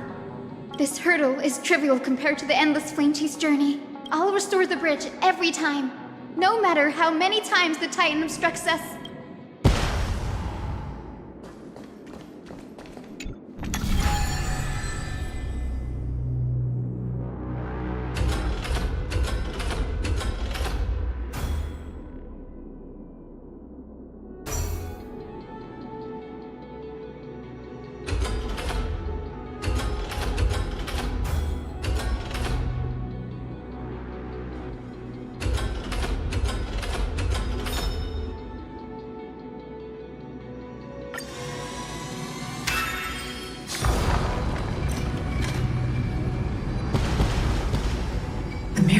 She never stopped dreaming of is just one step away from becoming reality.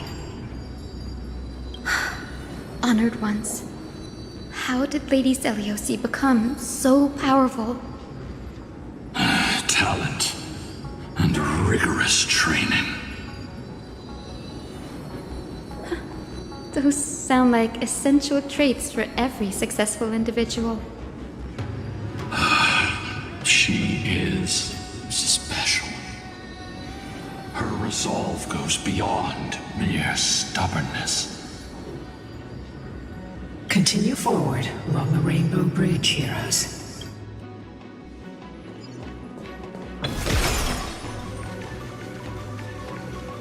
A god slayer can tell the state of their prey by its sounds.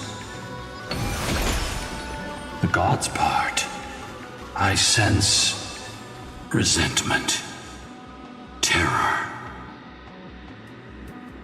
But as for her, I cannot sense anything.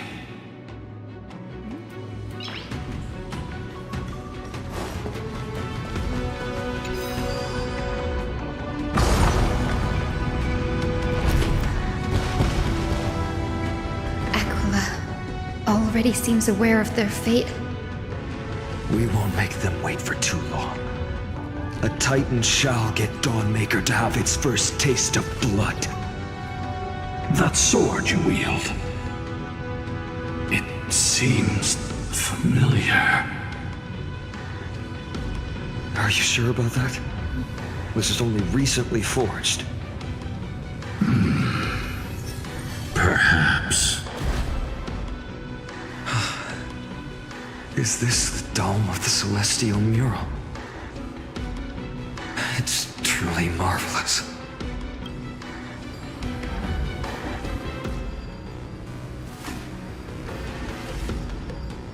Exactly. Employ the tactics you've mastered to expose them. And... Hyacinthia, we will heed your wishes, channeling our strength to reveal Aquila's true form. My wishes? It's been 1,000 years. Without our pact, Lunabus and I might have dissipated like everything else here. Our pact requires us to await the return of the Skyfolk to their ancestral lands. To complete the mission of reclaiming the Titan's core flame, we will carry out your will, Miss Hyacinth. As faithfully as we kept our promise to Seliosi. But first, we shall reveal the whole truth of history. We will reveal all that befell the Skyfolk after Seliosi initiated the Flame Chase journey. As it should be. Be careful. There are multiple threats. Soldiers tainted by the Black Tide. Do they continue to defend the realm of the Sky Titan after all this time? Perhaps they are protecting the truth slumbering here. Aside from the descendants of the sky named in the pact, no one else is entitled to access the memories here. I'm increasingly intrigued by what happened next. Let's deal with these fallen guards first, then. Embark on this final lesson in history! Dawnmaker feels lighter. Lighter in my hands. I feel that I can do more than just cut down evil with this blade. With golden flames, I can forge a new dawn! We can do anything! Meanie! Root here. Super big meanie! Delivering warmth!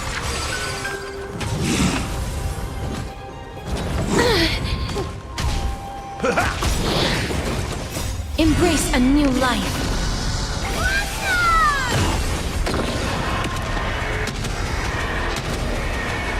May death protect us!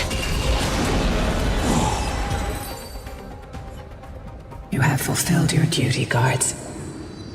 Rest now. God of the Sky, we are here. Your resentment and terror will soon end.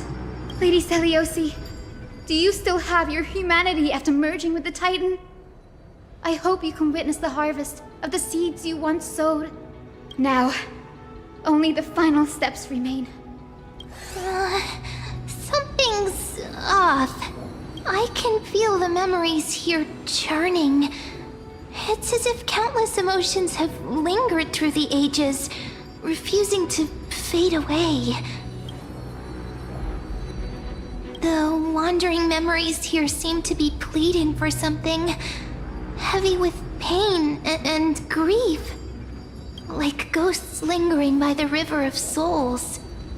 Are you ready, Hyacinth? Yes. The Flame Chase journey is reaching its final chapter. No matter how cruel the truth may be, nothing will sway my determination to finish this mission. The true history buried in time must come to light. The fates of mortals shouldn't be lost beneath polished myths. We're on the same page, Lord Finan. Go to the celestial globe, Hyacinthia. The forgotten past will reveal itself to you, one fragment at a time. Hold fast to your resolve. You'll need it to face what lies ahead.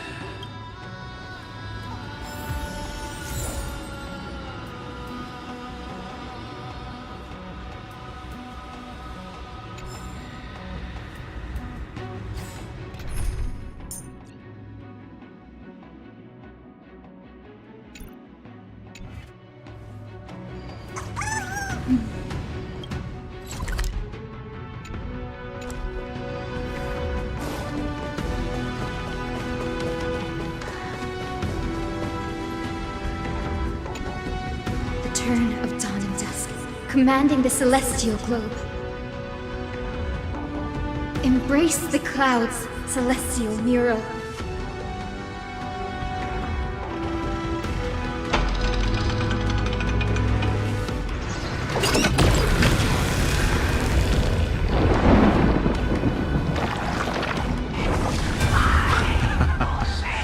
Look who we've caught. An old-fashioned disciple of the ancient god. The frail Titan was conquered long ago by the mighty warrior goddess. Now, they're nothing more than rusted scrap, left in the forge to decay over countless years. Surrender to us, relic of a bygone era. We'll reshape your clouded mind and grant you a place alongside your kin in Celiosi's glory. Your so-called reshaping is nothing more than torment, both in body and mind. No. I'd rather die than give in to hypocrites like you, hiding behind empty faith and wielding power as you please. Take a good look at this pathetic fool. Do you see it? What a laughable hypocrite! You're one of the Sun Folk, aren't you? When you oppressed your own under the guise of faith, leaving countless souls to suffer endlessly under the scorching sun, did you ever consider that even the fiercest sun could one day fall? I once thought... Spare us your empty excuses, relic of the old world. I'd rather die than give in to hypocrites like you, hiding behind empty faith and wielding power as you please. You've already sentenced yourself. All we're doing is following through. Do it. Make it clean. A single, sharp cut across the neck. No. No! No! The creation shaped by Kefali and their image failed to inherit their compassion and acceptance. Are you alright, Hyacinth? I'm fine, Lord Finan. I expected this. It's just... thinking about the vision Celiosi held before declaring war on the Titan. This sight is deeply heartbreaking. Let's move on. Celiosi possessed the strength to slay gods. Yet, she failed to sever the cycle of karma, rooted deeply in humanity's hearts. The turn of dawn and dusk, commanding the celestial globe. Drive out the gods, celestial Muro.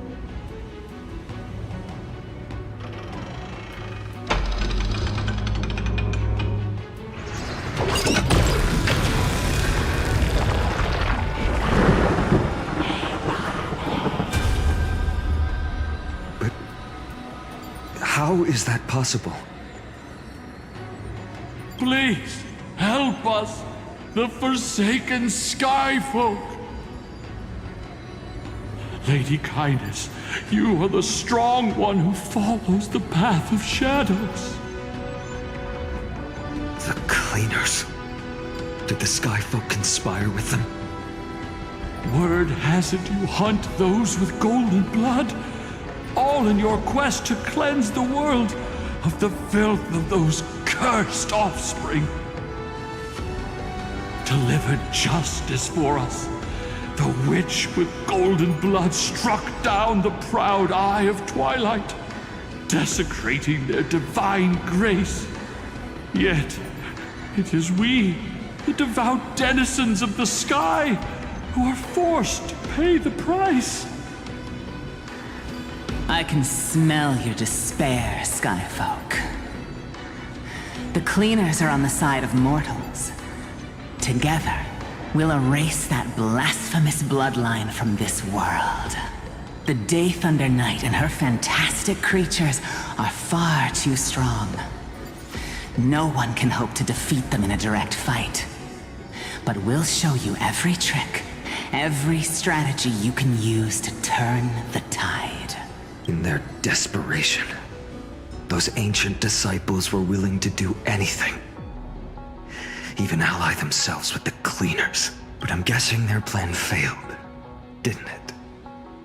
Those assassins were vicious, but not foolish. They never actually dared to attack Celiosi. They weren't driven by any genuine desire to help the oppressed. Their true targets were the innocent Chrysos heirs, hidden among the Skyfolk. These schemes only came to light long after the damage was done. Before the Flame Chase journey began, the Chrysos heirs waged war against each other over who was a legitimate heir of the prophecy. Even Treeby's many selves were pulled into the chaos. At the time, golden blood was seen as a curse. Honestly, it's easy to see why. But Seliosi, where was she in all this? What thoughts weighed on her mind as she watched everything unfold? You'll know very soon, Miss Hyacinth. Her unconditional tolerance was met with ruthless betrayal. Her deep love for humanity was reduced to ashes, leaving behind only endless fury. The turn of dawn and dusk, commanding the celestial globe. Reveal the history, celestial mural.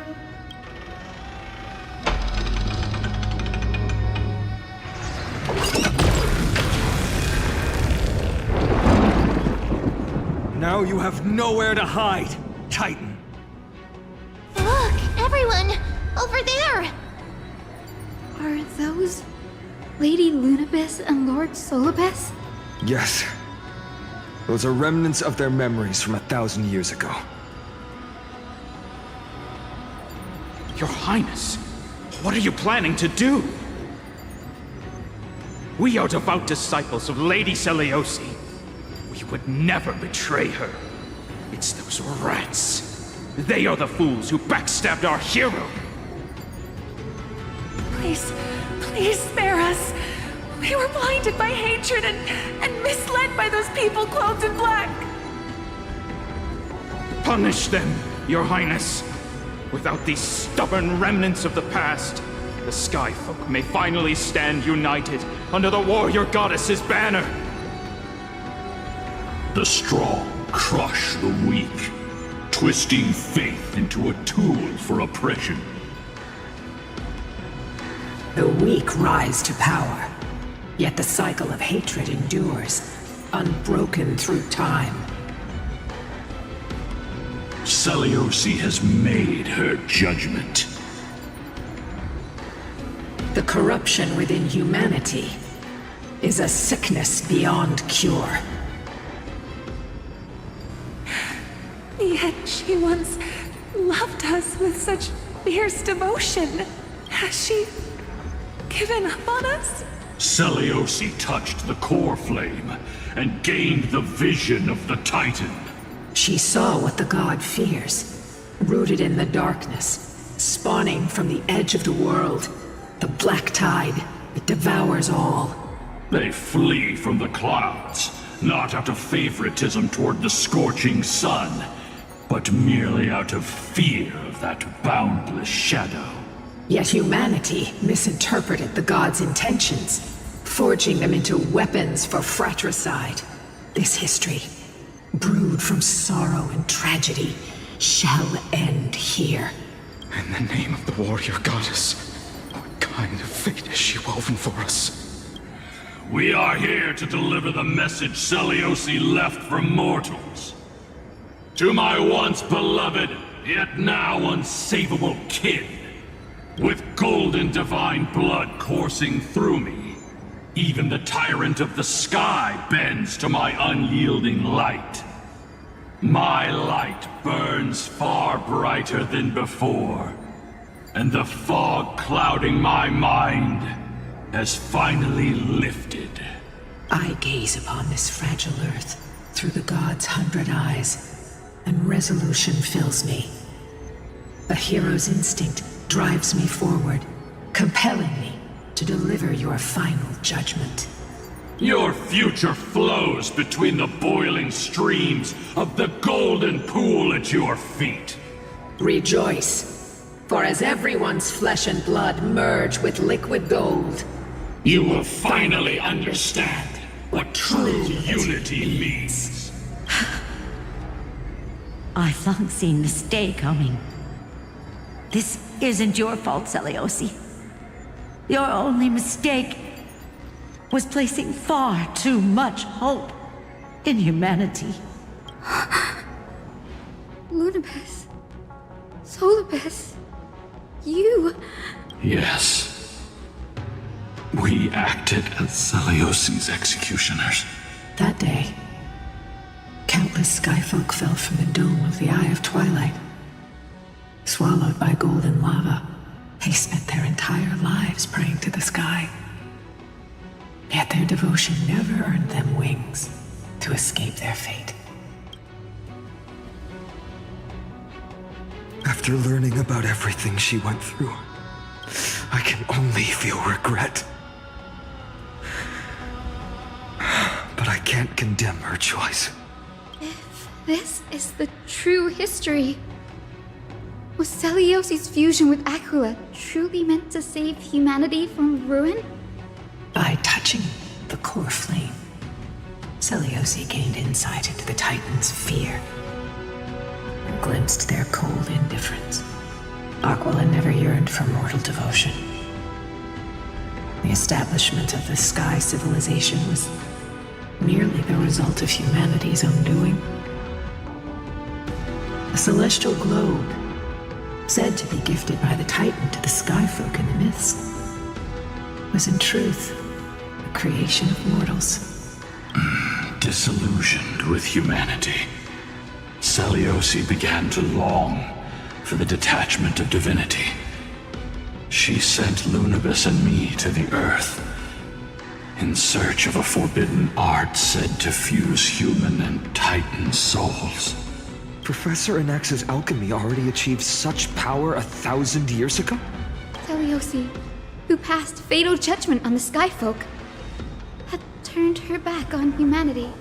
If this was the path she chose, then whose wish have my ancestors and I been guarding all this time? The final fragment of history lies just ahead. Go and claim it, Miss Hyacinth, just as Seliosi once did. You must take this step too.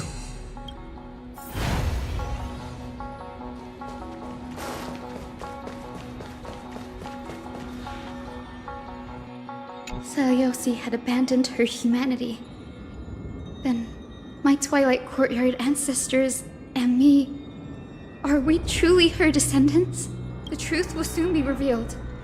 No matter what, I will not run away from my mission. Grady, will you stand by my side?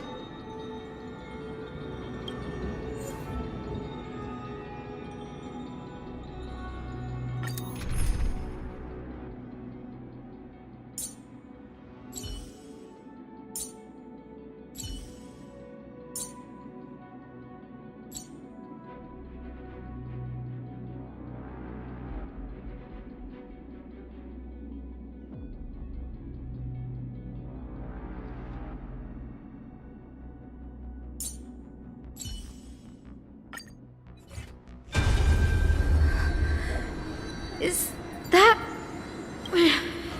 Great Seliosi, I beg you, spare this humble life. I've never harmed anyone. The punishment you deliver out of rage is far too harsh for someone innocent like me. The time has come, mortal. It's time to face your destiny. Wait! Please, let me speak with Her Highness the Warrior Goddess. Look! Can you see it? Golden blood is spilling from my wounds. I am a Chrysos heir too, chosen by the prophecy, just like Lady Seliosi. She isn't lying. Seliosi, what will you do with one of your own? A Chrysos heir. You are no different from the rest. You were once one of the Sunborn. Did you ever rise to defend the weak? When your kin oppressed others under the guise of the Titan's favor? I did not. You abandoned your old faith and made me your new god after Aquila's fall? Did you offer your help when your comrades turned their blades on the faithful who refused to convert? I did not.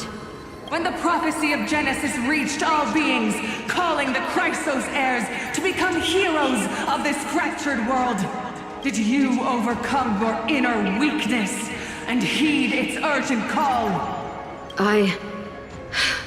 I failed to do so. Look, Chrysos heir, you are no different from the rest. My judgment is just.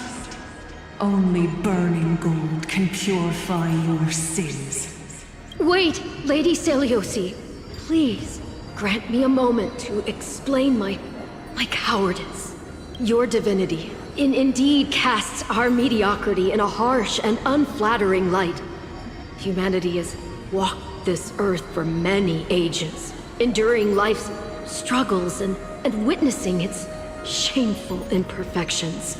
Yet, despite everything, we built great city-states and thriving civilizations. Even when trapped in the mud of malice, we continued to struggle and push forward. Because beyond our flaws, the virtue that we all share is tenacity. Even if it means risking everything I have and everything I have yet to gain. I must kneel before you, begging for a chance at life. I need to prove that mortals are capable of redemption. To admit your weakness in such a righteous manner, it seems you have completely abandoned your dignity. You say you're willing to risk everything you've yet to gain. Tell me, what kind of miraculous bet is that? It's simple, Lady Seliosi.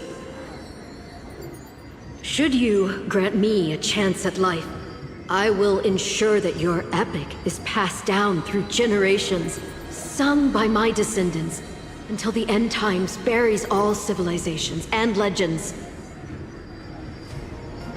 Should the prophecy of deliverance we've heard hold even the slightest chance of becoming reality, then my descendants will return here one day to prove to you that even the flawed and imperfect mortals you disdain can bear the weight of the world.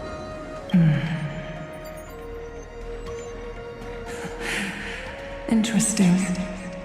Release her, Solibus, Lunibus. From now on, she and her descendants will carry both the sky's blessing and the curse of their history. No matter how long it takes, I will wait for the one who is destined to arrive. When that time comes, I'll take pleasure in mocking these mortal children on how their progenitress sold their unborn lives. The truth of the legend is finally clear. Hyacinthia. Am I the descendant of that nameless Chrysos heir? Our lineage wasn't from the hero, but from a nameless Chrysos heir who begged for mercy before her. My whole clan's fragile mortal life was simply spared on Seliosi's whim.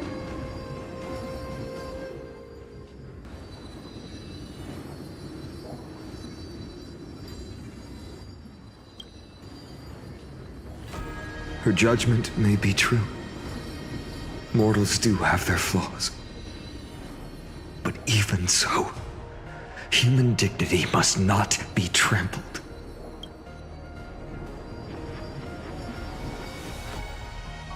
Lord Solibus, Lady Lunibus, tell me, did you wait for 1,000 years at the Eye of Twilight just to witness that Chrysos heir's child coming back to receive punishment? Time alters everything, child. Once upon a time, we had not yet learned to read the complexities of human nature. And Seliosi's perspective was Our only window into understanding humanity. Her words were everything to us. Our guide, comfort, command, and admonition. It wasn't until she fell silent that we learned to perceive humanity through our senses. During our resistance against the Black Tide, we watched over the Earth, observing the progress of the flame-chased journey. We saw heroes embarking on a mission of deliverance from which they could not return. The unity and hope Seliosi couldn't see, we've witnessed in her place. We've changed, young Hyacinthia. Our watch isn't about proving humanity's weaknesses anymore. It's about waiting for the return of the light.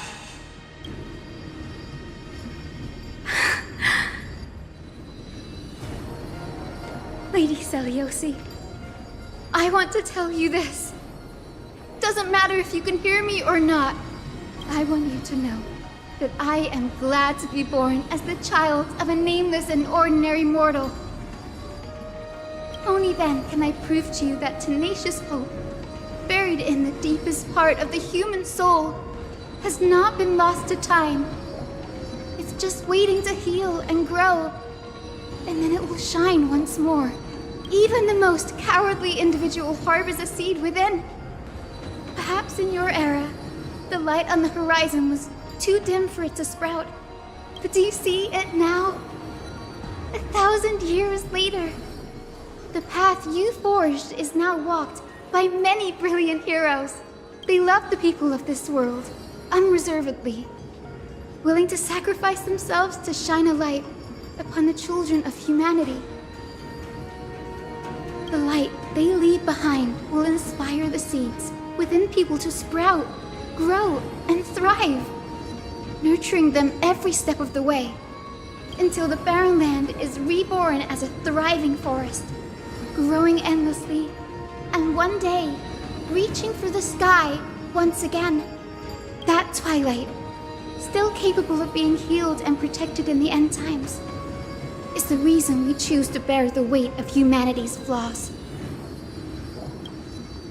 History has proven once again, the flame-chased journey itself is a miracle. It began with a whitewashed lie, but it laid down a path of deliverance for humanity over thousands of years.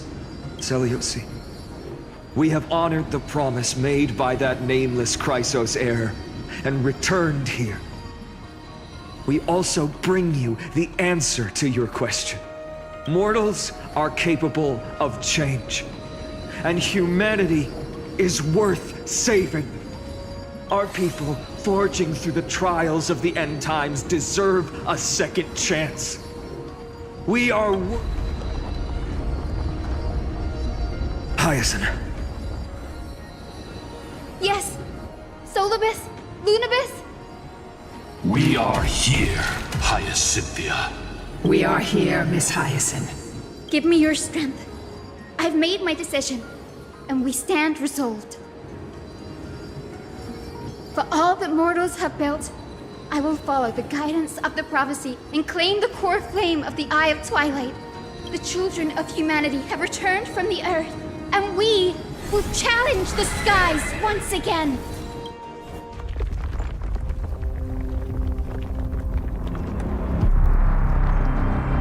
This time, I will not be overwhelmed by the darkness of humanity. Face us, Avatar of Sky!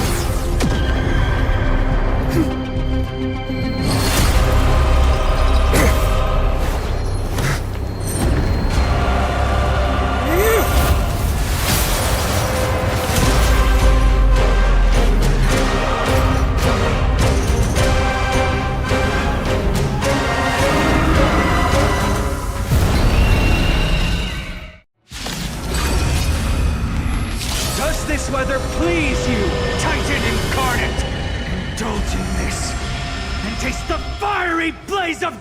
Maker! If you could still hear my voice, Lady Seliosi!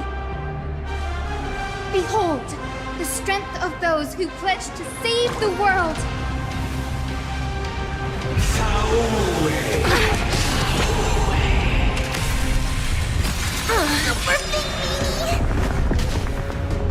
Let's try it this other way. We can do it!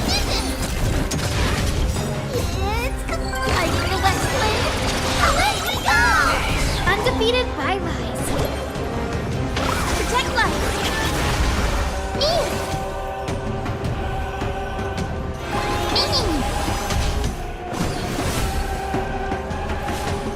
As you wish. Embrace a new life.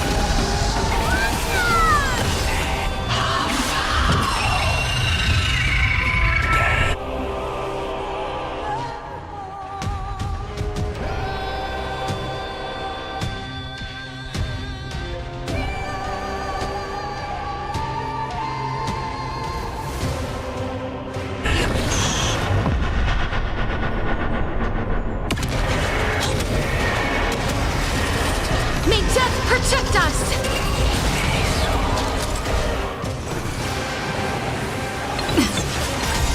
Trust me.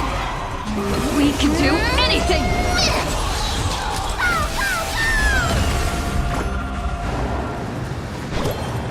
Protect life! We like you! The will of the flame chase. Triumph over the gods. We take back the sky. I shall remember.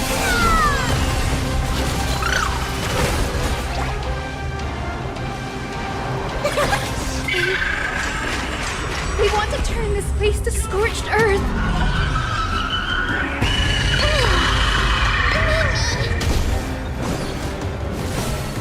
Root here. Give us the core flame. In this place, we can soothe the world's pain. Like the west flame. Away we go! I will strike down the false sun! Let's finish this! Slice off their wings! You too will be cleansed with gold!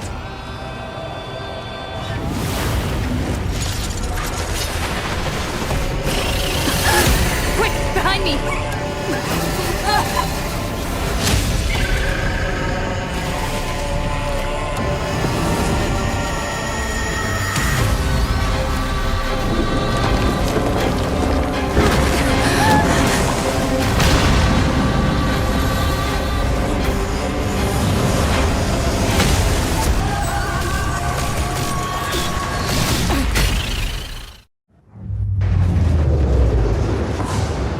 Stand firm! It's a long way down. Let's end them before we crash into the pool of gold!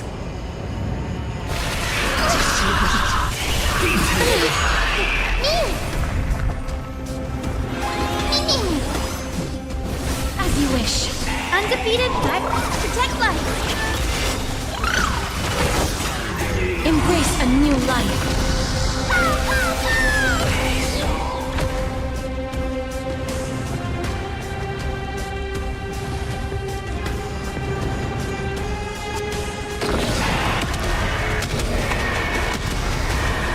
May death protect us!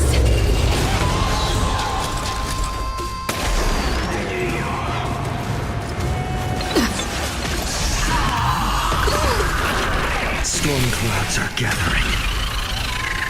Are you ready to sever the lightning?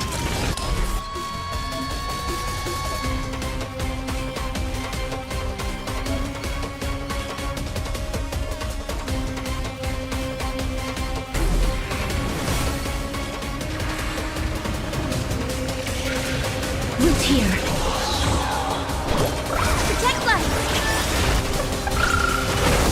With the will of the triumph over the gods, we take back the sky! I shall remember. Embrace a new life.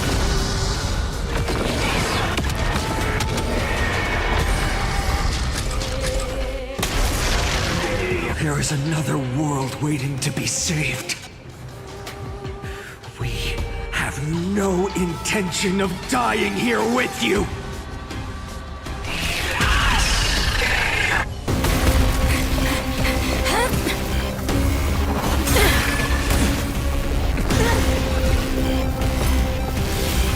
Titan!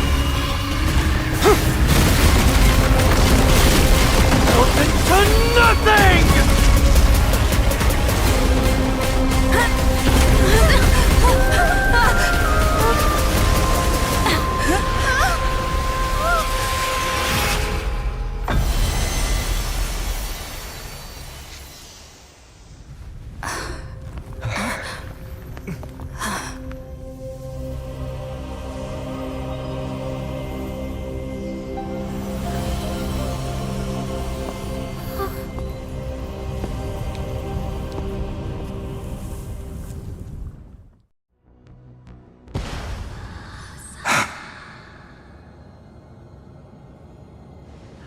Aglaya, are you still protecting us?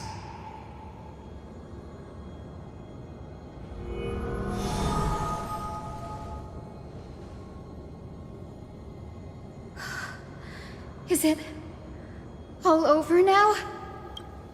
Seliosi condemned humanity, casting them into the pool of gold. In the end, she too was... Take that core flame with you, Hyacinth. Our mission isn't over.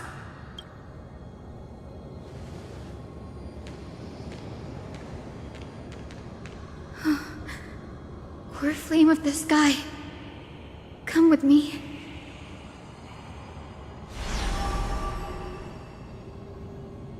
It's a strange feeling.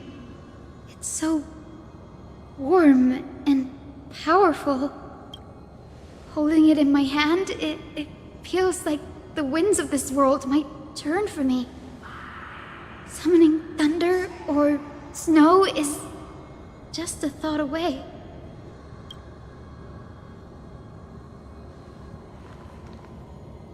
I understand how you feel, but right now, this platform is on the brink of collapse. Who knows how much longer it can hold? We need to find a way to leave. Look, over there.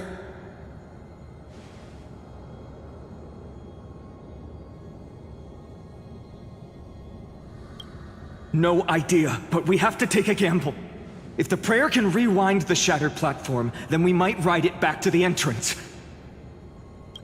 And also retrieve Aglaya's amulet. We can't delay any longer.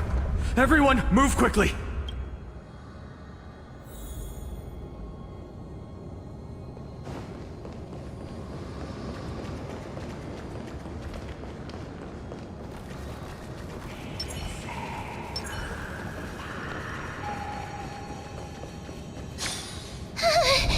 The golden thread is trembling.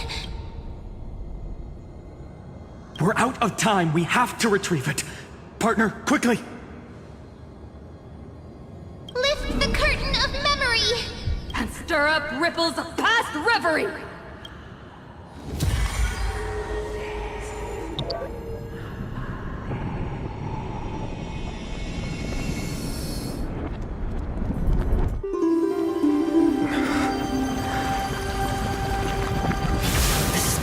The prayer's power! No!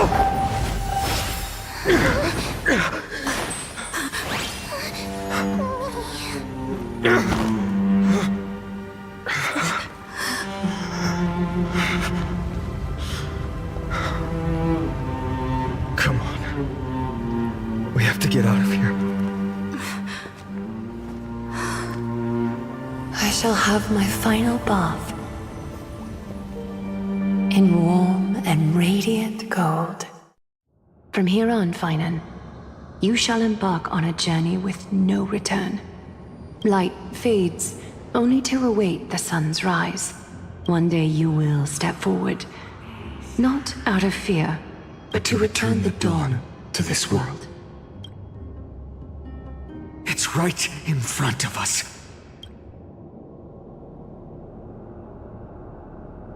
This way! Behind! That door leads outside! There's got to be a path!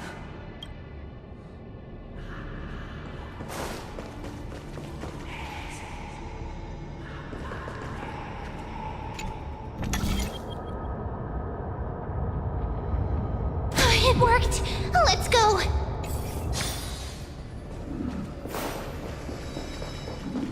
Finan, Aglaya is... I know. No.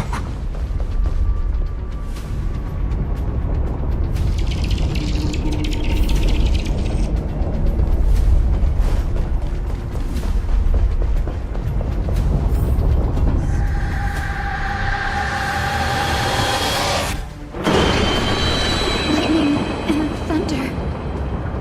The celestial mural is showing the end of the world.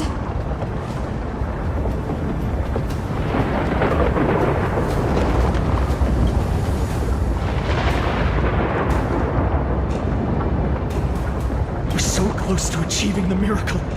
Humanity will finally take control of its fate.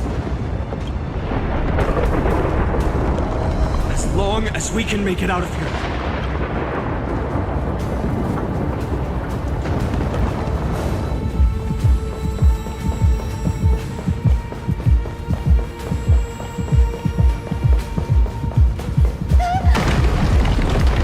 Watch out! Everything is collapsing, and a misstep could lead to a fall. The door's frame is coming down! Partner, give us a hand!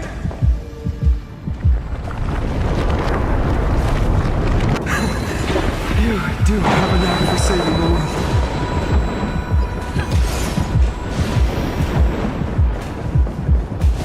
Stay close to them! Don't fall behind!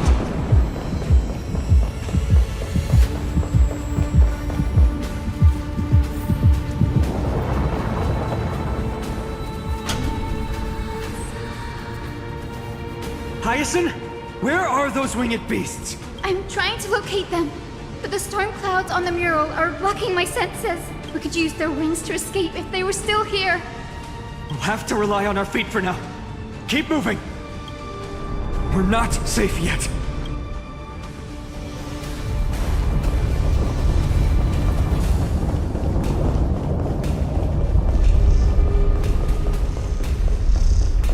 It's getting even more unstable. We're almost there. The end is just ahead. All we need is a rainbow bridge. A West Wind compass. Leave it to me. Focus, Hyacinthia. We're out of time. The fortress runs on Aquila's divine energy. If I can channel the core flame...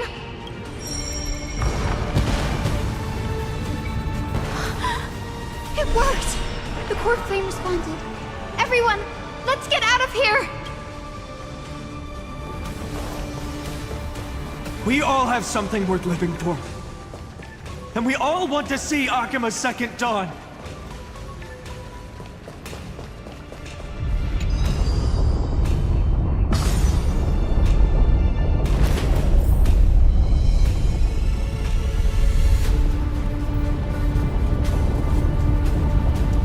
Wait, what was that sound?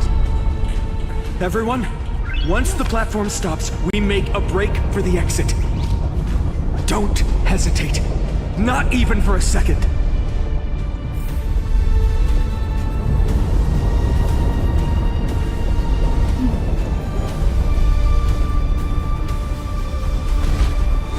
Everyone, hold on tight! No time for speculation. Run!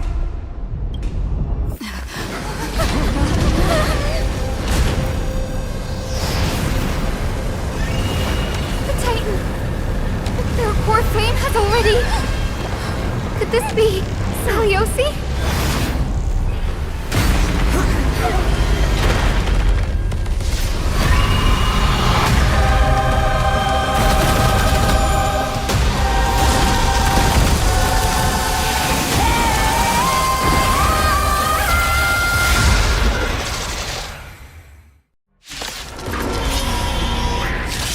Twisted form.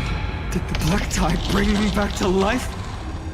The core flame has been taken, yet they still move. Lady Seliosi, is that you?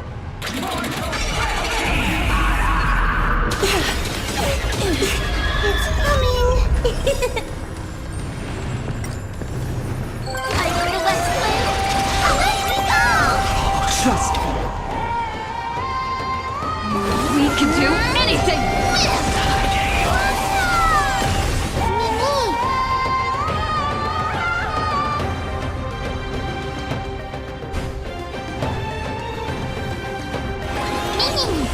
Please cherish this time as you wish.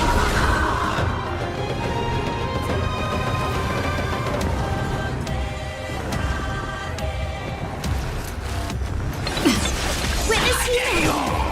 Let forth return! I shall remember this one. That hurts a bit. Crushed and torn! Witness humanity! Let forth return! This gentle storm. Awaken! Lady Seliosi!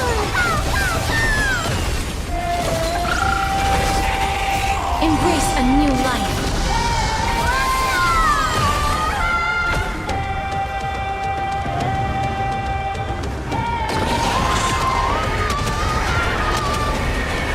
May death protect us!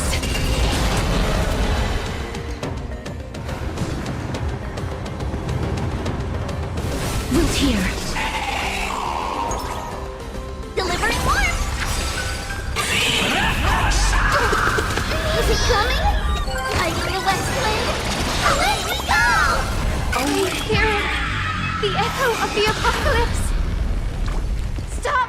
Lady Seliosi! You like you! This is being in sync. Mimi! As you wish. Embrace a new life.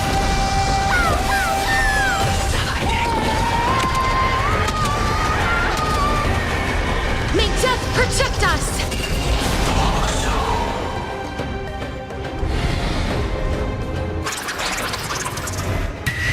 Punish the children of humanity!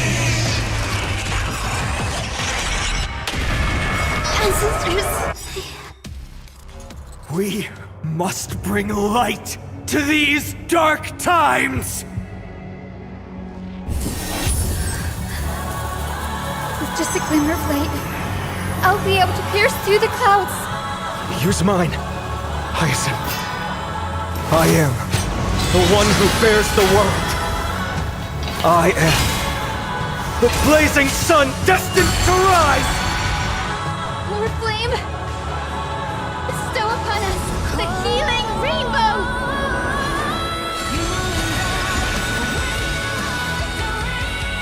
Trust me.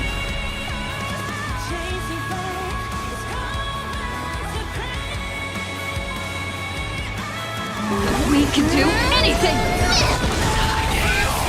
Hero of the sky!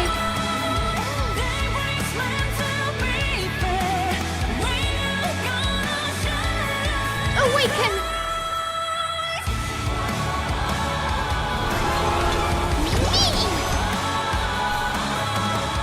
Life is not as fragile as butterfly. I grant you this, as you wish. Hero, witness the children of humanity.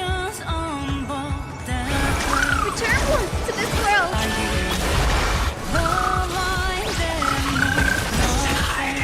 With this gentle storm, I will make you come back to your senses, Lady Seliosi. Breaks over.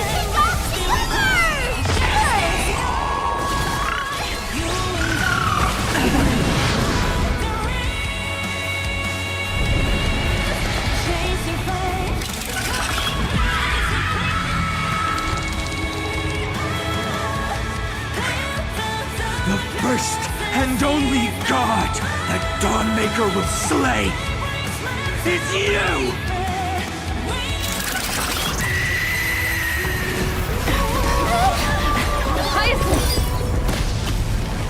Heroes, help us!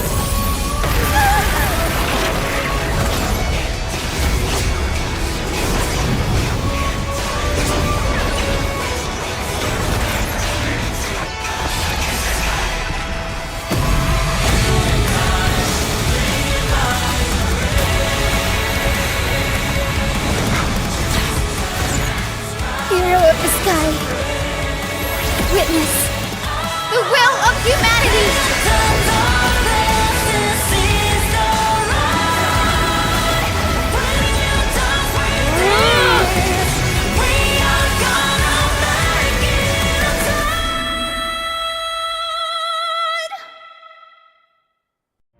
Children of humanity, you have overturned the judgment I once cast in disillusionment, beginning with a lie disguised as a heroic legend passed down for millennia. A grand epic of creation has been written. You are worthy of a new dawn.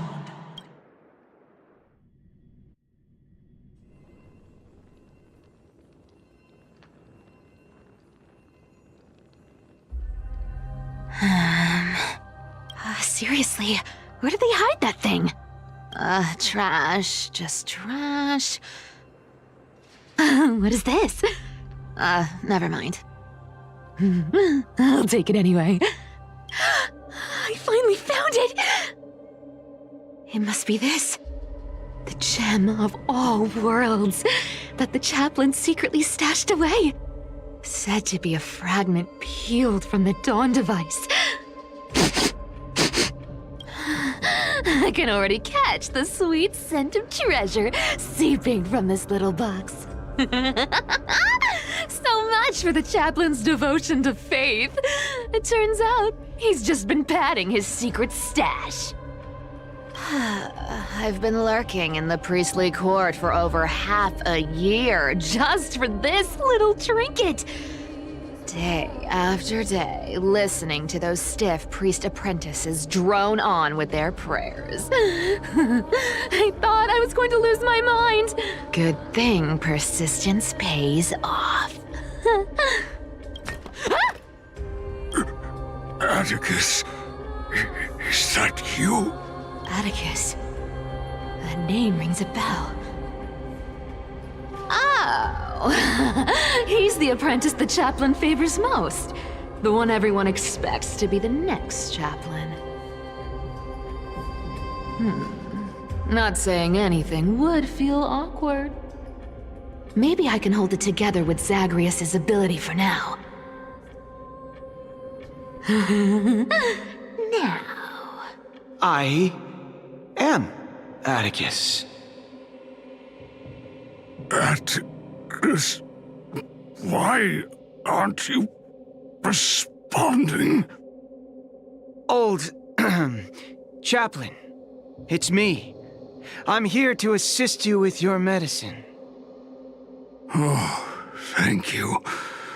Without your care, I would have long been claimed by Thanatos and carried to the River of Souls. Oh, no need to thank me, Master. It's my duty to care for you while you recover. This old man is way sicker than I thought. Looks like the priests are deliberately hiding how bad it really is. Atticus, I can feel my life slipping away, fading faster with every moment. I don't know when eternal sleep will claim me. There's one last thing I must tell you. One last thing. Wait. Is he hiding more treasures? Maybe a coin of whimsy? Today might just be my lucky day. Calm down, Cyphera. Just breathe. Stay strong, Chaplain. Keep your spirits up, and don't lose hope. If there's anything important you need to say, I'm all ears. It's so disgraceful that it fills me with shame. Yet I must speak, for it concerns the fate of our holy city below my feet. What? The fate of the city's people? Is it that serious? I must find out more. the omniscient Sky Father carefully. Before they fell silent, I heard their last words at Dawn Cloud. It announced the prophecy has arrived. My mission has concluded, and I shall return to silence. The prophecy of Genesis. The Titan turned to stone. Heard it 1,000 times. Old news. What else you got? The eternal night is looming, but over the next 300 years, the Dawn device will safeguard the holy city, poised for the children of humanity to create miracles. The Dawn device, the miracle of Genesis, the usual cliches. Wait, did he just say the next 300 years? I have concealed the deadline the Sky Father set for everyone. I lacked the courage to carve the countdown to the city's new dawn into the hearts of its people. Atticus, you are 100 times more courageous than I am. Can you accomplish what I could not? Will you share this harsh truth with all the citizens of Akima? Atticus. Rest easy, Master. I will shoulder this heavy burden for you. I'll address the fallout of your indecision. Is that right, seamstress? Everyone in this world is unique in their own way. My moment to be a hero has finally arrived. And that was my stint as a priest at Dawn Cloud. Sure, the story's been slightly embellished, but every word of it is true. These are secrets that must remain undisclosed. I've never shared them with anyone. Not even Bartolos. You should feel incredibly honored to be the first to hear this. Unfortunately, you can't clap or comment right now. But that's beside the point. Getting to spill the secret I've been holding in for 1,000 years feels amazing right now. Honestly, I'm surprised at your persistence. I merely staged the slip-up for you to witness the switch of the core flame. Who'd have thought you'd follow me all the way to the Nether Shore? That deliverer kid was spot on. You rejects, shunned by the Akamans, have no choice but to keep moving down this dark path. 1, 2, 3, 4. Wait, what's going on? Your leader Kindness isn't here. Oh, could she be plotting something else? Such a hassle. Well, for everyone's safety, I might as well check if you're carrying anything suspicious.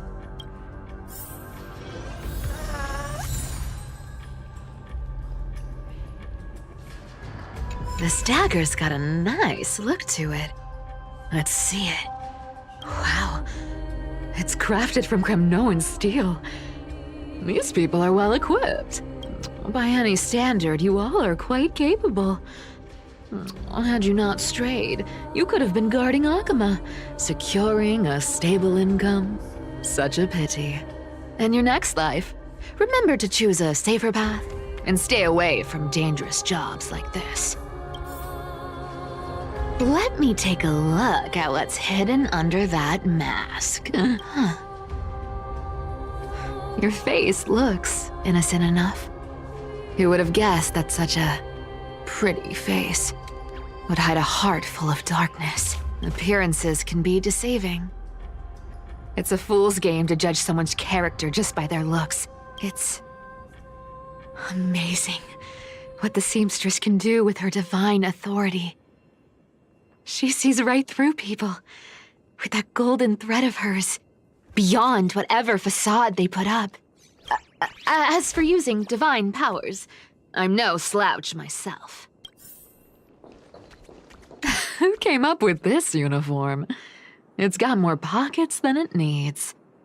Nobody wears this style anymore, do they? Back in the days when I was doing honest work for the Gold Weaver, I saw my fair share of these. Oh. What do we have here?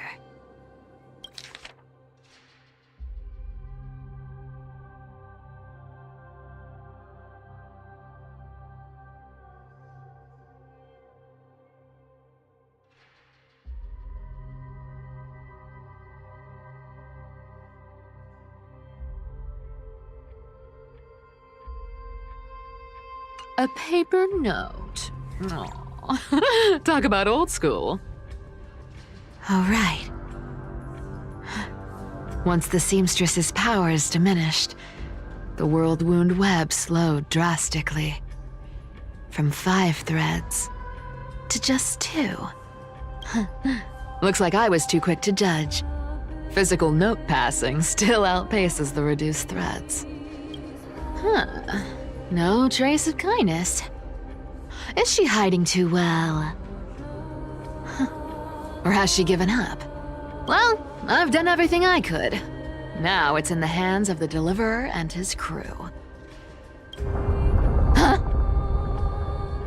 What was that? The noise came from above. Could it be? Huh? It looks like they pulled it off. The Deliverer is impressive, no doubt. But some of the credit should go to the gray mystery from beyond the sky. I've crossed paths with them before. They're a little quirky, but their power, absolutely terrifying. With the core flame of Aquila taken, the flame chase journey is down to its final threat. They're already here. Barely gave me a moment to catch my breath. All right, then. Guess it's my turn to see what you've got.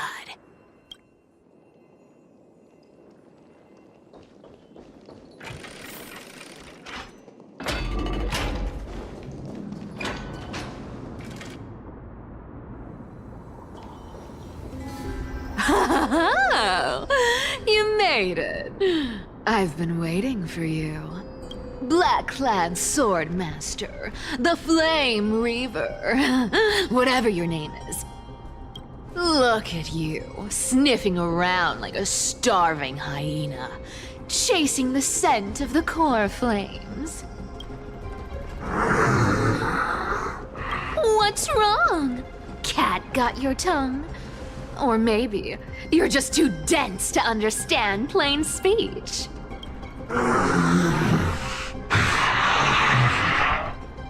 Throne of worlds, core flame, must take back.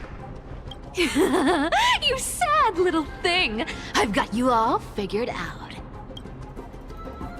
Let me guess. You've been eyeing these last 2 core flames all along, huh?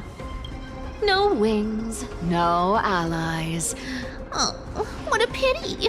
Even with Aquila's core flame sitting idly in the sky, you're helpless to reach it.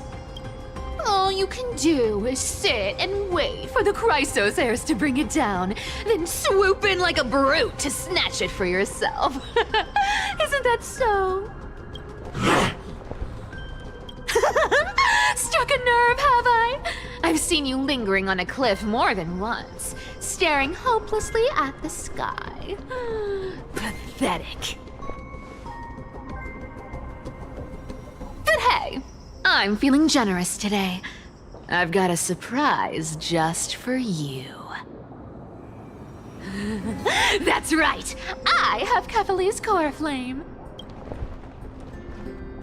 But if you think you can snatch it from my claws, you'll have to catch me. Fun fact, Dolos cats aren't just quick on their feet.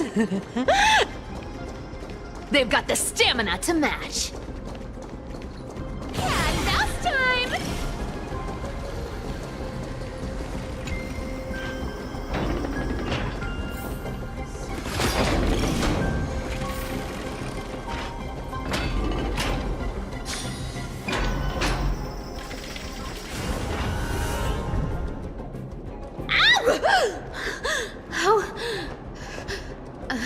How did you get ahead of me? Whoa, whoa, whoa! Don't swing that thing! Easy there. You're after Kefali's core flame, aren't you? Fine, take it! The deliverer made me steal it. It's no use to me anyway. Look, since we've got the same taste in fashion, all black and sleek, how about you spare this poor cat's life? That's the spirit. You get the core flame, and I get to keep breathing. Everyone wins.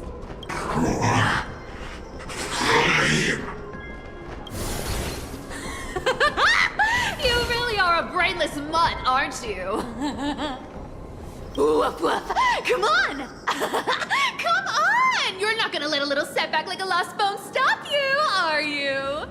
Well, look at that. They actually caught up with me. No one's ever managed that before. It's been a while since I've had a chase this good. Don't quit on me now. I'm just getting into the groove.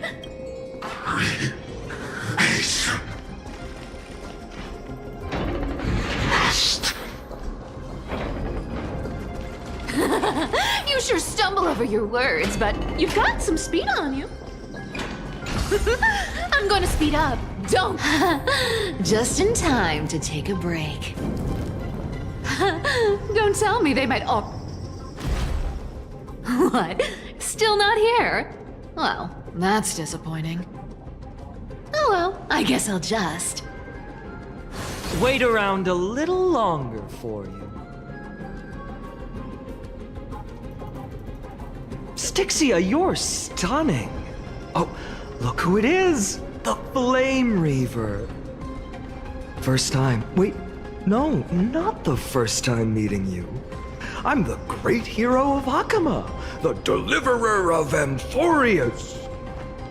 They say I'm destined to return Kefali's core flame and carry the weight of a new world on my shoulders. But hey, fairness is my thing. Fairness, fairness, and fairness. You want the core flame? Come and get it. But only if you beat me fair and square.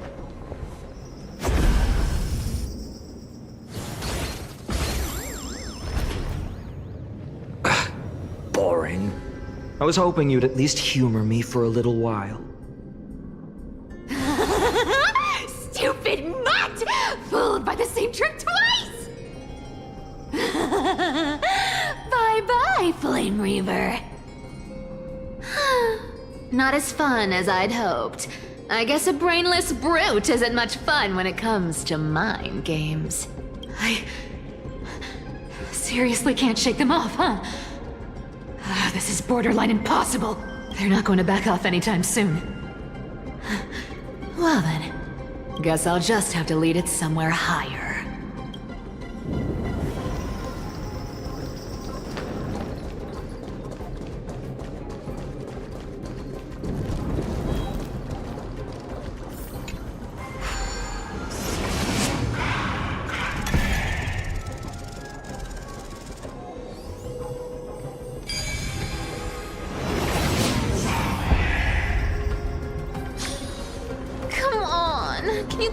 make it harder next time.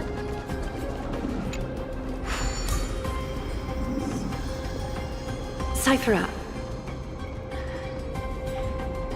do you still plan to go to Dawncloud? I've made up my mind. Don't think about stopping me, seamstress. Is it for the gem of all worlds?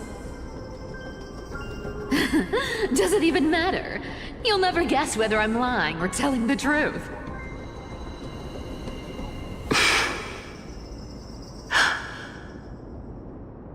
You're still wearing those golden boots I gave you. I hope you're not running from someone the next time you wear them.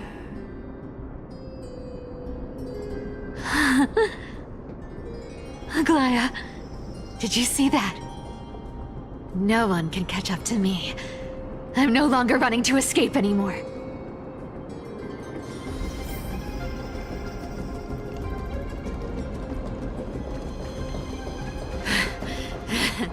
Deliverer, you better thank me.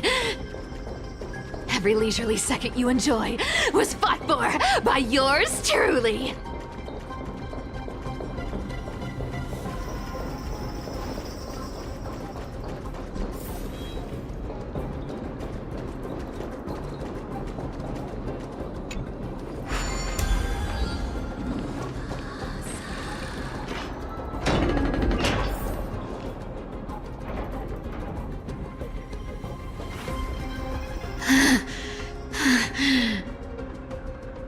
You just don't know when to quit, do you? Can't escape. It is fate. Fate? I always thought only privileged city dwellers like to toss that word around. As if they couldn't get by without using it as an excuse. Cycles can't be broken. Cycles. Fate! Give me a break! Everyone has to walk their path. Those who cling to gods and prophecies end up as hollow shells of themselves. Back then, I was nothing but a scoundrel. A cheat, clawing and scrambling just to survive in this messed up world. If I'd given up and played along, this place would have been nothing more than a lifeless wasteland by now. Horrifying. It has to be me.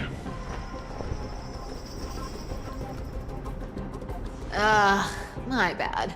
Why bother offering wisdom to a mad dog who wouldn't understand it anyway?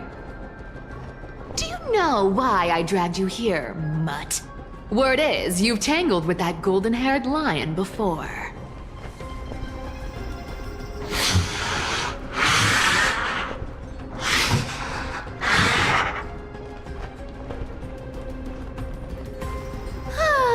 Looks like there's no getting away from you. And hey, that was a pretty good warm-up. Now, how about we spice things up with a bit of competition? As a fellow heir to the divine authority of Calamity, I've been a demigod for 1,000 years longer than the little lion. Now, let me see if you're worth your title, Flame Reaver. I've been around for over 1,000 years, and I've never met anyone who could match my speed. Until now. But speed isn't my only trick. Today, you're getting the full performance.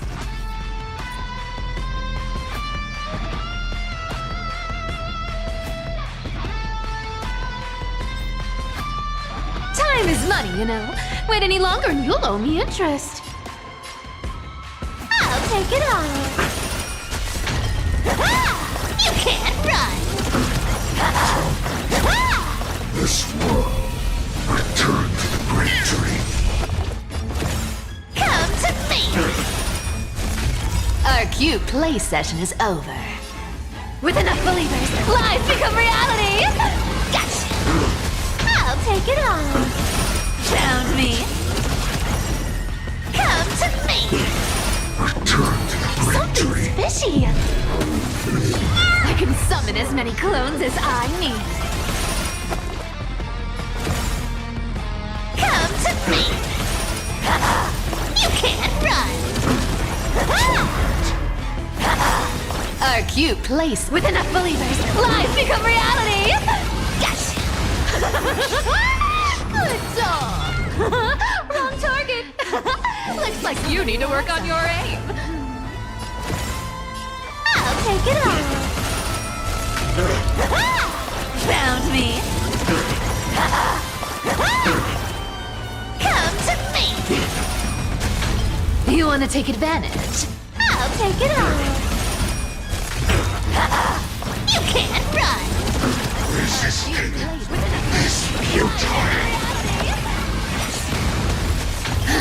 I've played with you long enough. Time to retreat.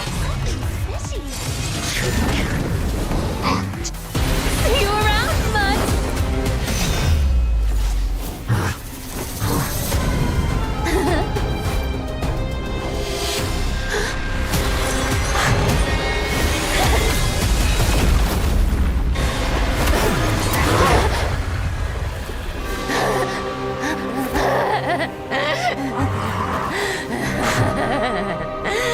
Only a mindless fool would fall for the same trick 3 times in a row.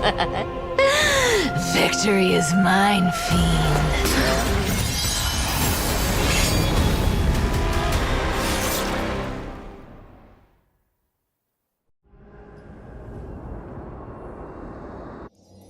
To all citizens of Akama, today I bring you 2 pieces of news.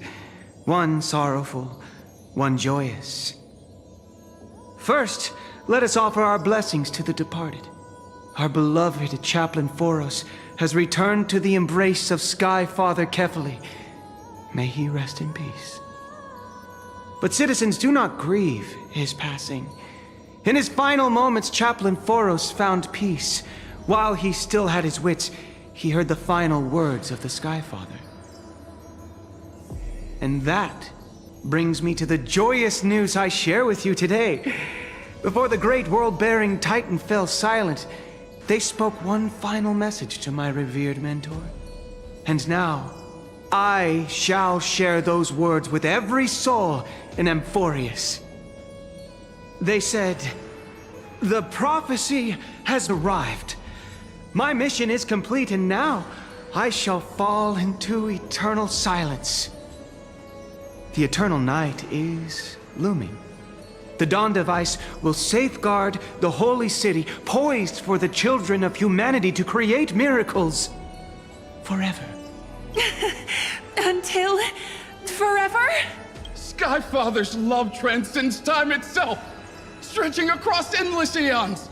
Citizens, friends, as the newly appointed chaplain, I propose we host a grand 100-day celebration at Dawncloud. A feast in gratitude for the Sky Father's gift. Our mission is to transform the Sky Father's words into unshakable faith. For 100 dawns, through song and dance, every child of humanity within Amphoreus will come to believe the light of the Dawn Device never fades. Kefali's protection has no end.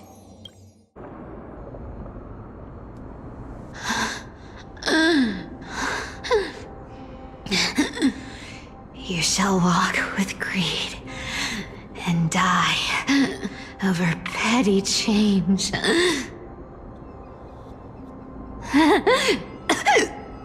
The prophecies, petty change, was quite literal after all.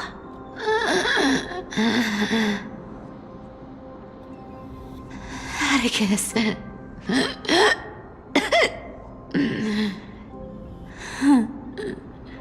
He's a good kid. I stole your identity. I owe you an apology.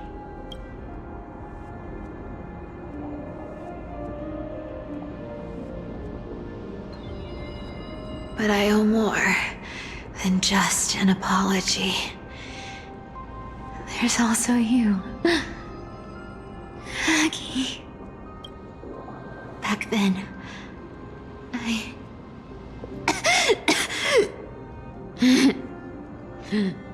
I had to leave Akama. You see, you were so good at breeding hearts. If I had stayed by your side, my fragile lies would have been exposed sooner or later.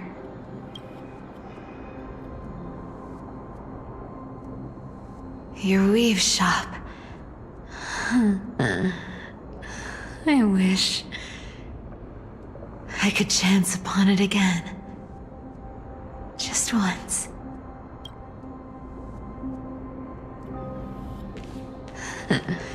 To be scolded by you and Treeby.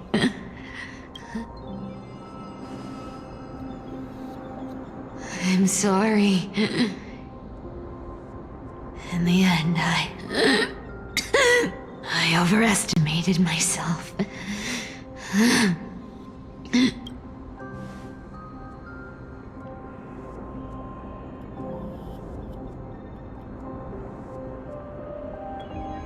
But at least there's one thing I did accomplish.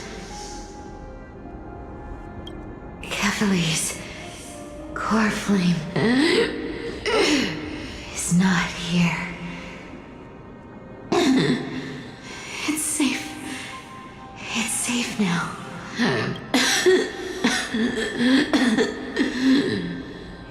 Even if I'm nothing more than a thief, at least I did something. For the flame chase. Aggie, can you hear me?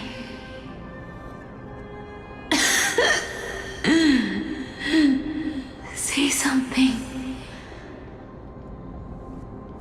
Please.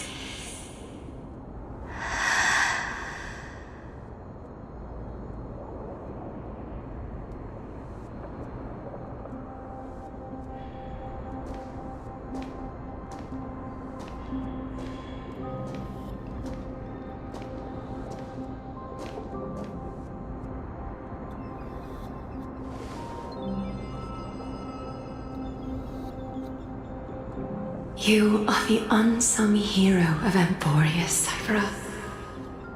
You saved us all. You betrayed the world. And in exchange, you earned humanity 1,000 more years of life.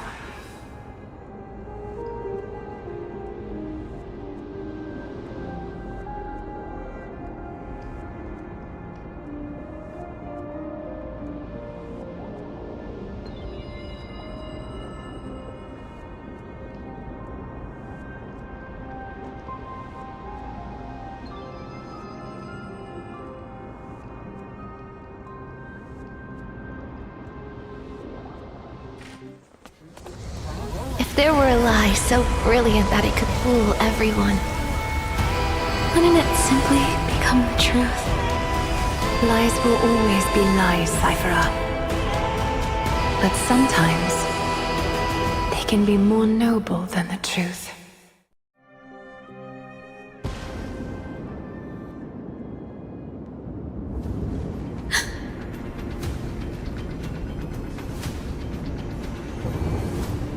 The core flame in my hand. It's trembling. It's sending me a warning. Lord Finan, in Amphoreus' mythology, isn't the Dawn device said to be a gift from Aquila to Kefali? Why bring this up now? Let's focus on getting back down there. Lord Finan? Yes. Nearly every mythologist agrees Aquila gifted the Dawn device to Kefali. Everyone, calm down. Listen to me. The core flame in my hand trembles violently. Its warmth slipping away like sand through my fingers. It burns through immense energy just to leave me with one message.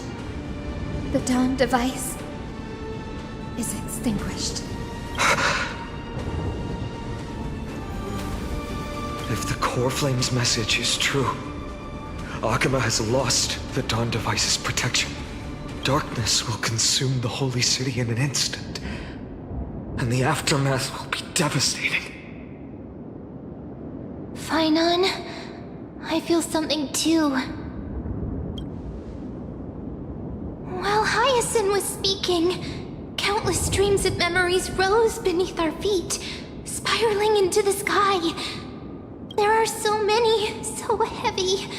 Even through the fortress walls, I can still hear them clearly. Birds, nymphs, people, their memories tangled together, their cries echoing as one. Could this be because of the Titan's fall? But that doesn't make any sense. There's no time to dwell on the cause. Without the light of the Dawn device, the holy city will be consumed by darkness, and countless lives will be cast adrift.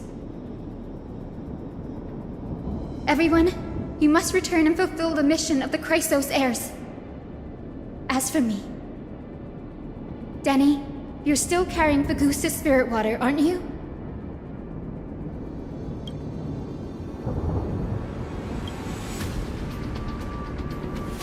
No. The time has come. Open the path to the vortex for me. There's still one thing I can do for the people down there. Return the core flame of Aquila and inherit their divine authority. I'll remain in the sky and cast my protection over the people.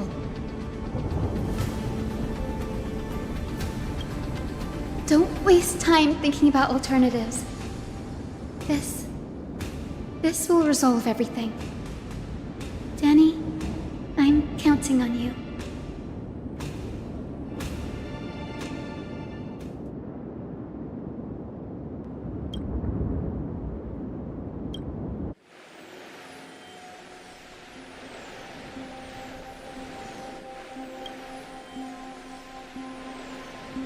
It still feels unreal. Even after seeing it a second time, you'd move in perfect harmony with the rivers and seas of this world.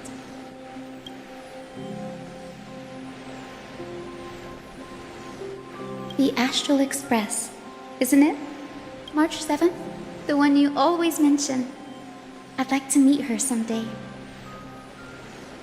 I can almost see the three of you traveling together, laughing and sharing moments. Of course I do. A sharp, aching sadness. I feel every bit of it.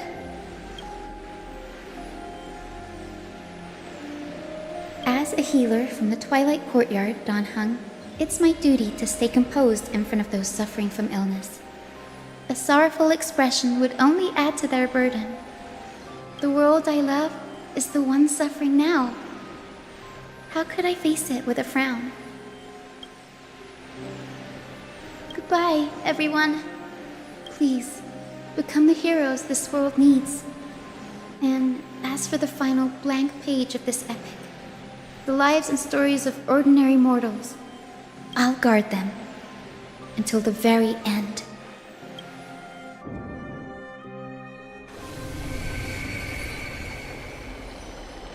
Miss Hyacinth, are you really leaving? Yes. Lord Finan has already set the date for our departure.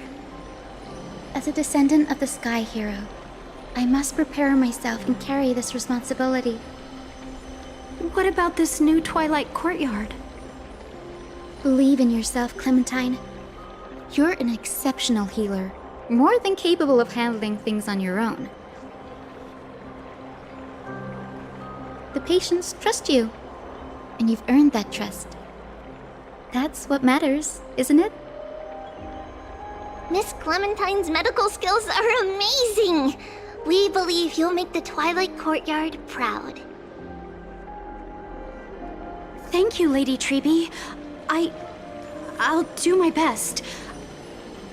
I just don't have the same confidence and certainty as Miss Hyacinth. No matter how severe the illness or injury, she always faces it with a smile.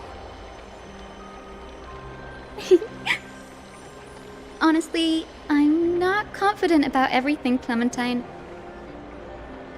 I've just learned how to hide my unease well. It's a skill I consider essential. It's hard to imagine anything making Miss Hyacinth feel uncertain. Well, shall I give you an example? Since Lady Treby happens to be here too. Wait, you're part of this? Look at the Flame Chase journey. Since Lady Aglaia took over the leadership of Akama, every Chrysos heir entrusted with the core flame, aside from Professor Anaxa, was personally chosen by her. I was the outlier. The hero Celiosi entrusted her bloodline with the legacy of the sky. Lady Aglaia's thoughts on my potential remained a mystery, even up till the day she left. So I've always carried a lingering doubt about my ability to fulfill this role.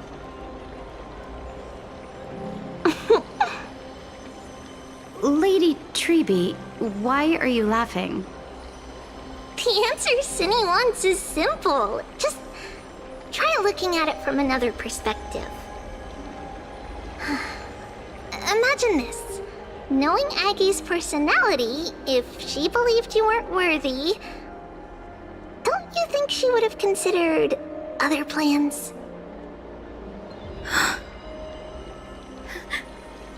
Now that I think about it, I feel much better. I may not have Lady Aglaia's keen judgment, but I would never question your resolve, Miss Hyacinth. Thank you, Clementine. I had a sudden thought, Lady Treby. Before I depart, can you teach me the words for returning the core flame? I've always been at the Grove helping with lectures and never had the chance to come to Akama. The phrases everyone has memorized still feel unfamiliar to me. I don't want to embarrass myself in front of everyone when it's my turn to return the core flame. It's easy. We can teach you right now. Let's go. We will say a line, and you repeat after us. O Majesty of the 12 Titans.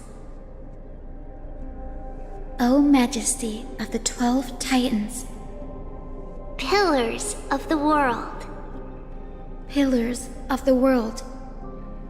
We seek your divinity.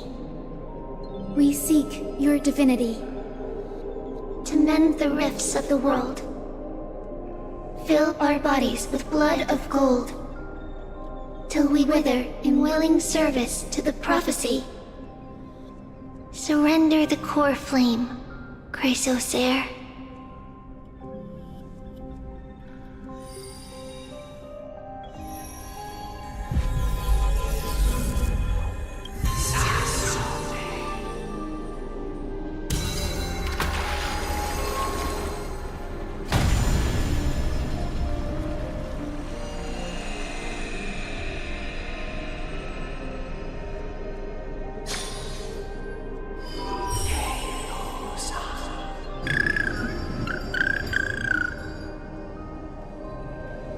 Cinny, are they?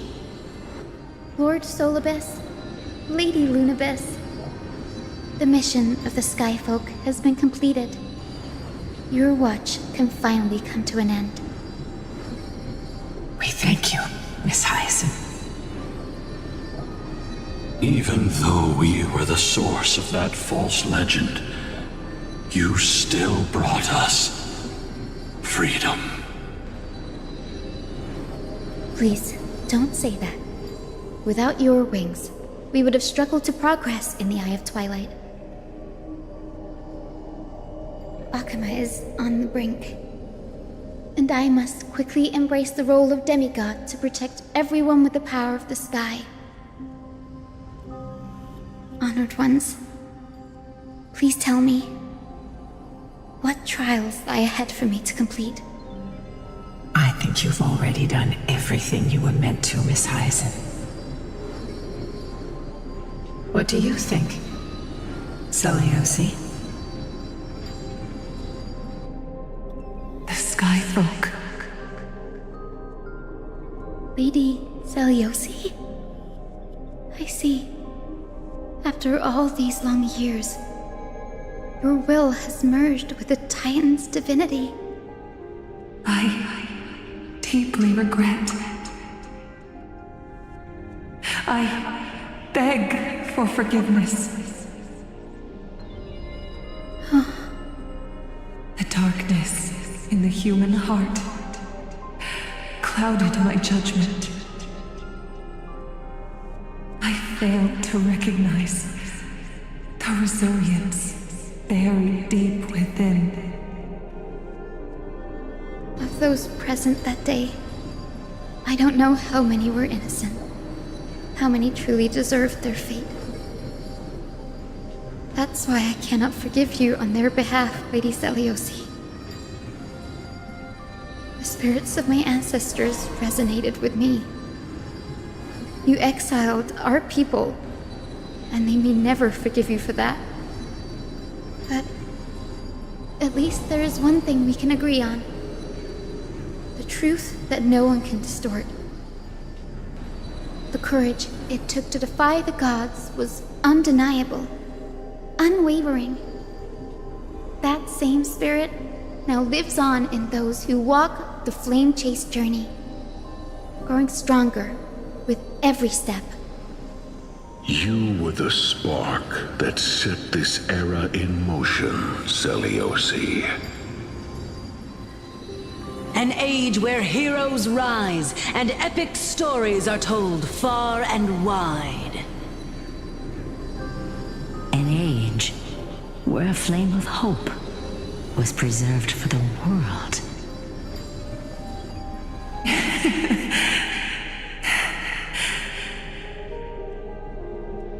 Perhaps this is what I longed for.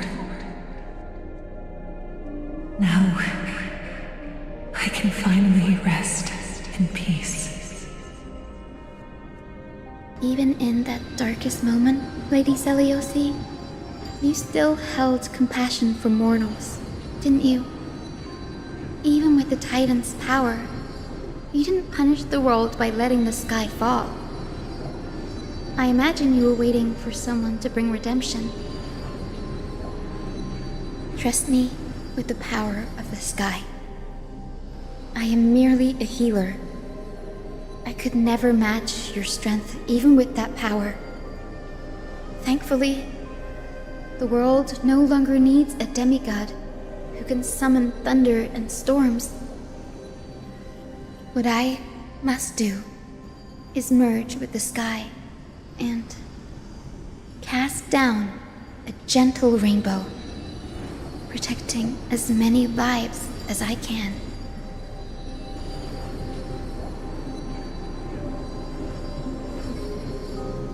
Professor Anaxa, do you remember that lesson? In the end, I followed the path of my ancestors, returning to the sky. I didn't return to the earth to walk with the people, but even so, I still achieved my dream.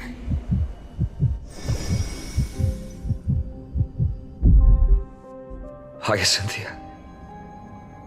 Thank you.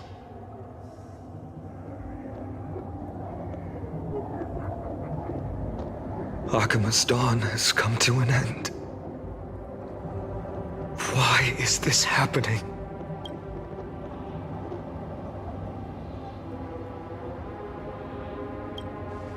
No. It's too late. The sky had been completely swallowed by the black tide. This darkness, its power probably surpasses that of the Titans. All we can do is hope she can protect as many lives as possible. Is this the end for Akuma? Don't give up. We're the ones leading this journey, so we can't afford to lose our way.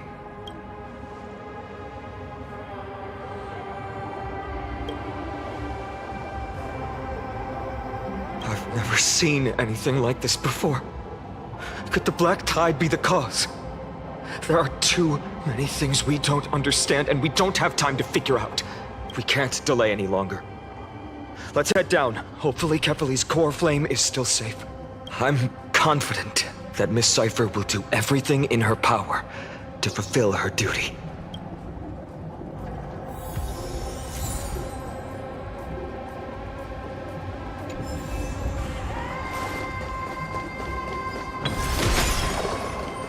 The transport platform's route is blocked by rubble. Partner, help buy us some time. Good job. Now we can get off the mountain. A black tide creature. At Dawn Cloud. Oh, no. People in the city. We must find out where they breached the city from. Triby, please hold on till we get back.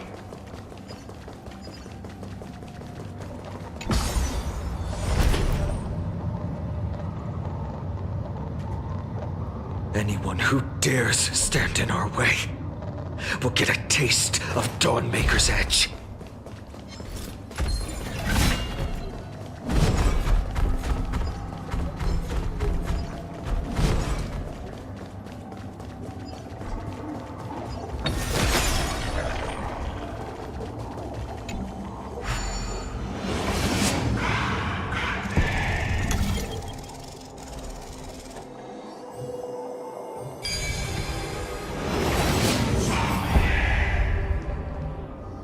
Over there! Kefali's core flame is being kept in the center of the council. We must retrieve it and bring it back to the vortex of Genesis. Right. Worst case scenario, we need to be prepared to return Kefali's core flame. If the end is indeed upon us, we no longer have time to investigate the truth behind the miracle.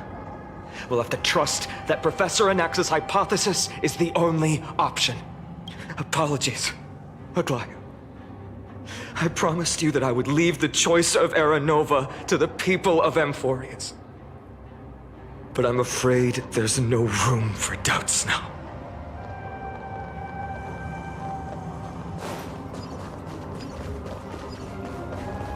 Her will to heal the world is so strong. We'll definitely sense it if she's succeeded.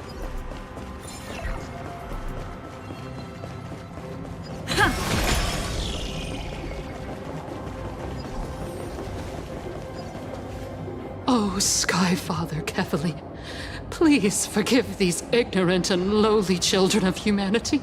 They are so utterly naive that they think of the golden-blooded heretics as deliverers. This blood-red sky, and the raging flames and demons throughout the land will purge their foolishness.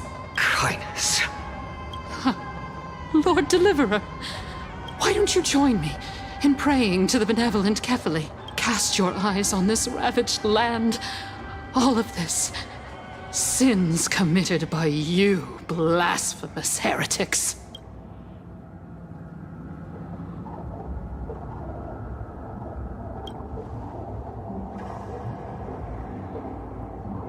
Danheng is right. My sword yearns to end your pathetic life. But to a cornered dog like you, the most deserving punishment is to personally witness the Chrysos heirs fulfill their mission. Only then will you truly know how meaningless and foolish your past transgressions were. Fulfill your mission. Kefali's core flame is long lost to the winds. How will you fulfill the prophecy? She's gone completely mad. To the point where she's just spewing nonsense. For the longest time, Kefali's core flame has been worshipped here. Only core members of the Council of Elders know how to activate the core flame casket.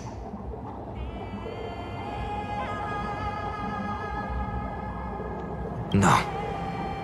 We don't need her help. Professor Anaxa taught me more than just what was in the textbooks.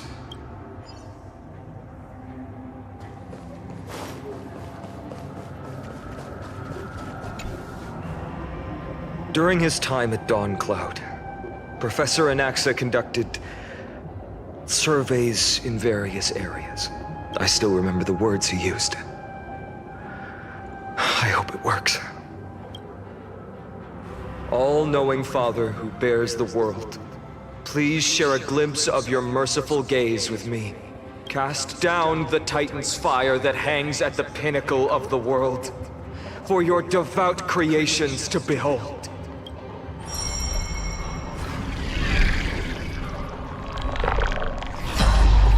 It worked. One step left. To undo its arcane seal. Partner, I may require your strength again.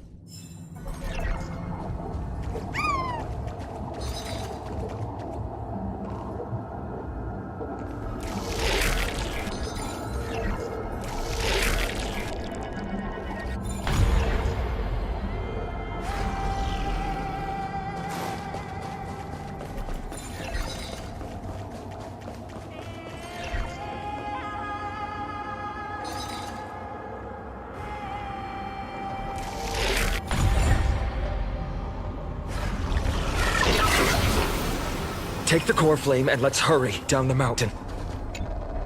Donahung, can you use the spirit water art again?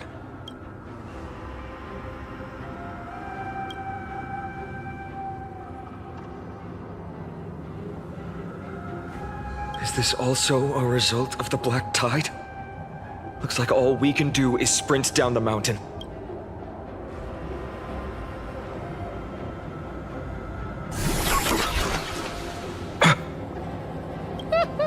You all thought I completely lost my mind. If the core flame was never tampered with and has always remained here untouched, you all think I wouldn't have the power to take it away?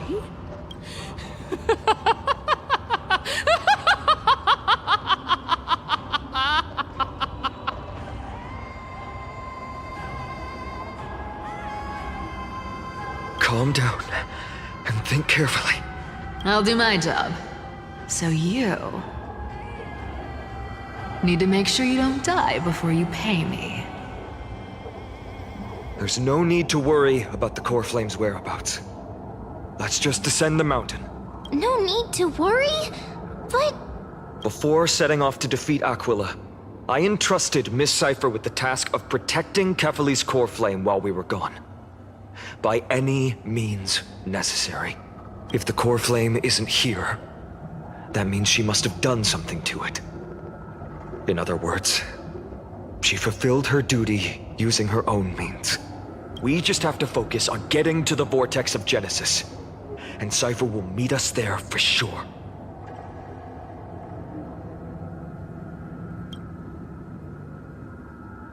Friends, we have no choice other than to trust her. If the nearest ritual basin is 10,000 paces away, then what we have to do is to run in that direction and hope she meets us after 1,000 paces. If she doesn't show up, we will keep going and trust that we will see her at 2,000 paces. 3, 4, 5,000. I will keep hoping with the same resolve all the way until she shows up in front of us with her usual rebellious attitude.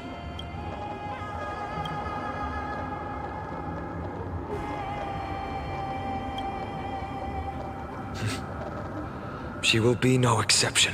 But before that, we must survive and break through this siege.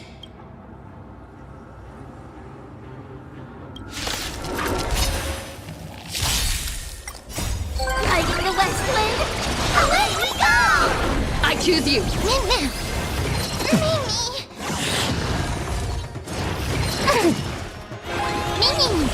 As you wish. My friends? Indulge yourselves!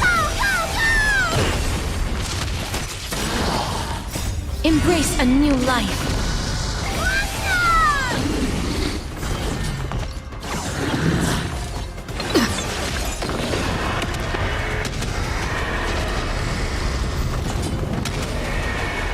May death protect us! You can do it! We can do anything! Lighting the west wind, away we go! Time to mix things up! Root here. It's done. Let's go.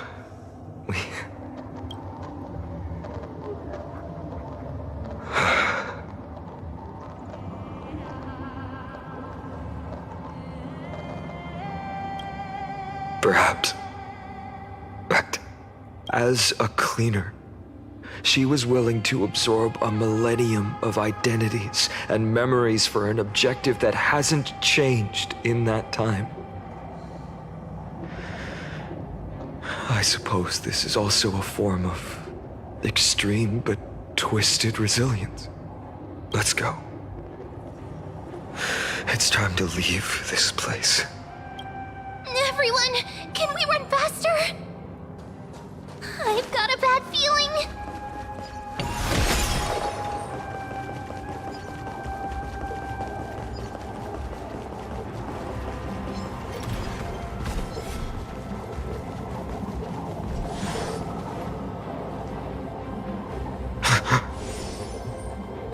Everyone, look, behind us.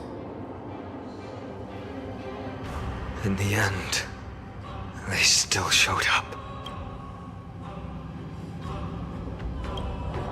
I agree. I've been waiting for a chance to face them head on, but not now. If we take the fight here, then lose, the consequences would be irreversible. Come on. We have to get out of here.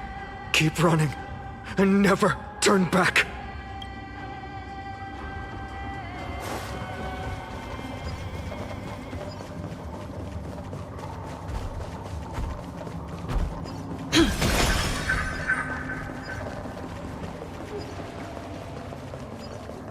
They will catch up to us sooner or later. Keep running. Don't stop.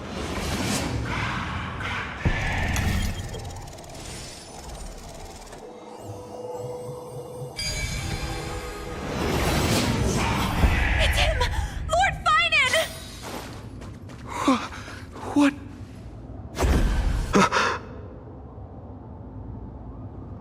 Dusk has descended as ordained.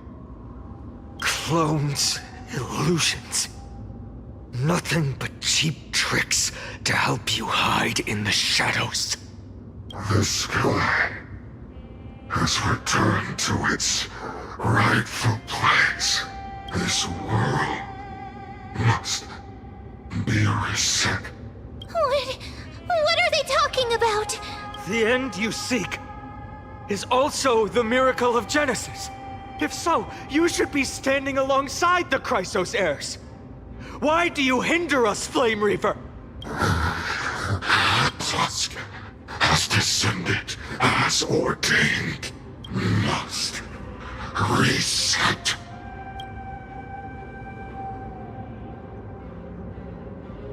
If words won't work, then we can only express our resolve with our blades. We shoulder the fates and futures of too many people. We will not fall here!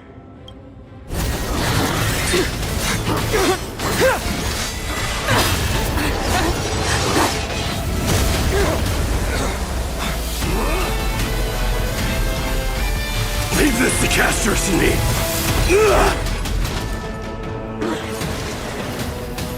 Over here! Go!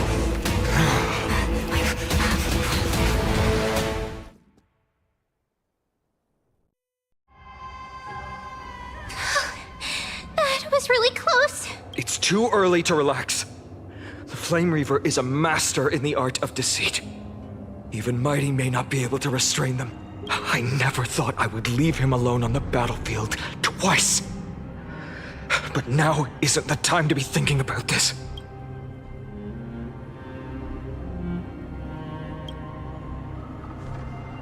Protect us! Skyfather, save us! The Black Tide creatures are threatening the people. We can't just stand by and watch. Let's end this quickly. That rainbow barrier. How's this taste? As you wish. Wilt hear. My friends? Indulge yourselves! Embrace a new life.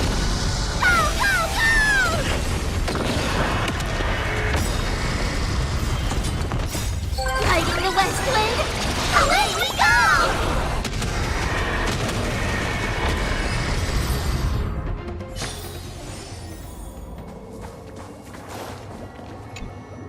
Everyone, you're all safe.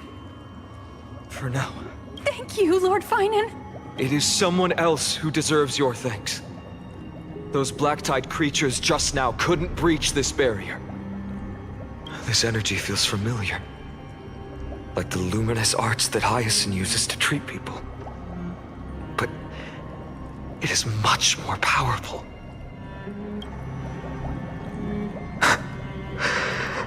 Yeah. Citizens! My companions and I can't stay long. Before reinforcements arrive, please do not step out of this barrier. This is a miracle left by the demigod Hyacinth. Please trust her conviction. Miss Hyacinth has also become a demigod, like Lady Aglaya? We understand. We will not leave her protection until you return, Lord Finan. I won't make empty promises. I might not be able to return in the near future. But even if there's no perfect solution, I will make a choice that fulfills this mission.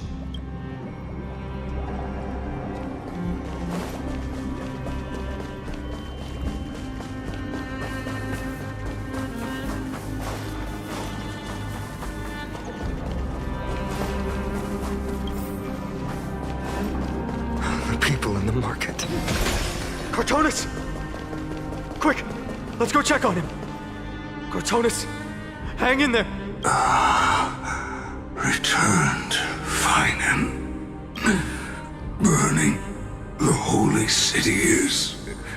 To resist, I did all I could. You shouldn't be on the front line at your age, Grand Craftsman. Where are the citizens? What's the situation at Marmorial Market? Organizing their escape. The holy city guards are... But where to flee to, no one knows. Descended from the sky, the rainbow barrier did. Protected the people. But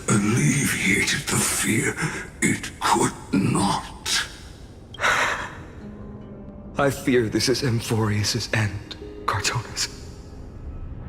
There is only one way to save our home. Finally come true. The Sky Father's prophecy.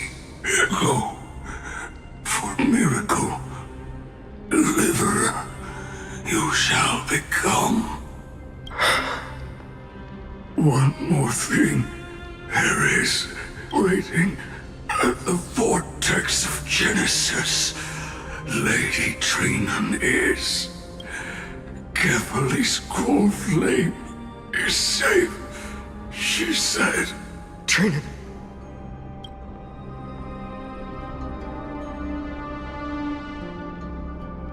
Urgent. The situation is... Leave them to me. The monsters died. I should have kept me here.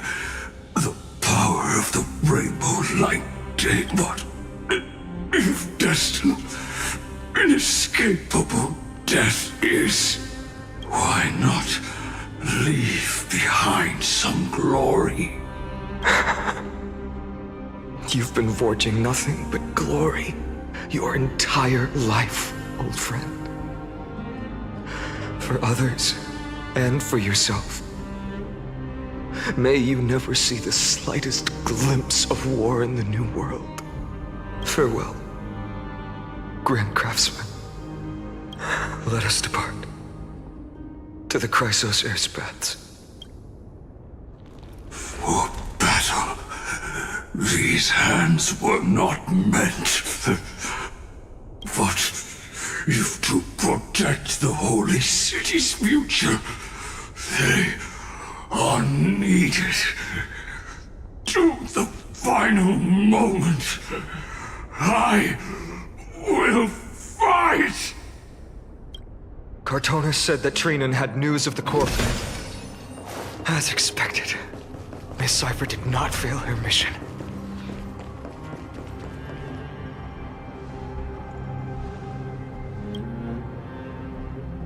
These buildings...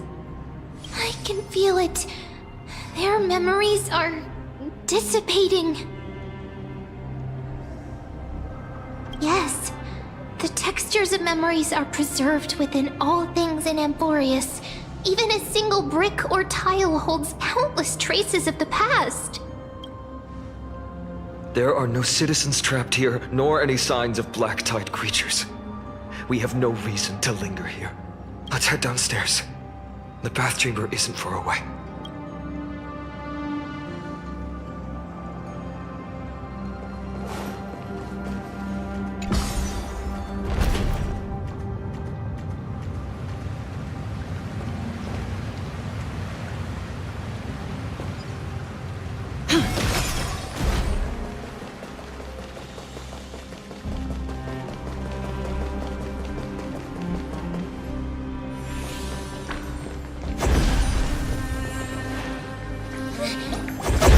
To us? Don't tell me that Mighty...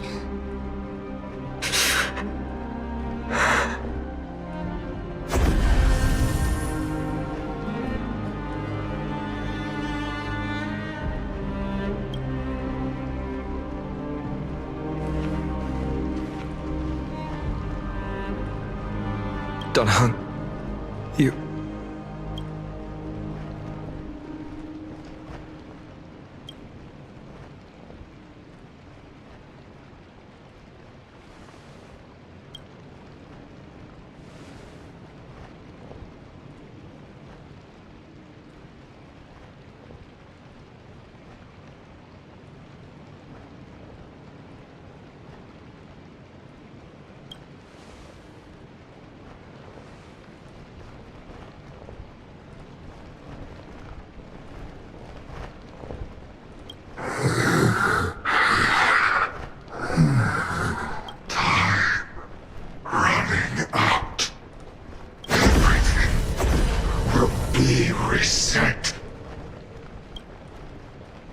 You better keep your word, Dan Heng. You cannot die here.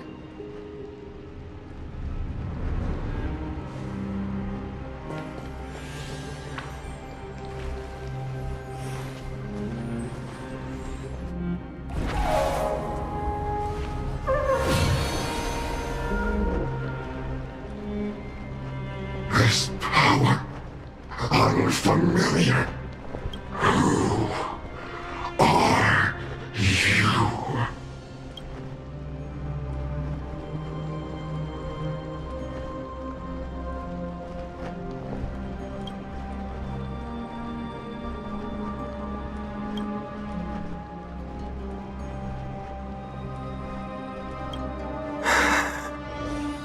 Follow me.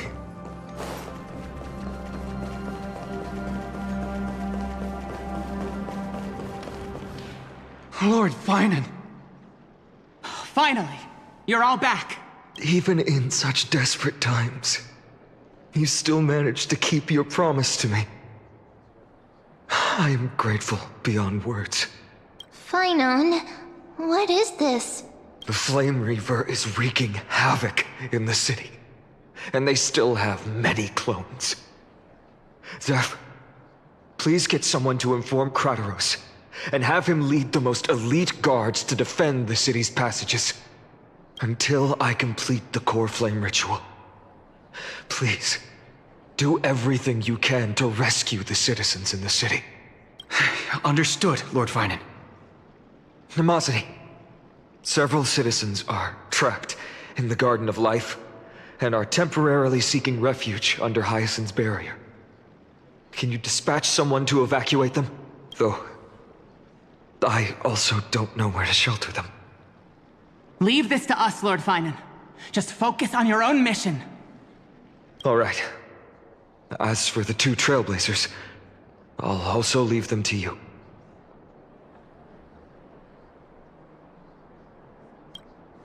My apologies, partner. I acted on my own this time. I prepared for the worst before the fight against Aquila. Even if there came a day when Akuma was taken by the Black Tide. As long as we defeated Aquila, lifting the sky's curse, you and Don Hung would at least have a chance to get home safely.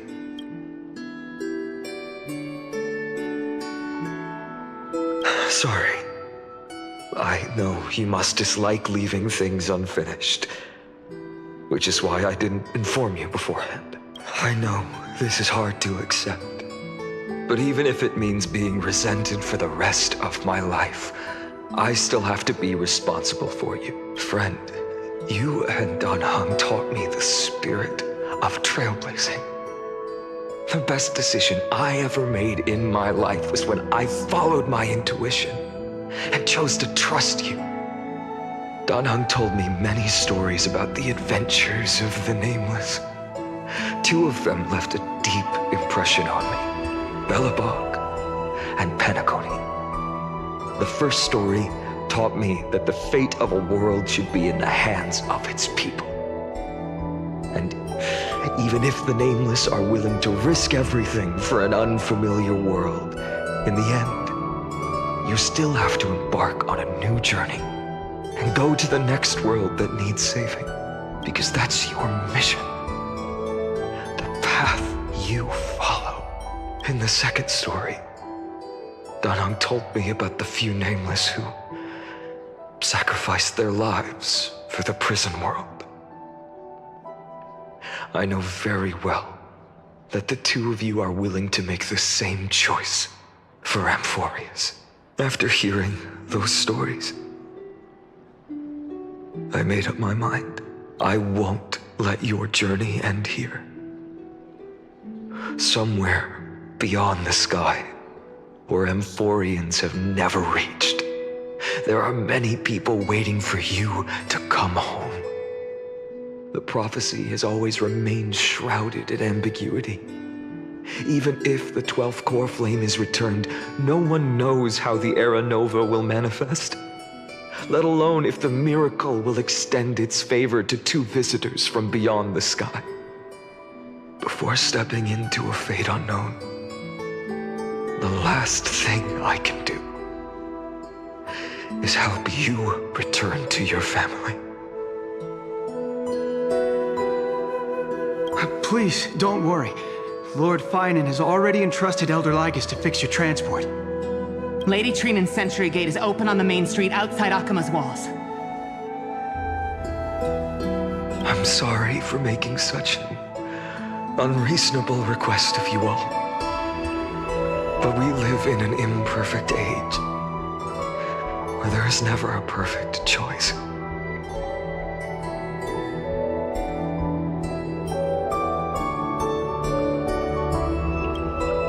Every one of us has the right to make our own choices. If you can't accept my decision on your behalf, then use your choice to open up a new path. That's what you're best at, right? Regardless, Dunhung is still holding on for his life. Don't keep him waiting too long. One day I hope we will reunite under the constellations. When that time comes, we can hold a belated victory feast. How about that?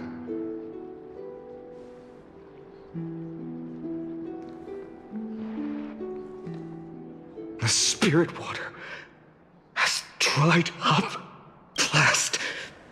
Why is nothing going right? Calm down. There might be another way in.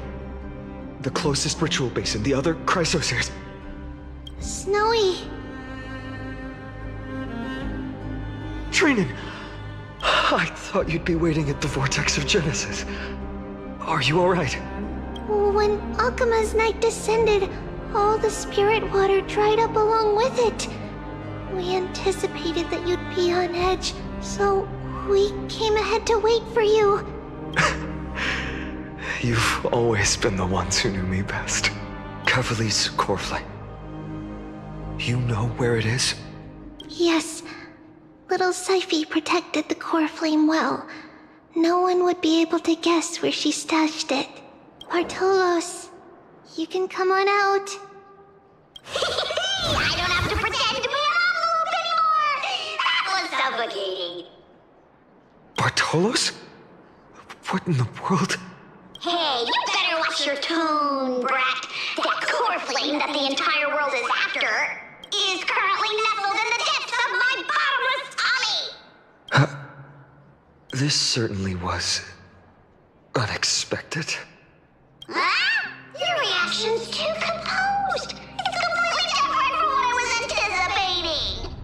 Bartolos, Snowy still doesn't know the truth behind Akuma's eternal daylight. Ah, you're right. Well, then you'd better strap in and listen up, brat. That girl Cyphera spun a grand lie that deceived all of Amphoreus. She tricked all of you into believing that giant ball on Kefali's back would cast light over Akuma forever. Not just that. She even managed to pull that dumb ascension trial and allowed me, the great Zagreus, Hey, Rat! You... still no reaction from you? Yeah, dang it. You're no fun at all.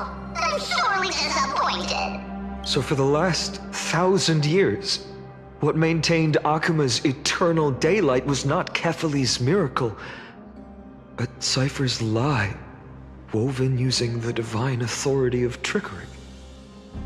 But now, the lie has come undone. Which means... Well, you didn't guess wrong. Cyphera has already passed, and all her lies have scattered to the winds like ash.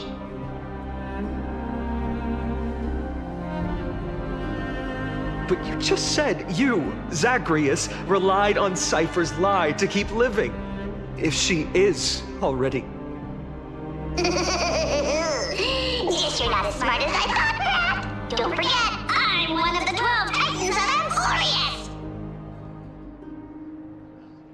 And this core flame in my belly, is it not the core that maintains a Titan's life and divinity? So you're going to hand the core flame over to us? Just like that? Just so. How about it? Let's hear some groveling gratitude, huh? Why? In the myths, Zagreus was the most cowardly and shameful of the Titans.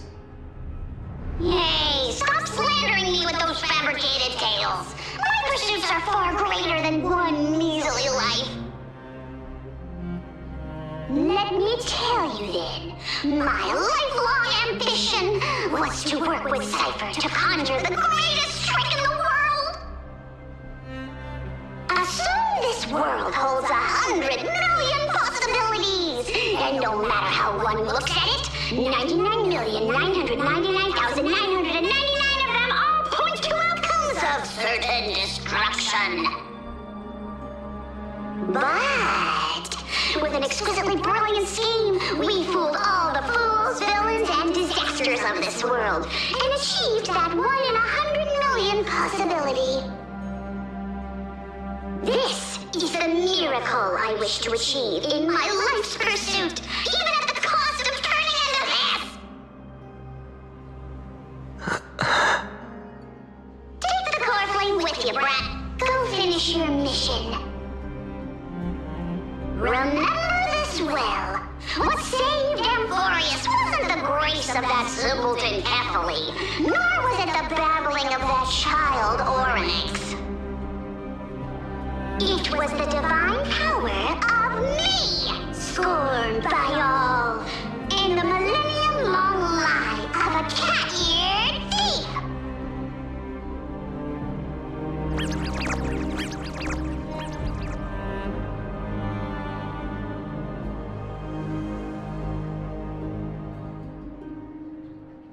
Strife, death, trickery.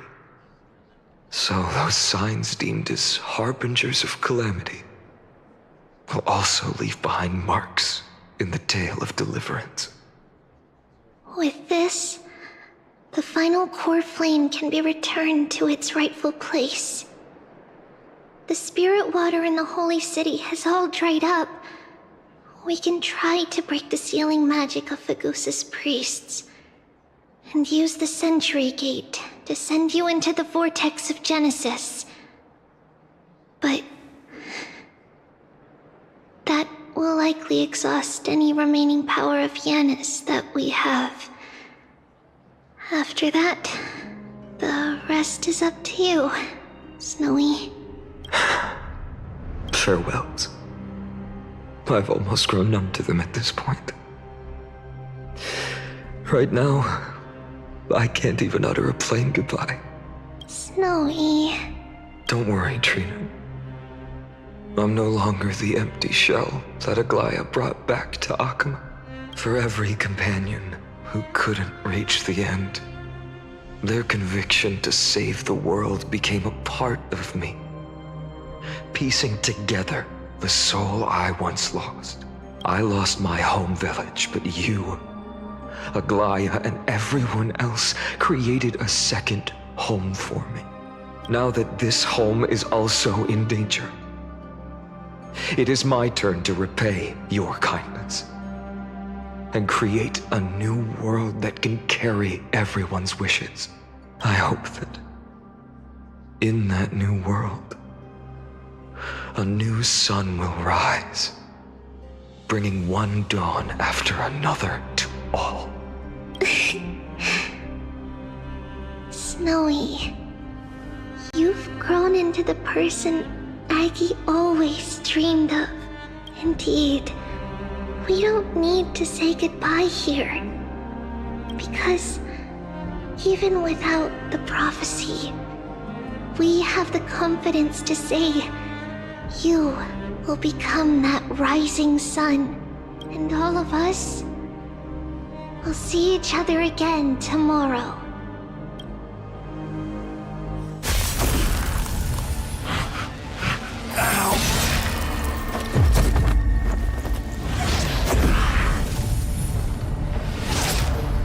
All shall bid farewell to one, and that person alone will witness the miracle. Such is destiny. Become the dawn. Deliver. Burning skies, shattered statues, corpses strewn everywhere. What a mess. If this is what the inside of Amphoreus looks like, It's truly shocking. To be honest, I was initially skeptical. But right now, I'm starting to see your point. Screwy. If that's the case, Herta, do you now have enough reason to believe my conjecture about the true nature of Amphoreus? Let's not expand on that topic just yet. That Intellitron, Lygus, was it? He's not completely dead. That was probably a fake body. Something behind it is still defying us. I must admit, even if both of us worked together, it wouldn't be a simple task piercing through its defenses. For now, we can only observe this world as bystanders. I knew we should have brought Stephen along. No wonder the Garden of Recollection wants to work with the Astral Express. Without the power of the Trailblaze, it'd be impossible to unearth this place's secrets. But in the end, the garden emerged unscathed, and it was the Nameless who got burnt. Curiosity definitely killed Aki. That big guy over there. The black ball spewing meteors. You think it's got anything to do with the Lord Ravager? Alas, without sufficient computational power in the stream projection, I am unable to analyze the path energy. Suggestion: the immediate priority now is to find the whereabouts of the two Nameless. Research priority on the destruction can be lowered. Every second counts, before that Intellitron's preventative measures kick in. All right. Stop making a fuss. How many times have we collaborated, and when did it ever not end in a perfect outcome? Why not add another mission objective while we're at it? The card-playing memo keeper told me that the frozen Trailblazer girl might just also be trapped inside Amphoreus. If time allows, I will also investigate March 7th's whereabouts. Herta, do you hear that? A wave of desperate cries from the heart of the mountain city.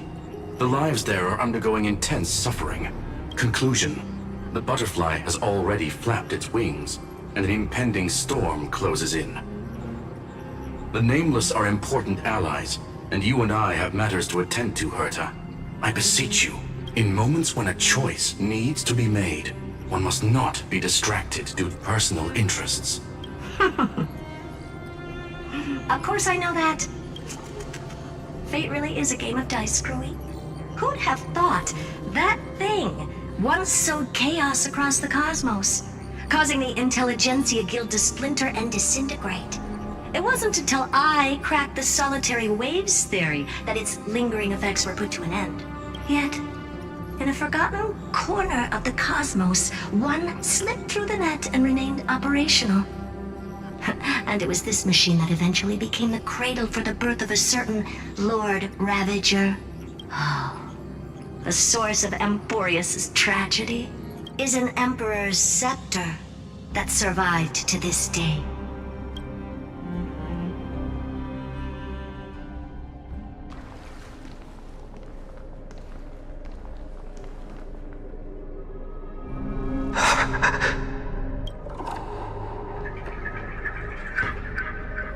This is what the world looked like originally. And what are you doing here? Answer my question, Lygus. Ah, another hero has arrived at the Vortex. I can no longer remember how many times this has happened. The author of each epic, as the prophecy has foretold, stays their pen at this point. Just like each cycle of the extrapolation, in accordance to their primordial design, ends here.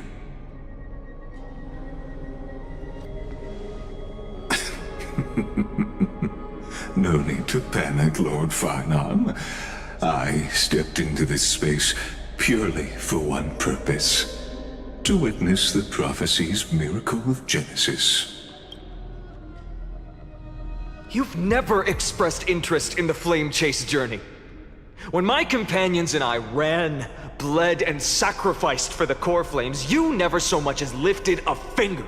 An indifferent observer. An anti-Catheran who's neutral till the end. Why would you suddenly express concern for the Chrysos Heir's mission? When that lone swordmaster left everything behind, plunging into a sea of madness, I was on the shore, listening. When that mighty lord shed his armor, filling the crevices of the earth with his iron bones, I was on the mountaintop, gazing down. Across 1,000 years of the flame-chase journey, I have witnessed the ardor, resolve, division, and unity of the Chrysos heirs with mine own eyes. Just as you were all born to shoulder the guidance of the prophecy, I too have bathed in the gaze of distant stars, have seen the deepest, darkest of destinies. I will become the most loyal reader of the epics, a spectator voraciously consuming the valorous deeds of you heroes. The gaze of distant stars? One day you will understand, but not now. At this moment, please disregard this observer and finish what you must, Lord Finon.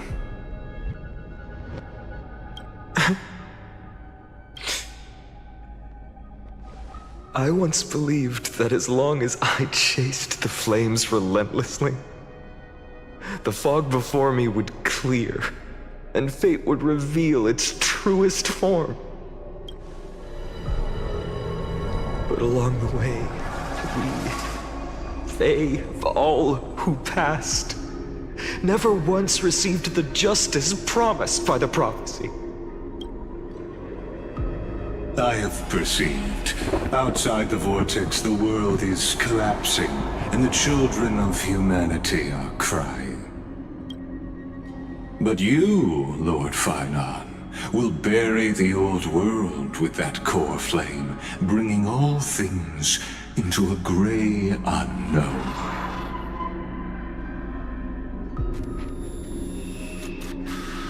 It doesn't matter. This cruel flame-chase journey has made me abandon my fantasies. The future is not a paradise with a gentle west wind, waiting for us to step in. If what lies ahead is a mass of chaos, I will tear it apart. Then usher in the first ray of blazing sunlight. All shall bid farewell to one, and that person alone will witness the miracle.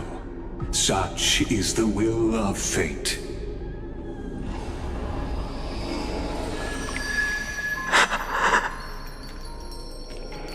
Yet this time, will an epic with endless cycles.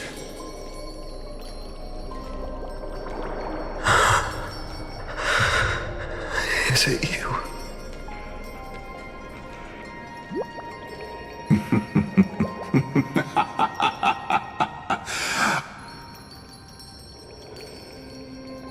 Turn a new page.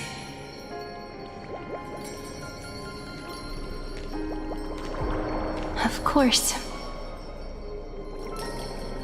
This will be a romantic story like none that has come before. You think so too, right?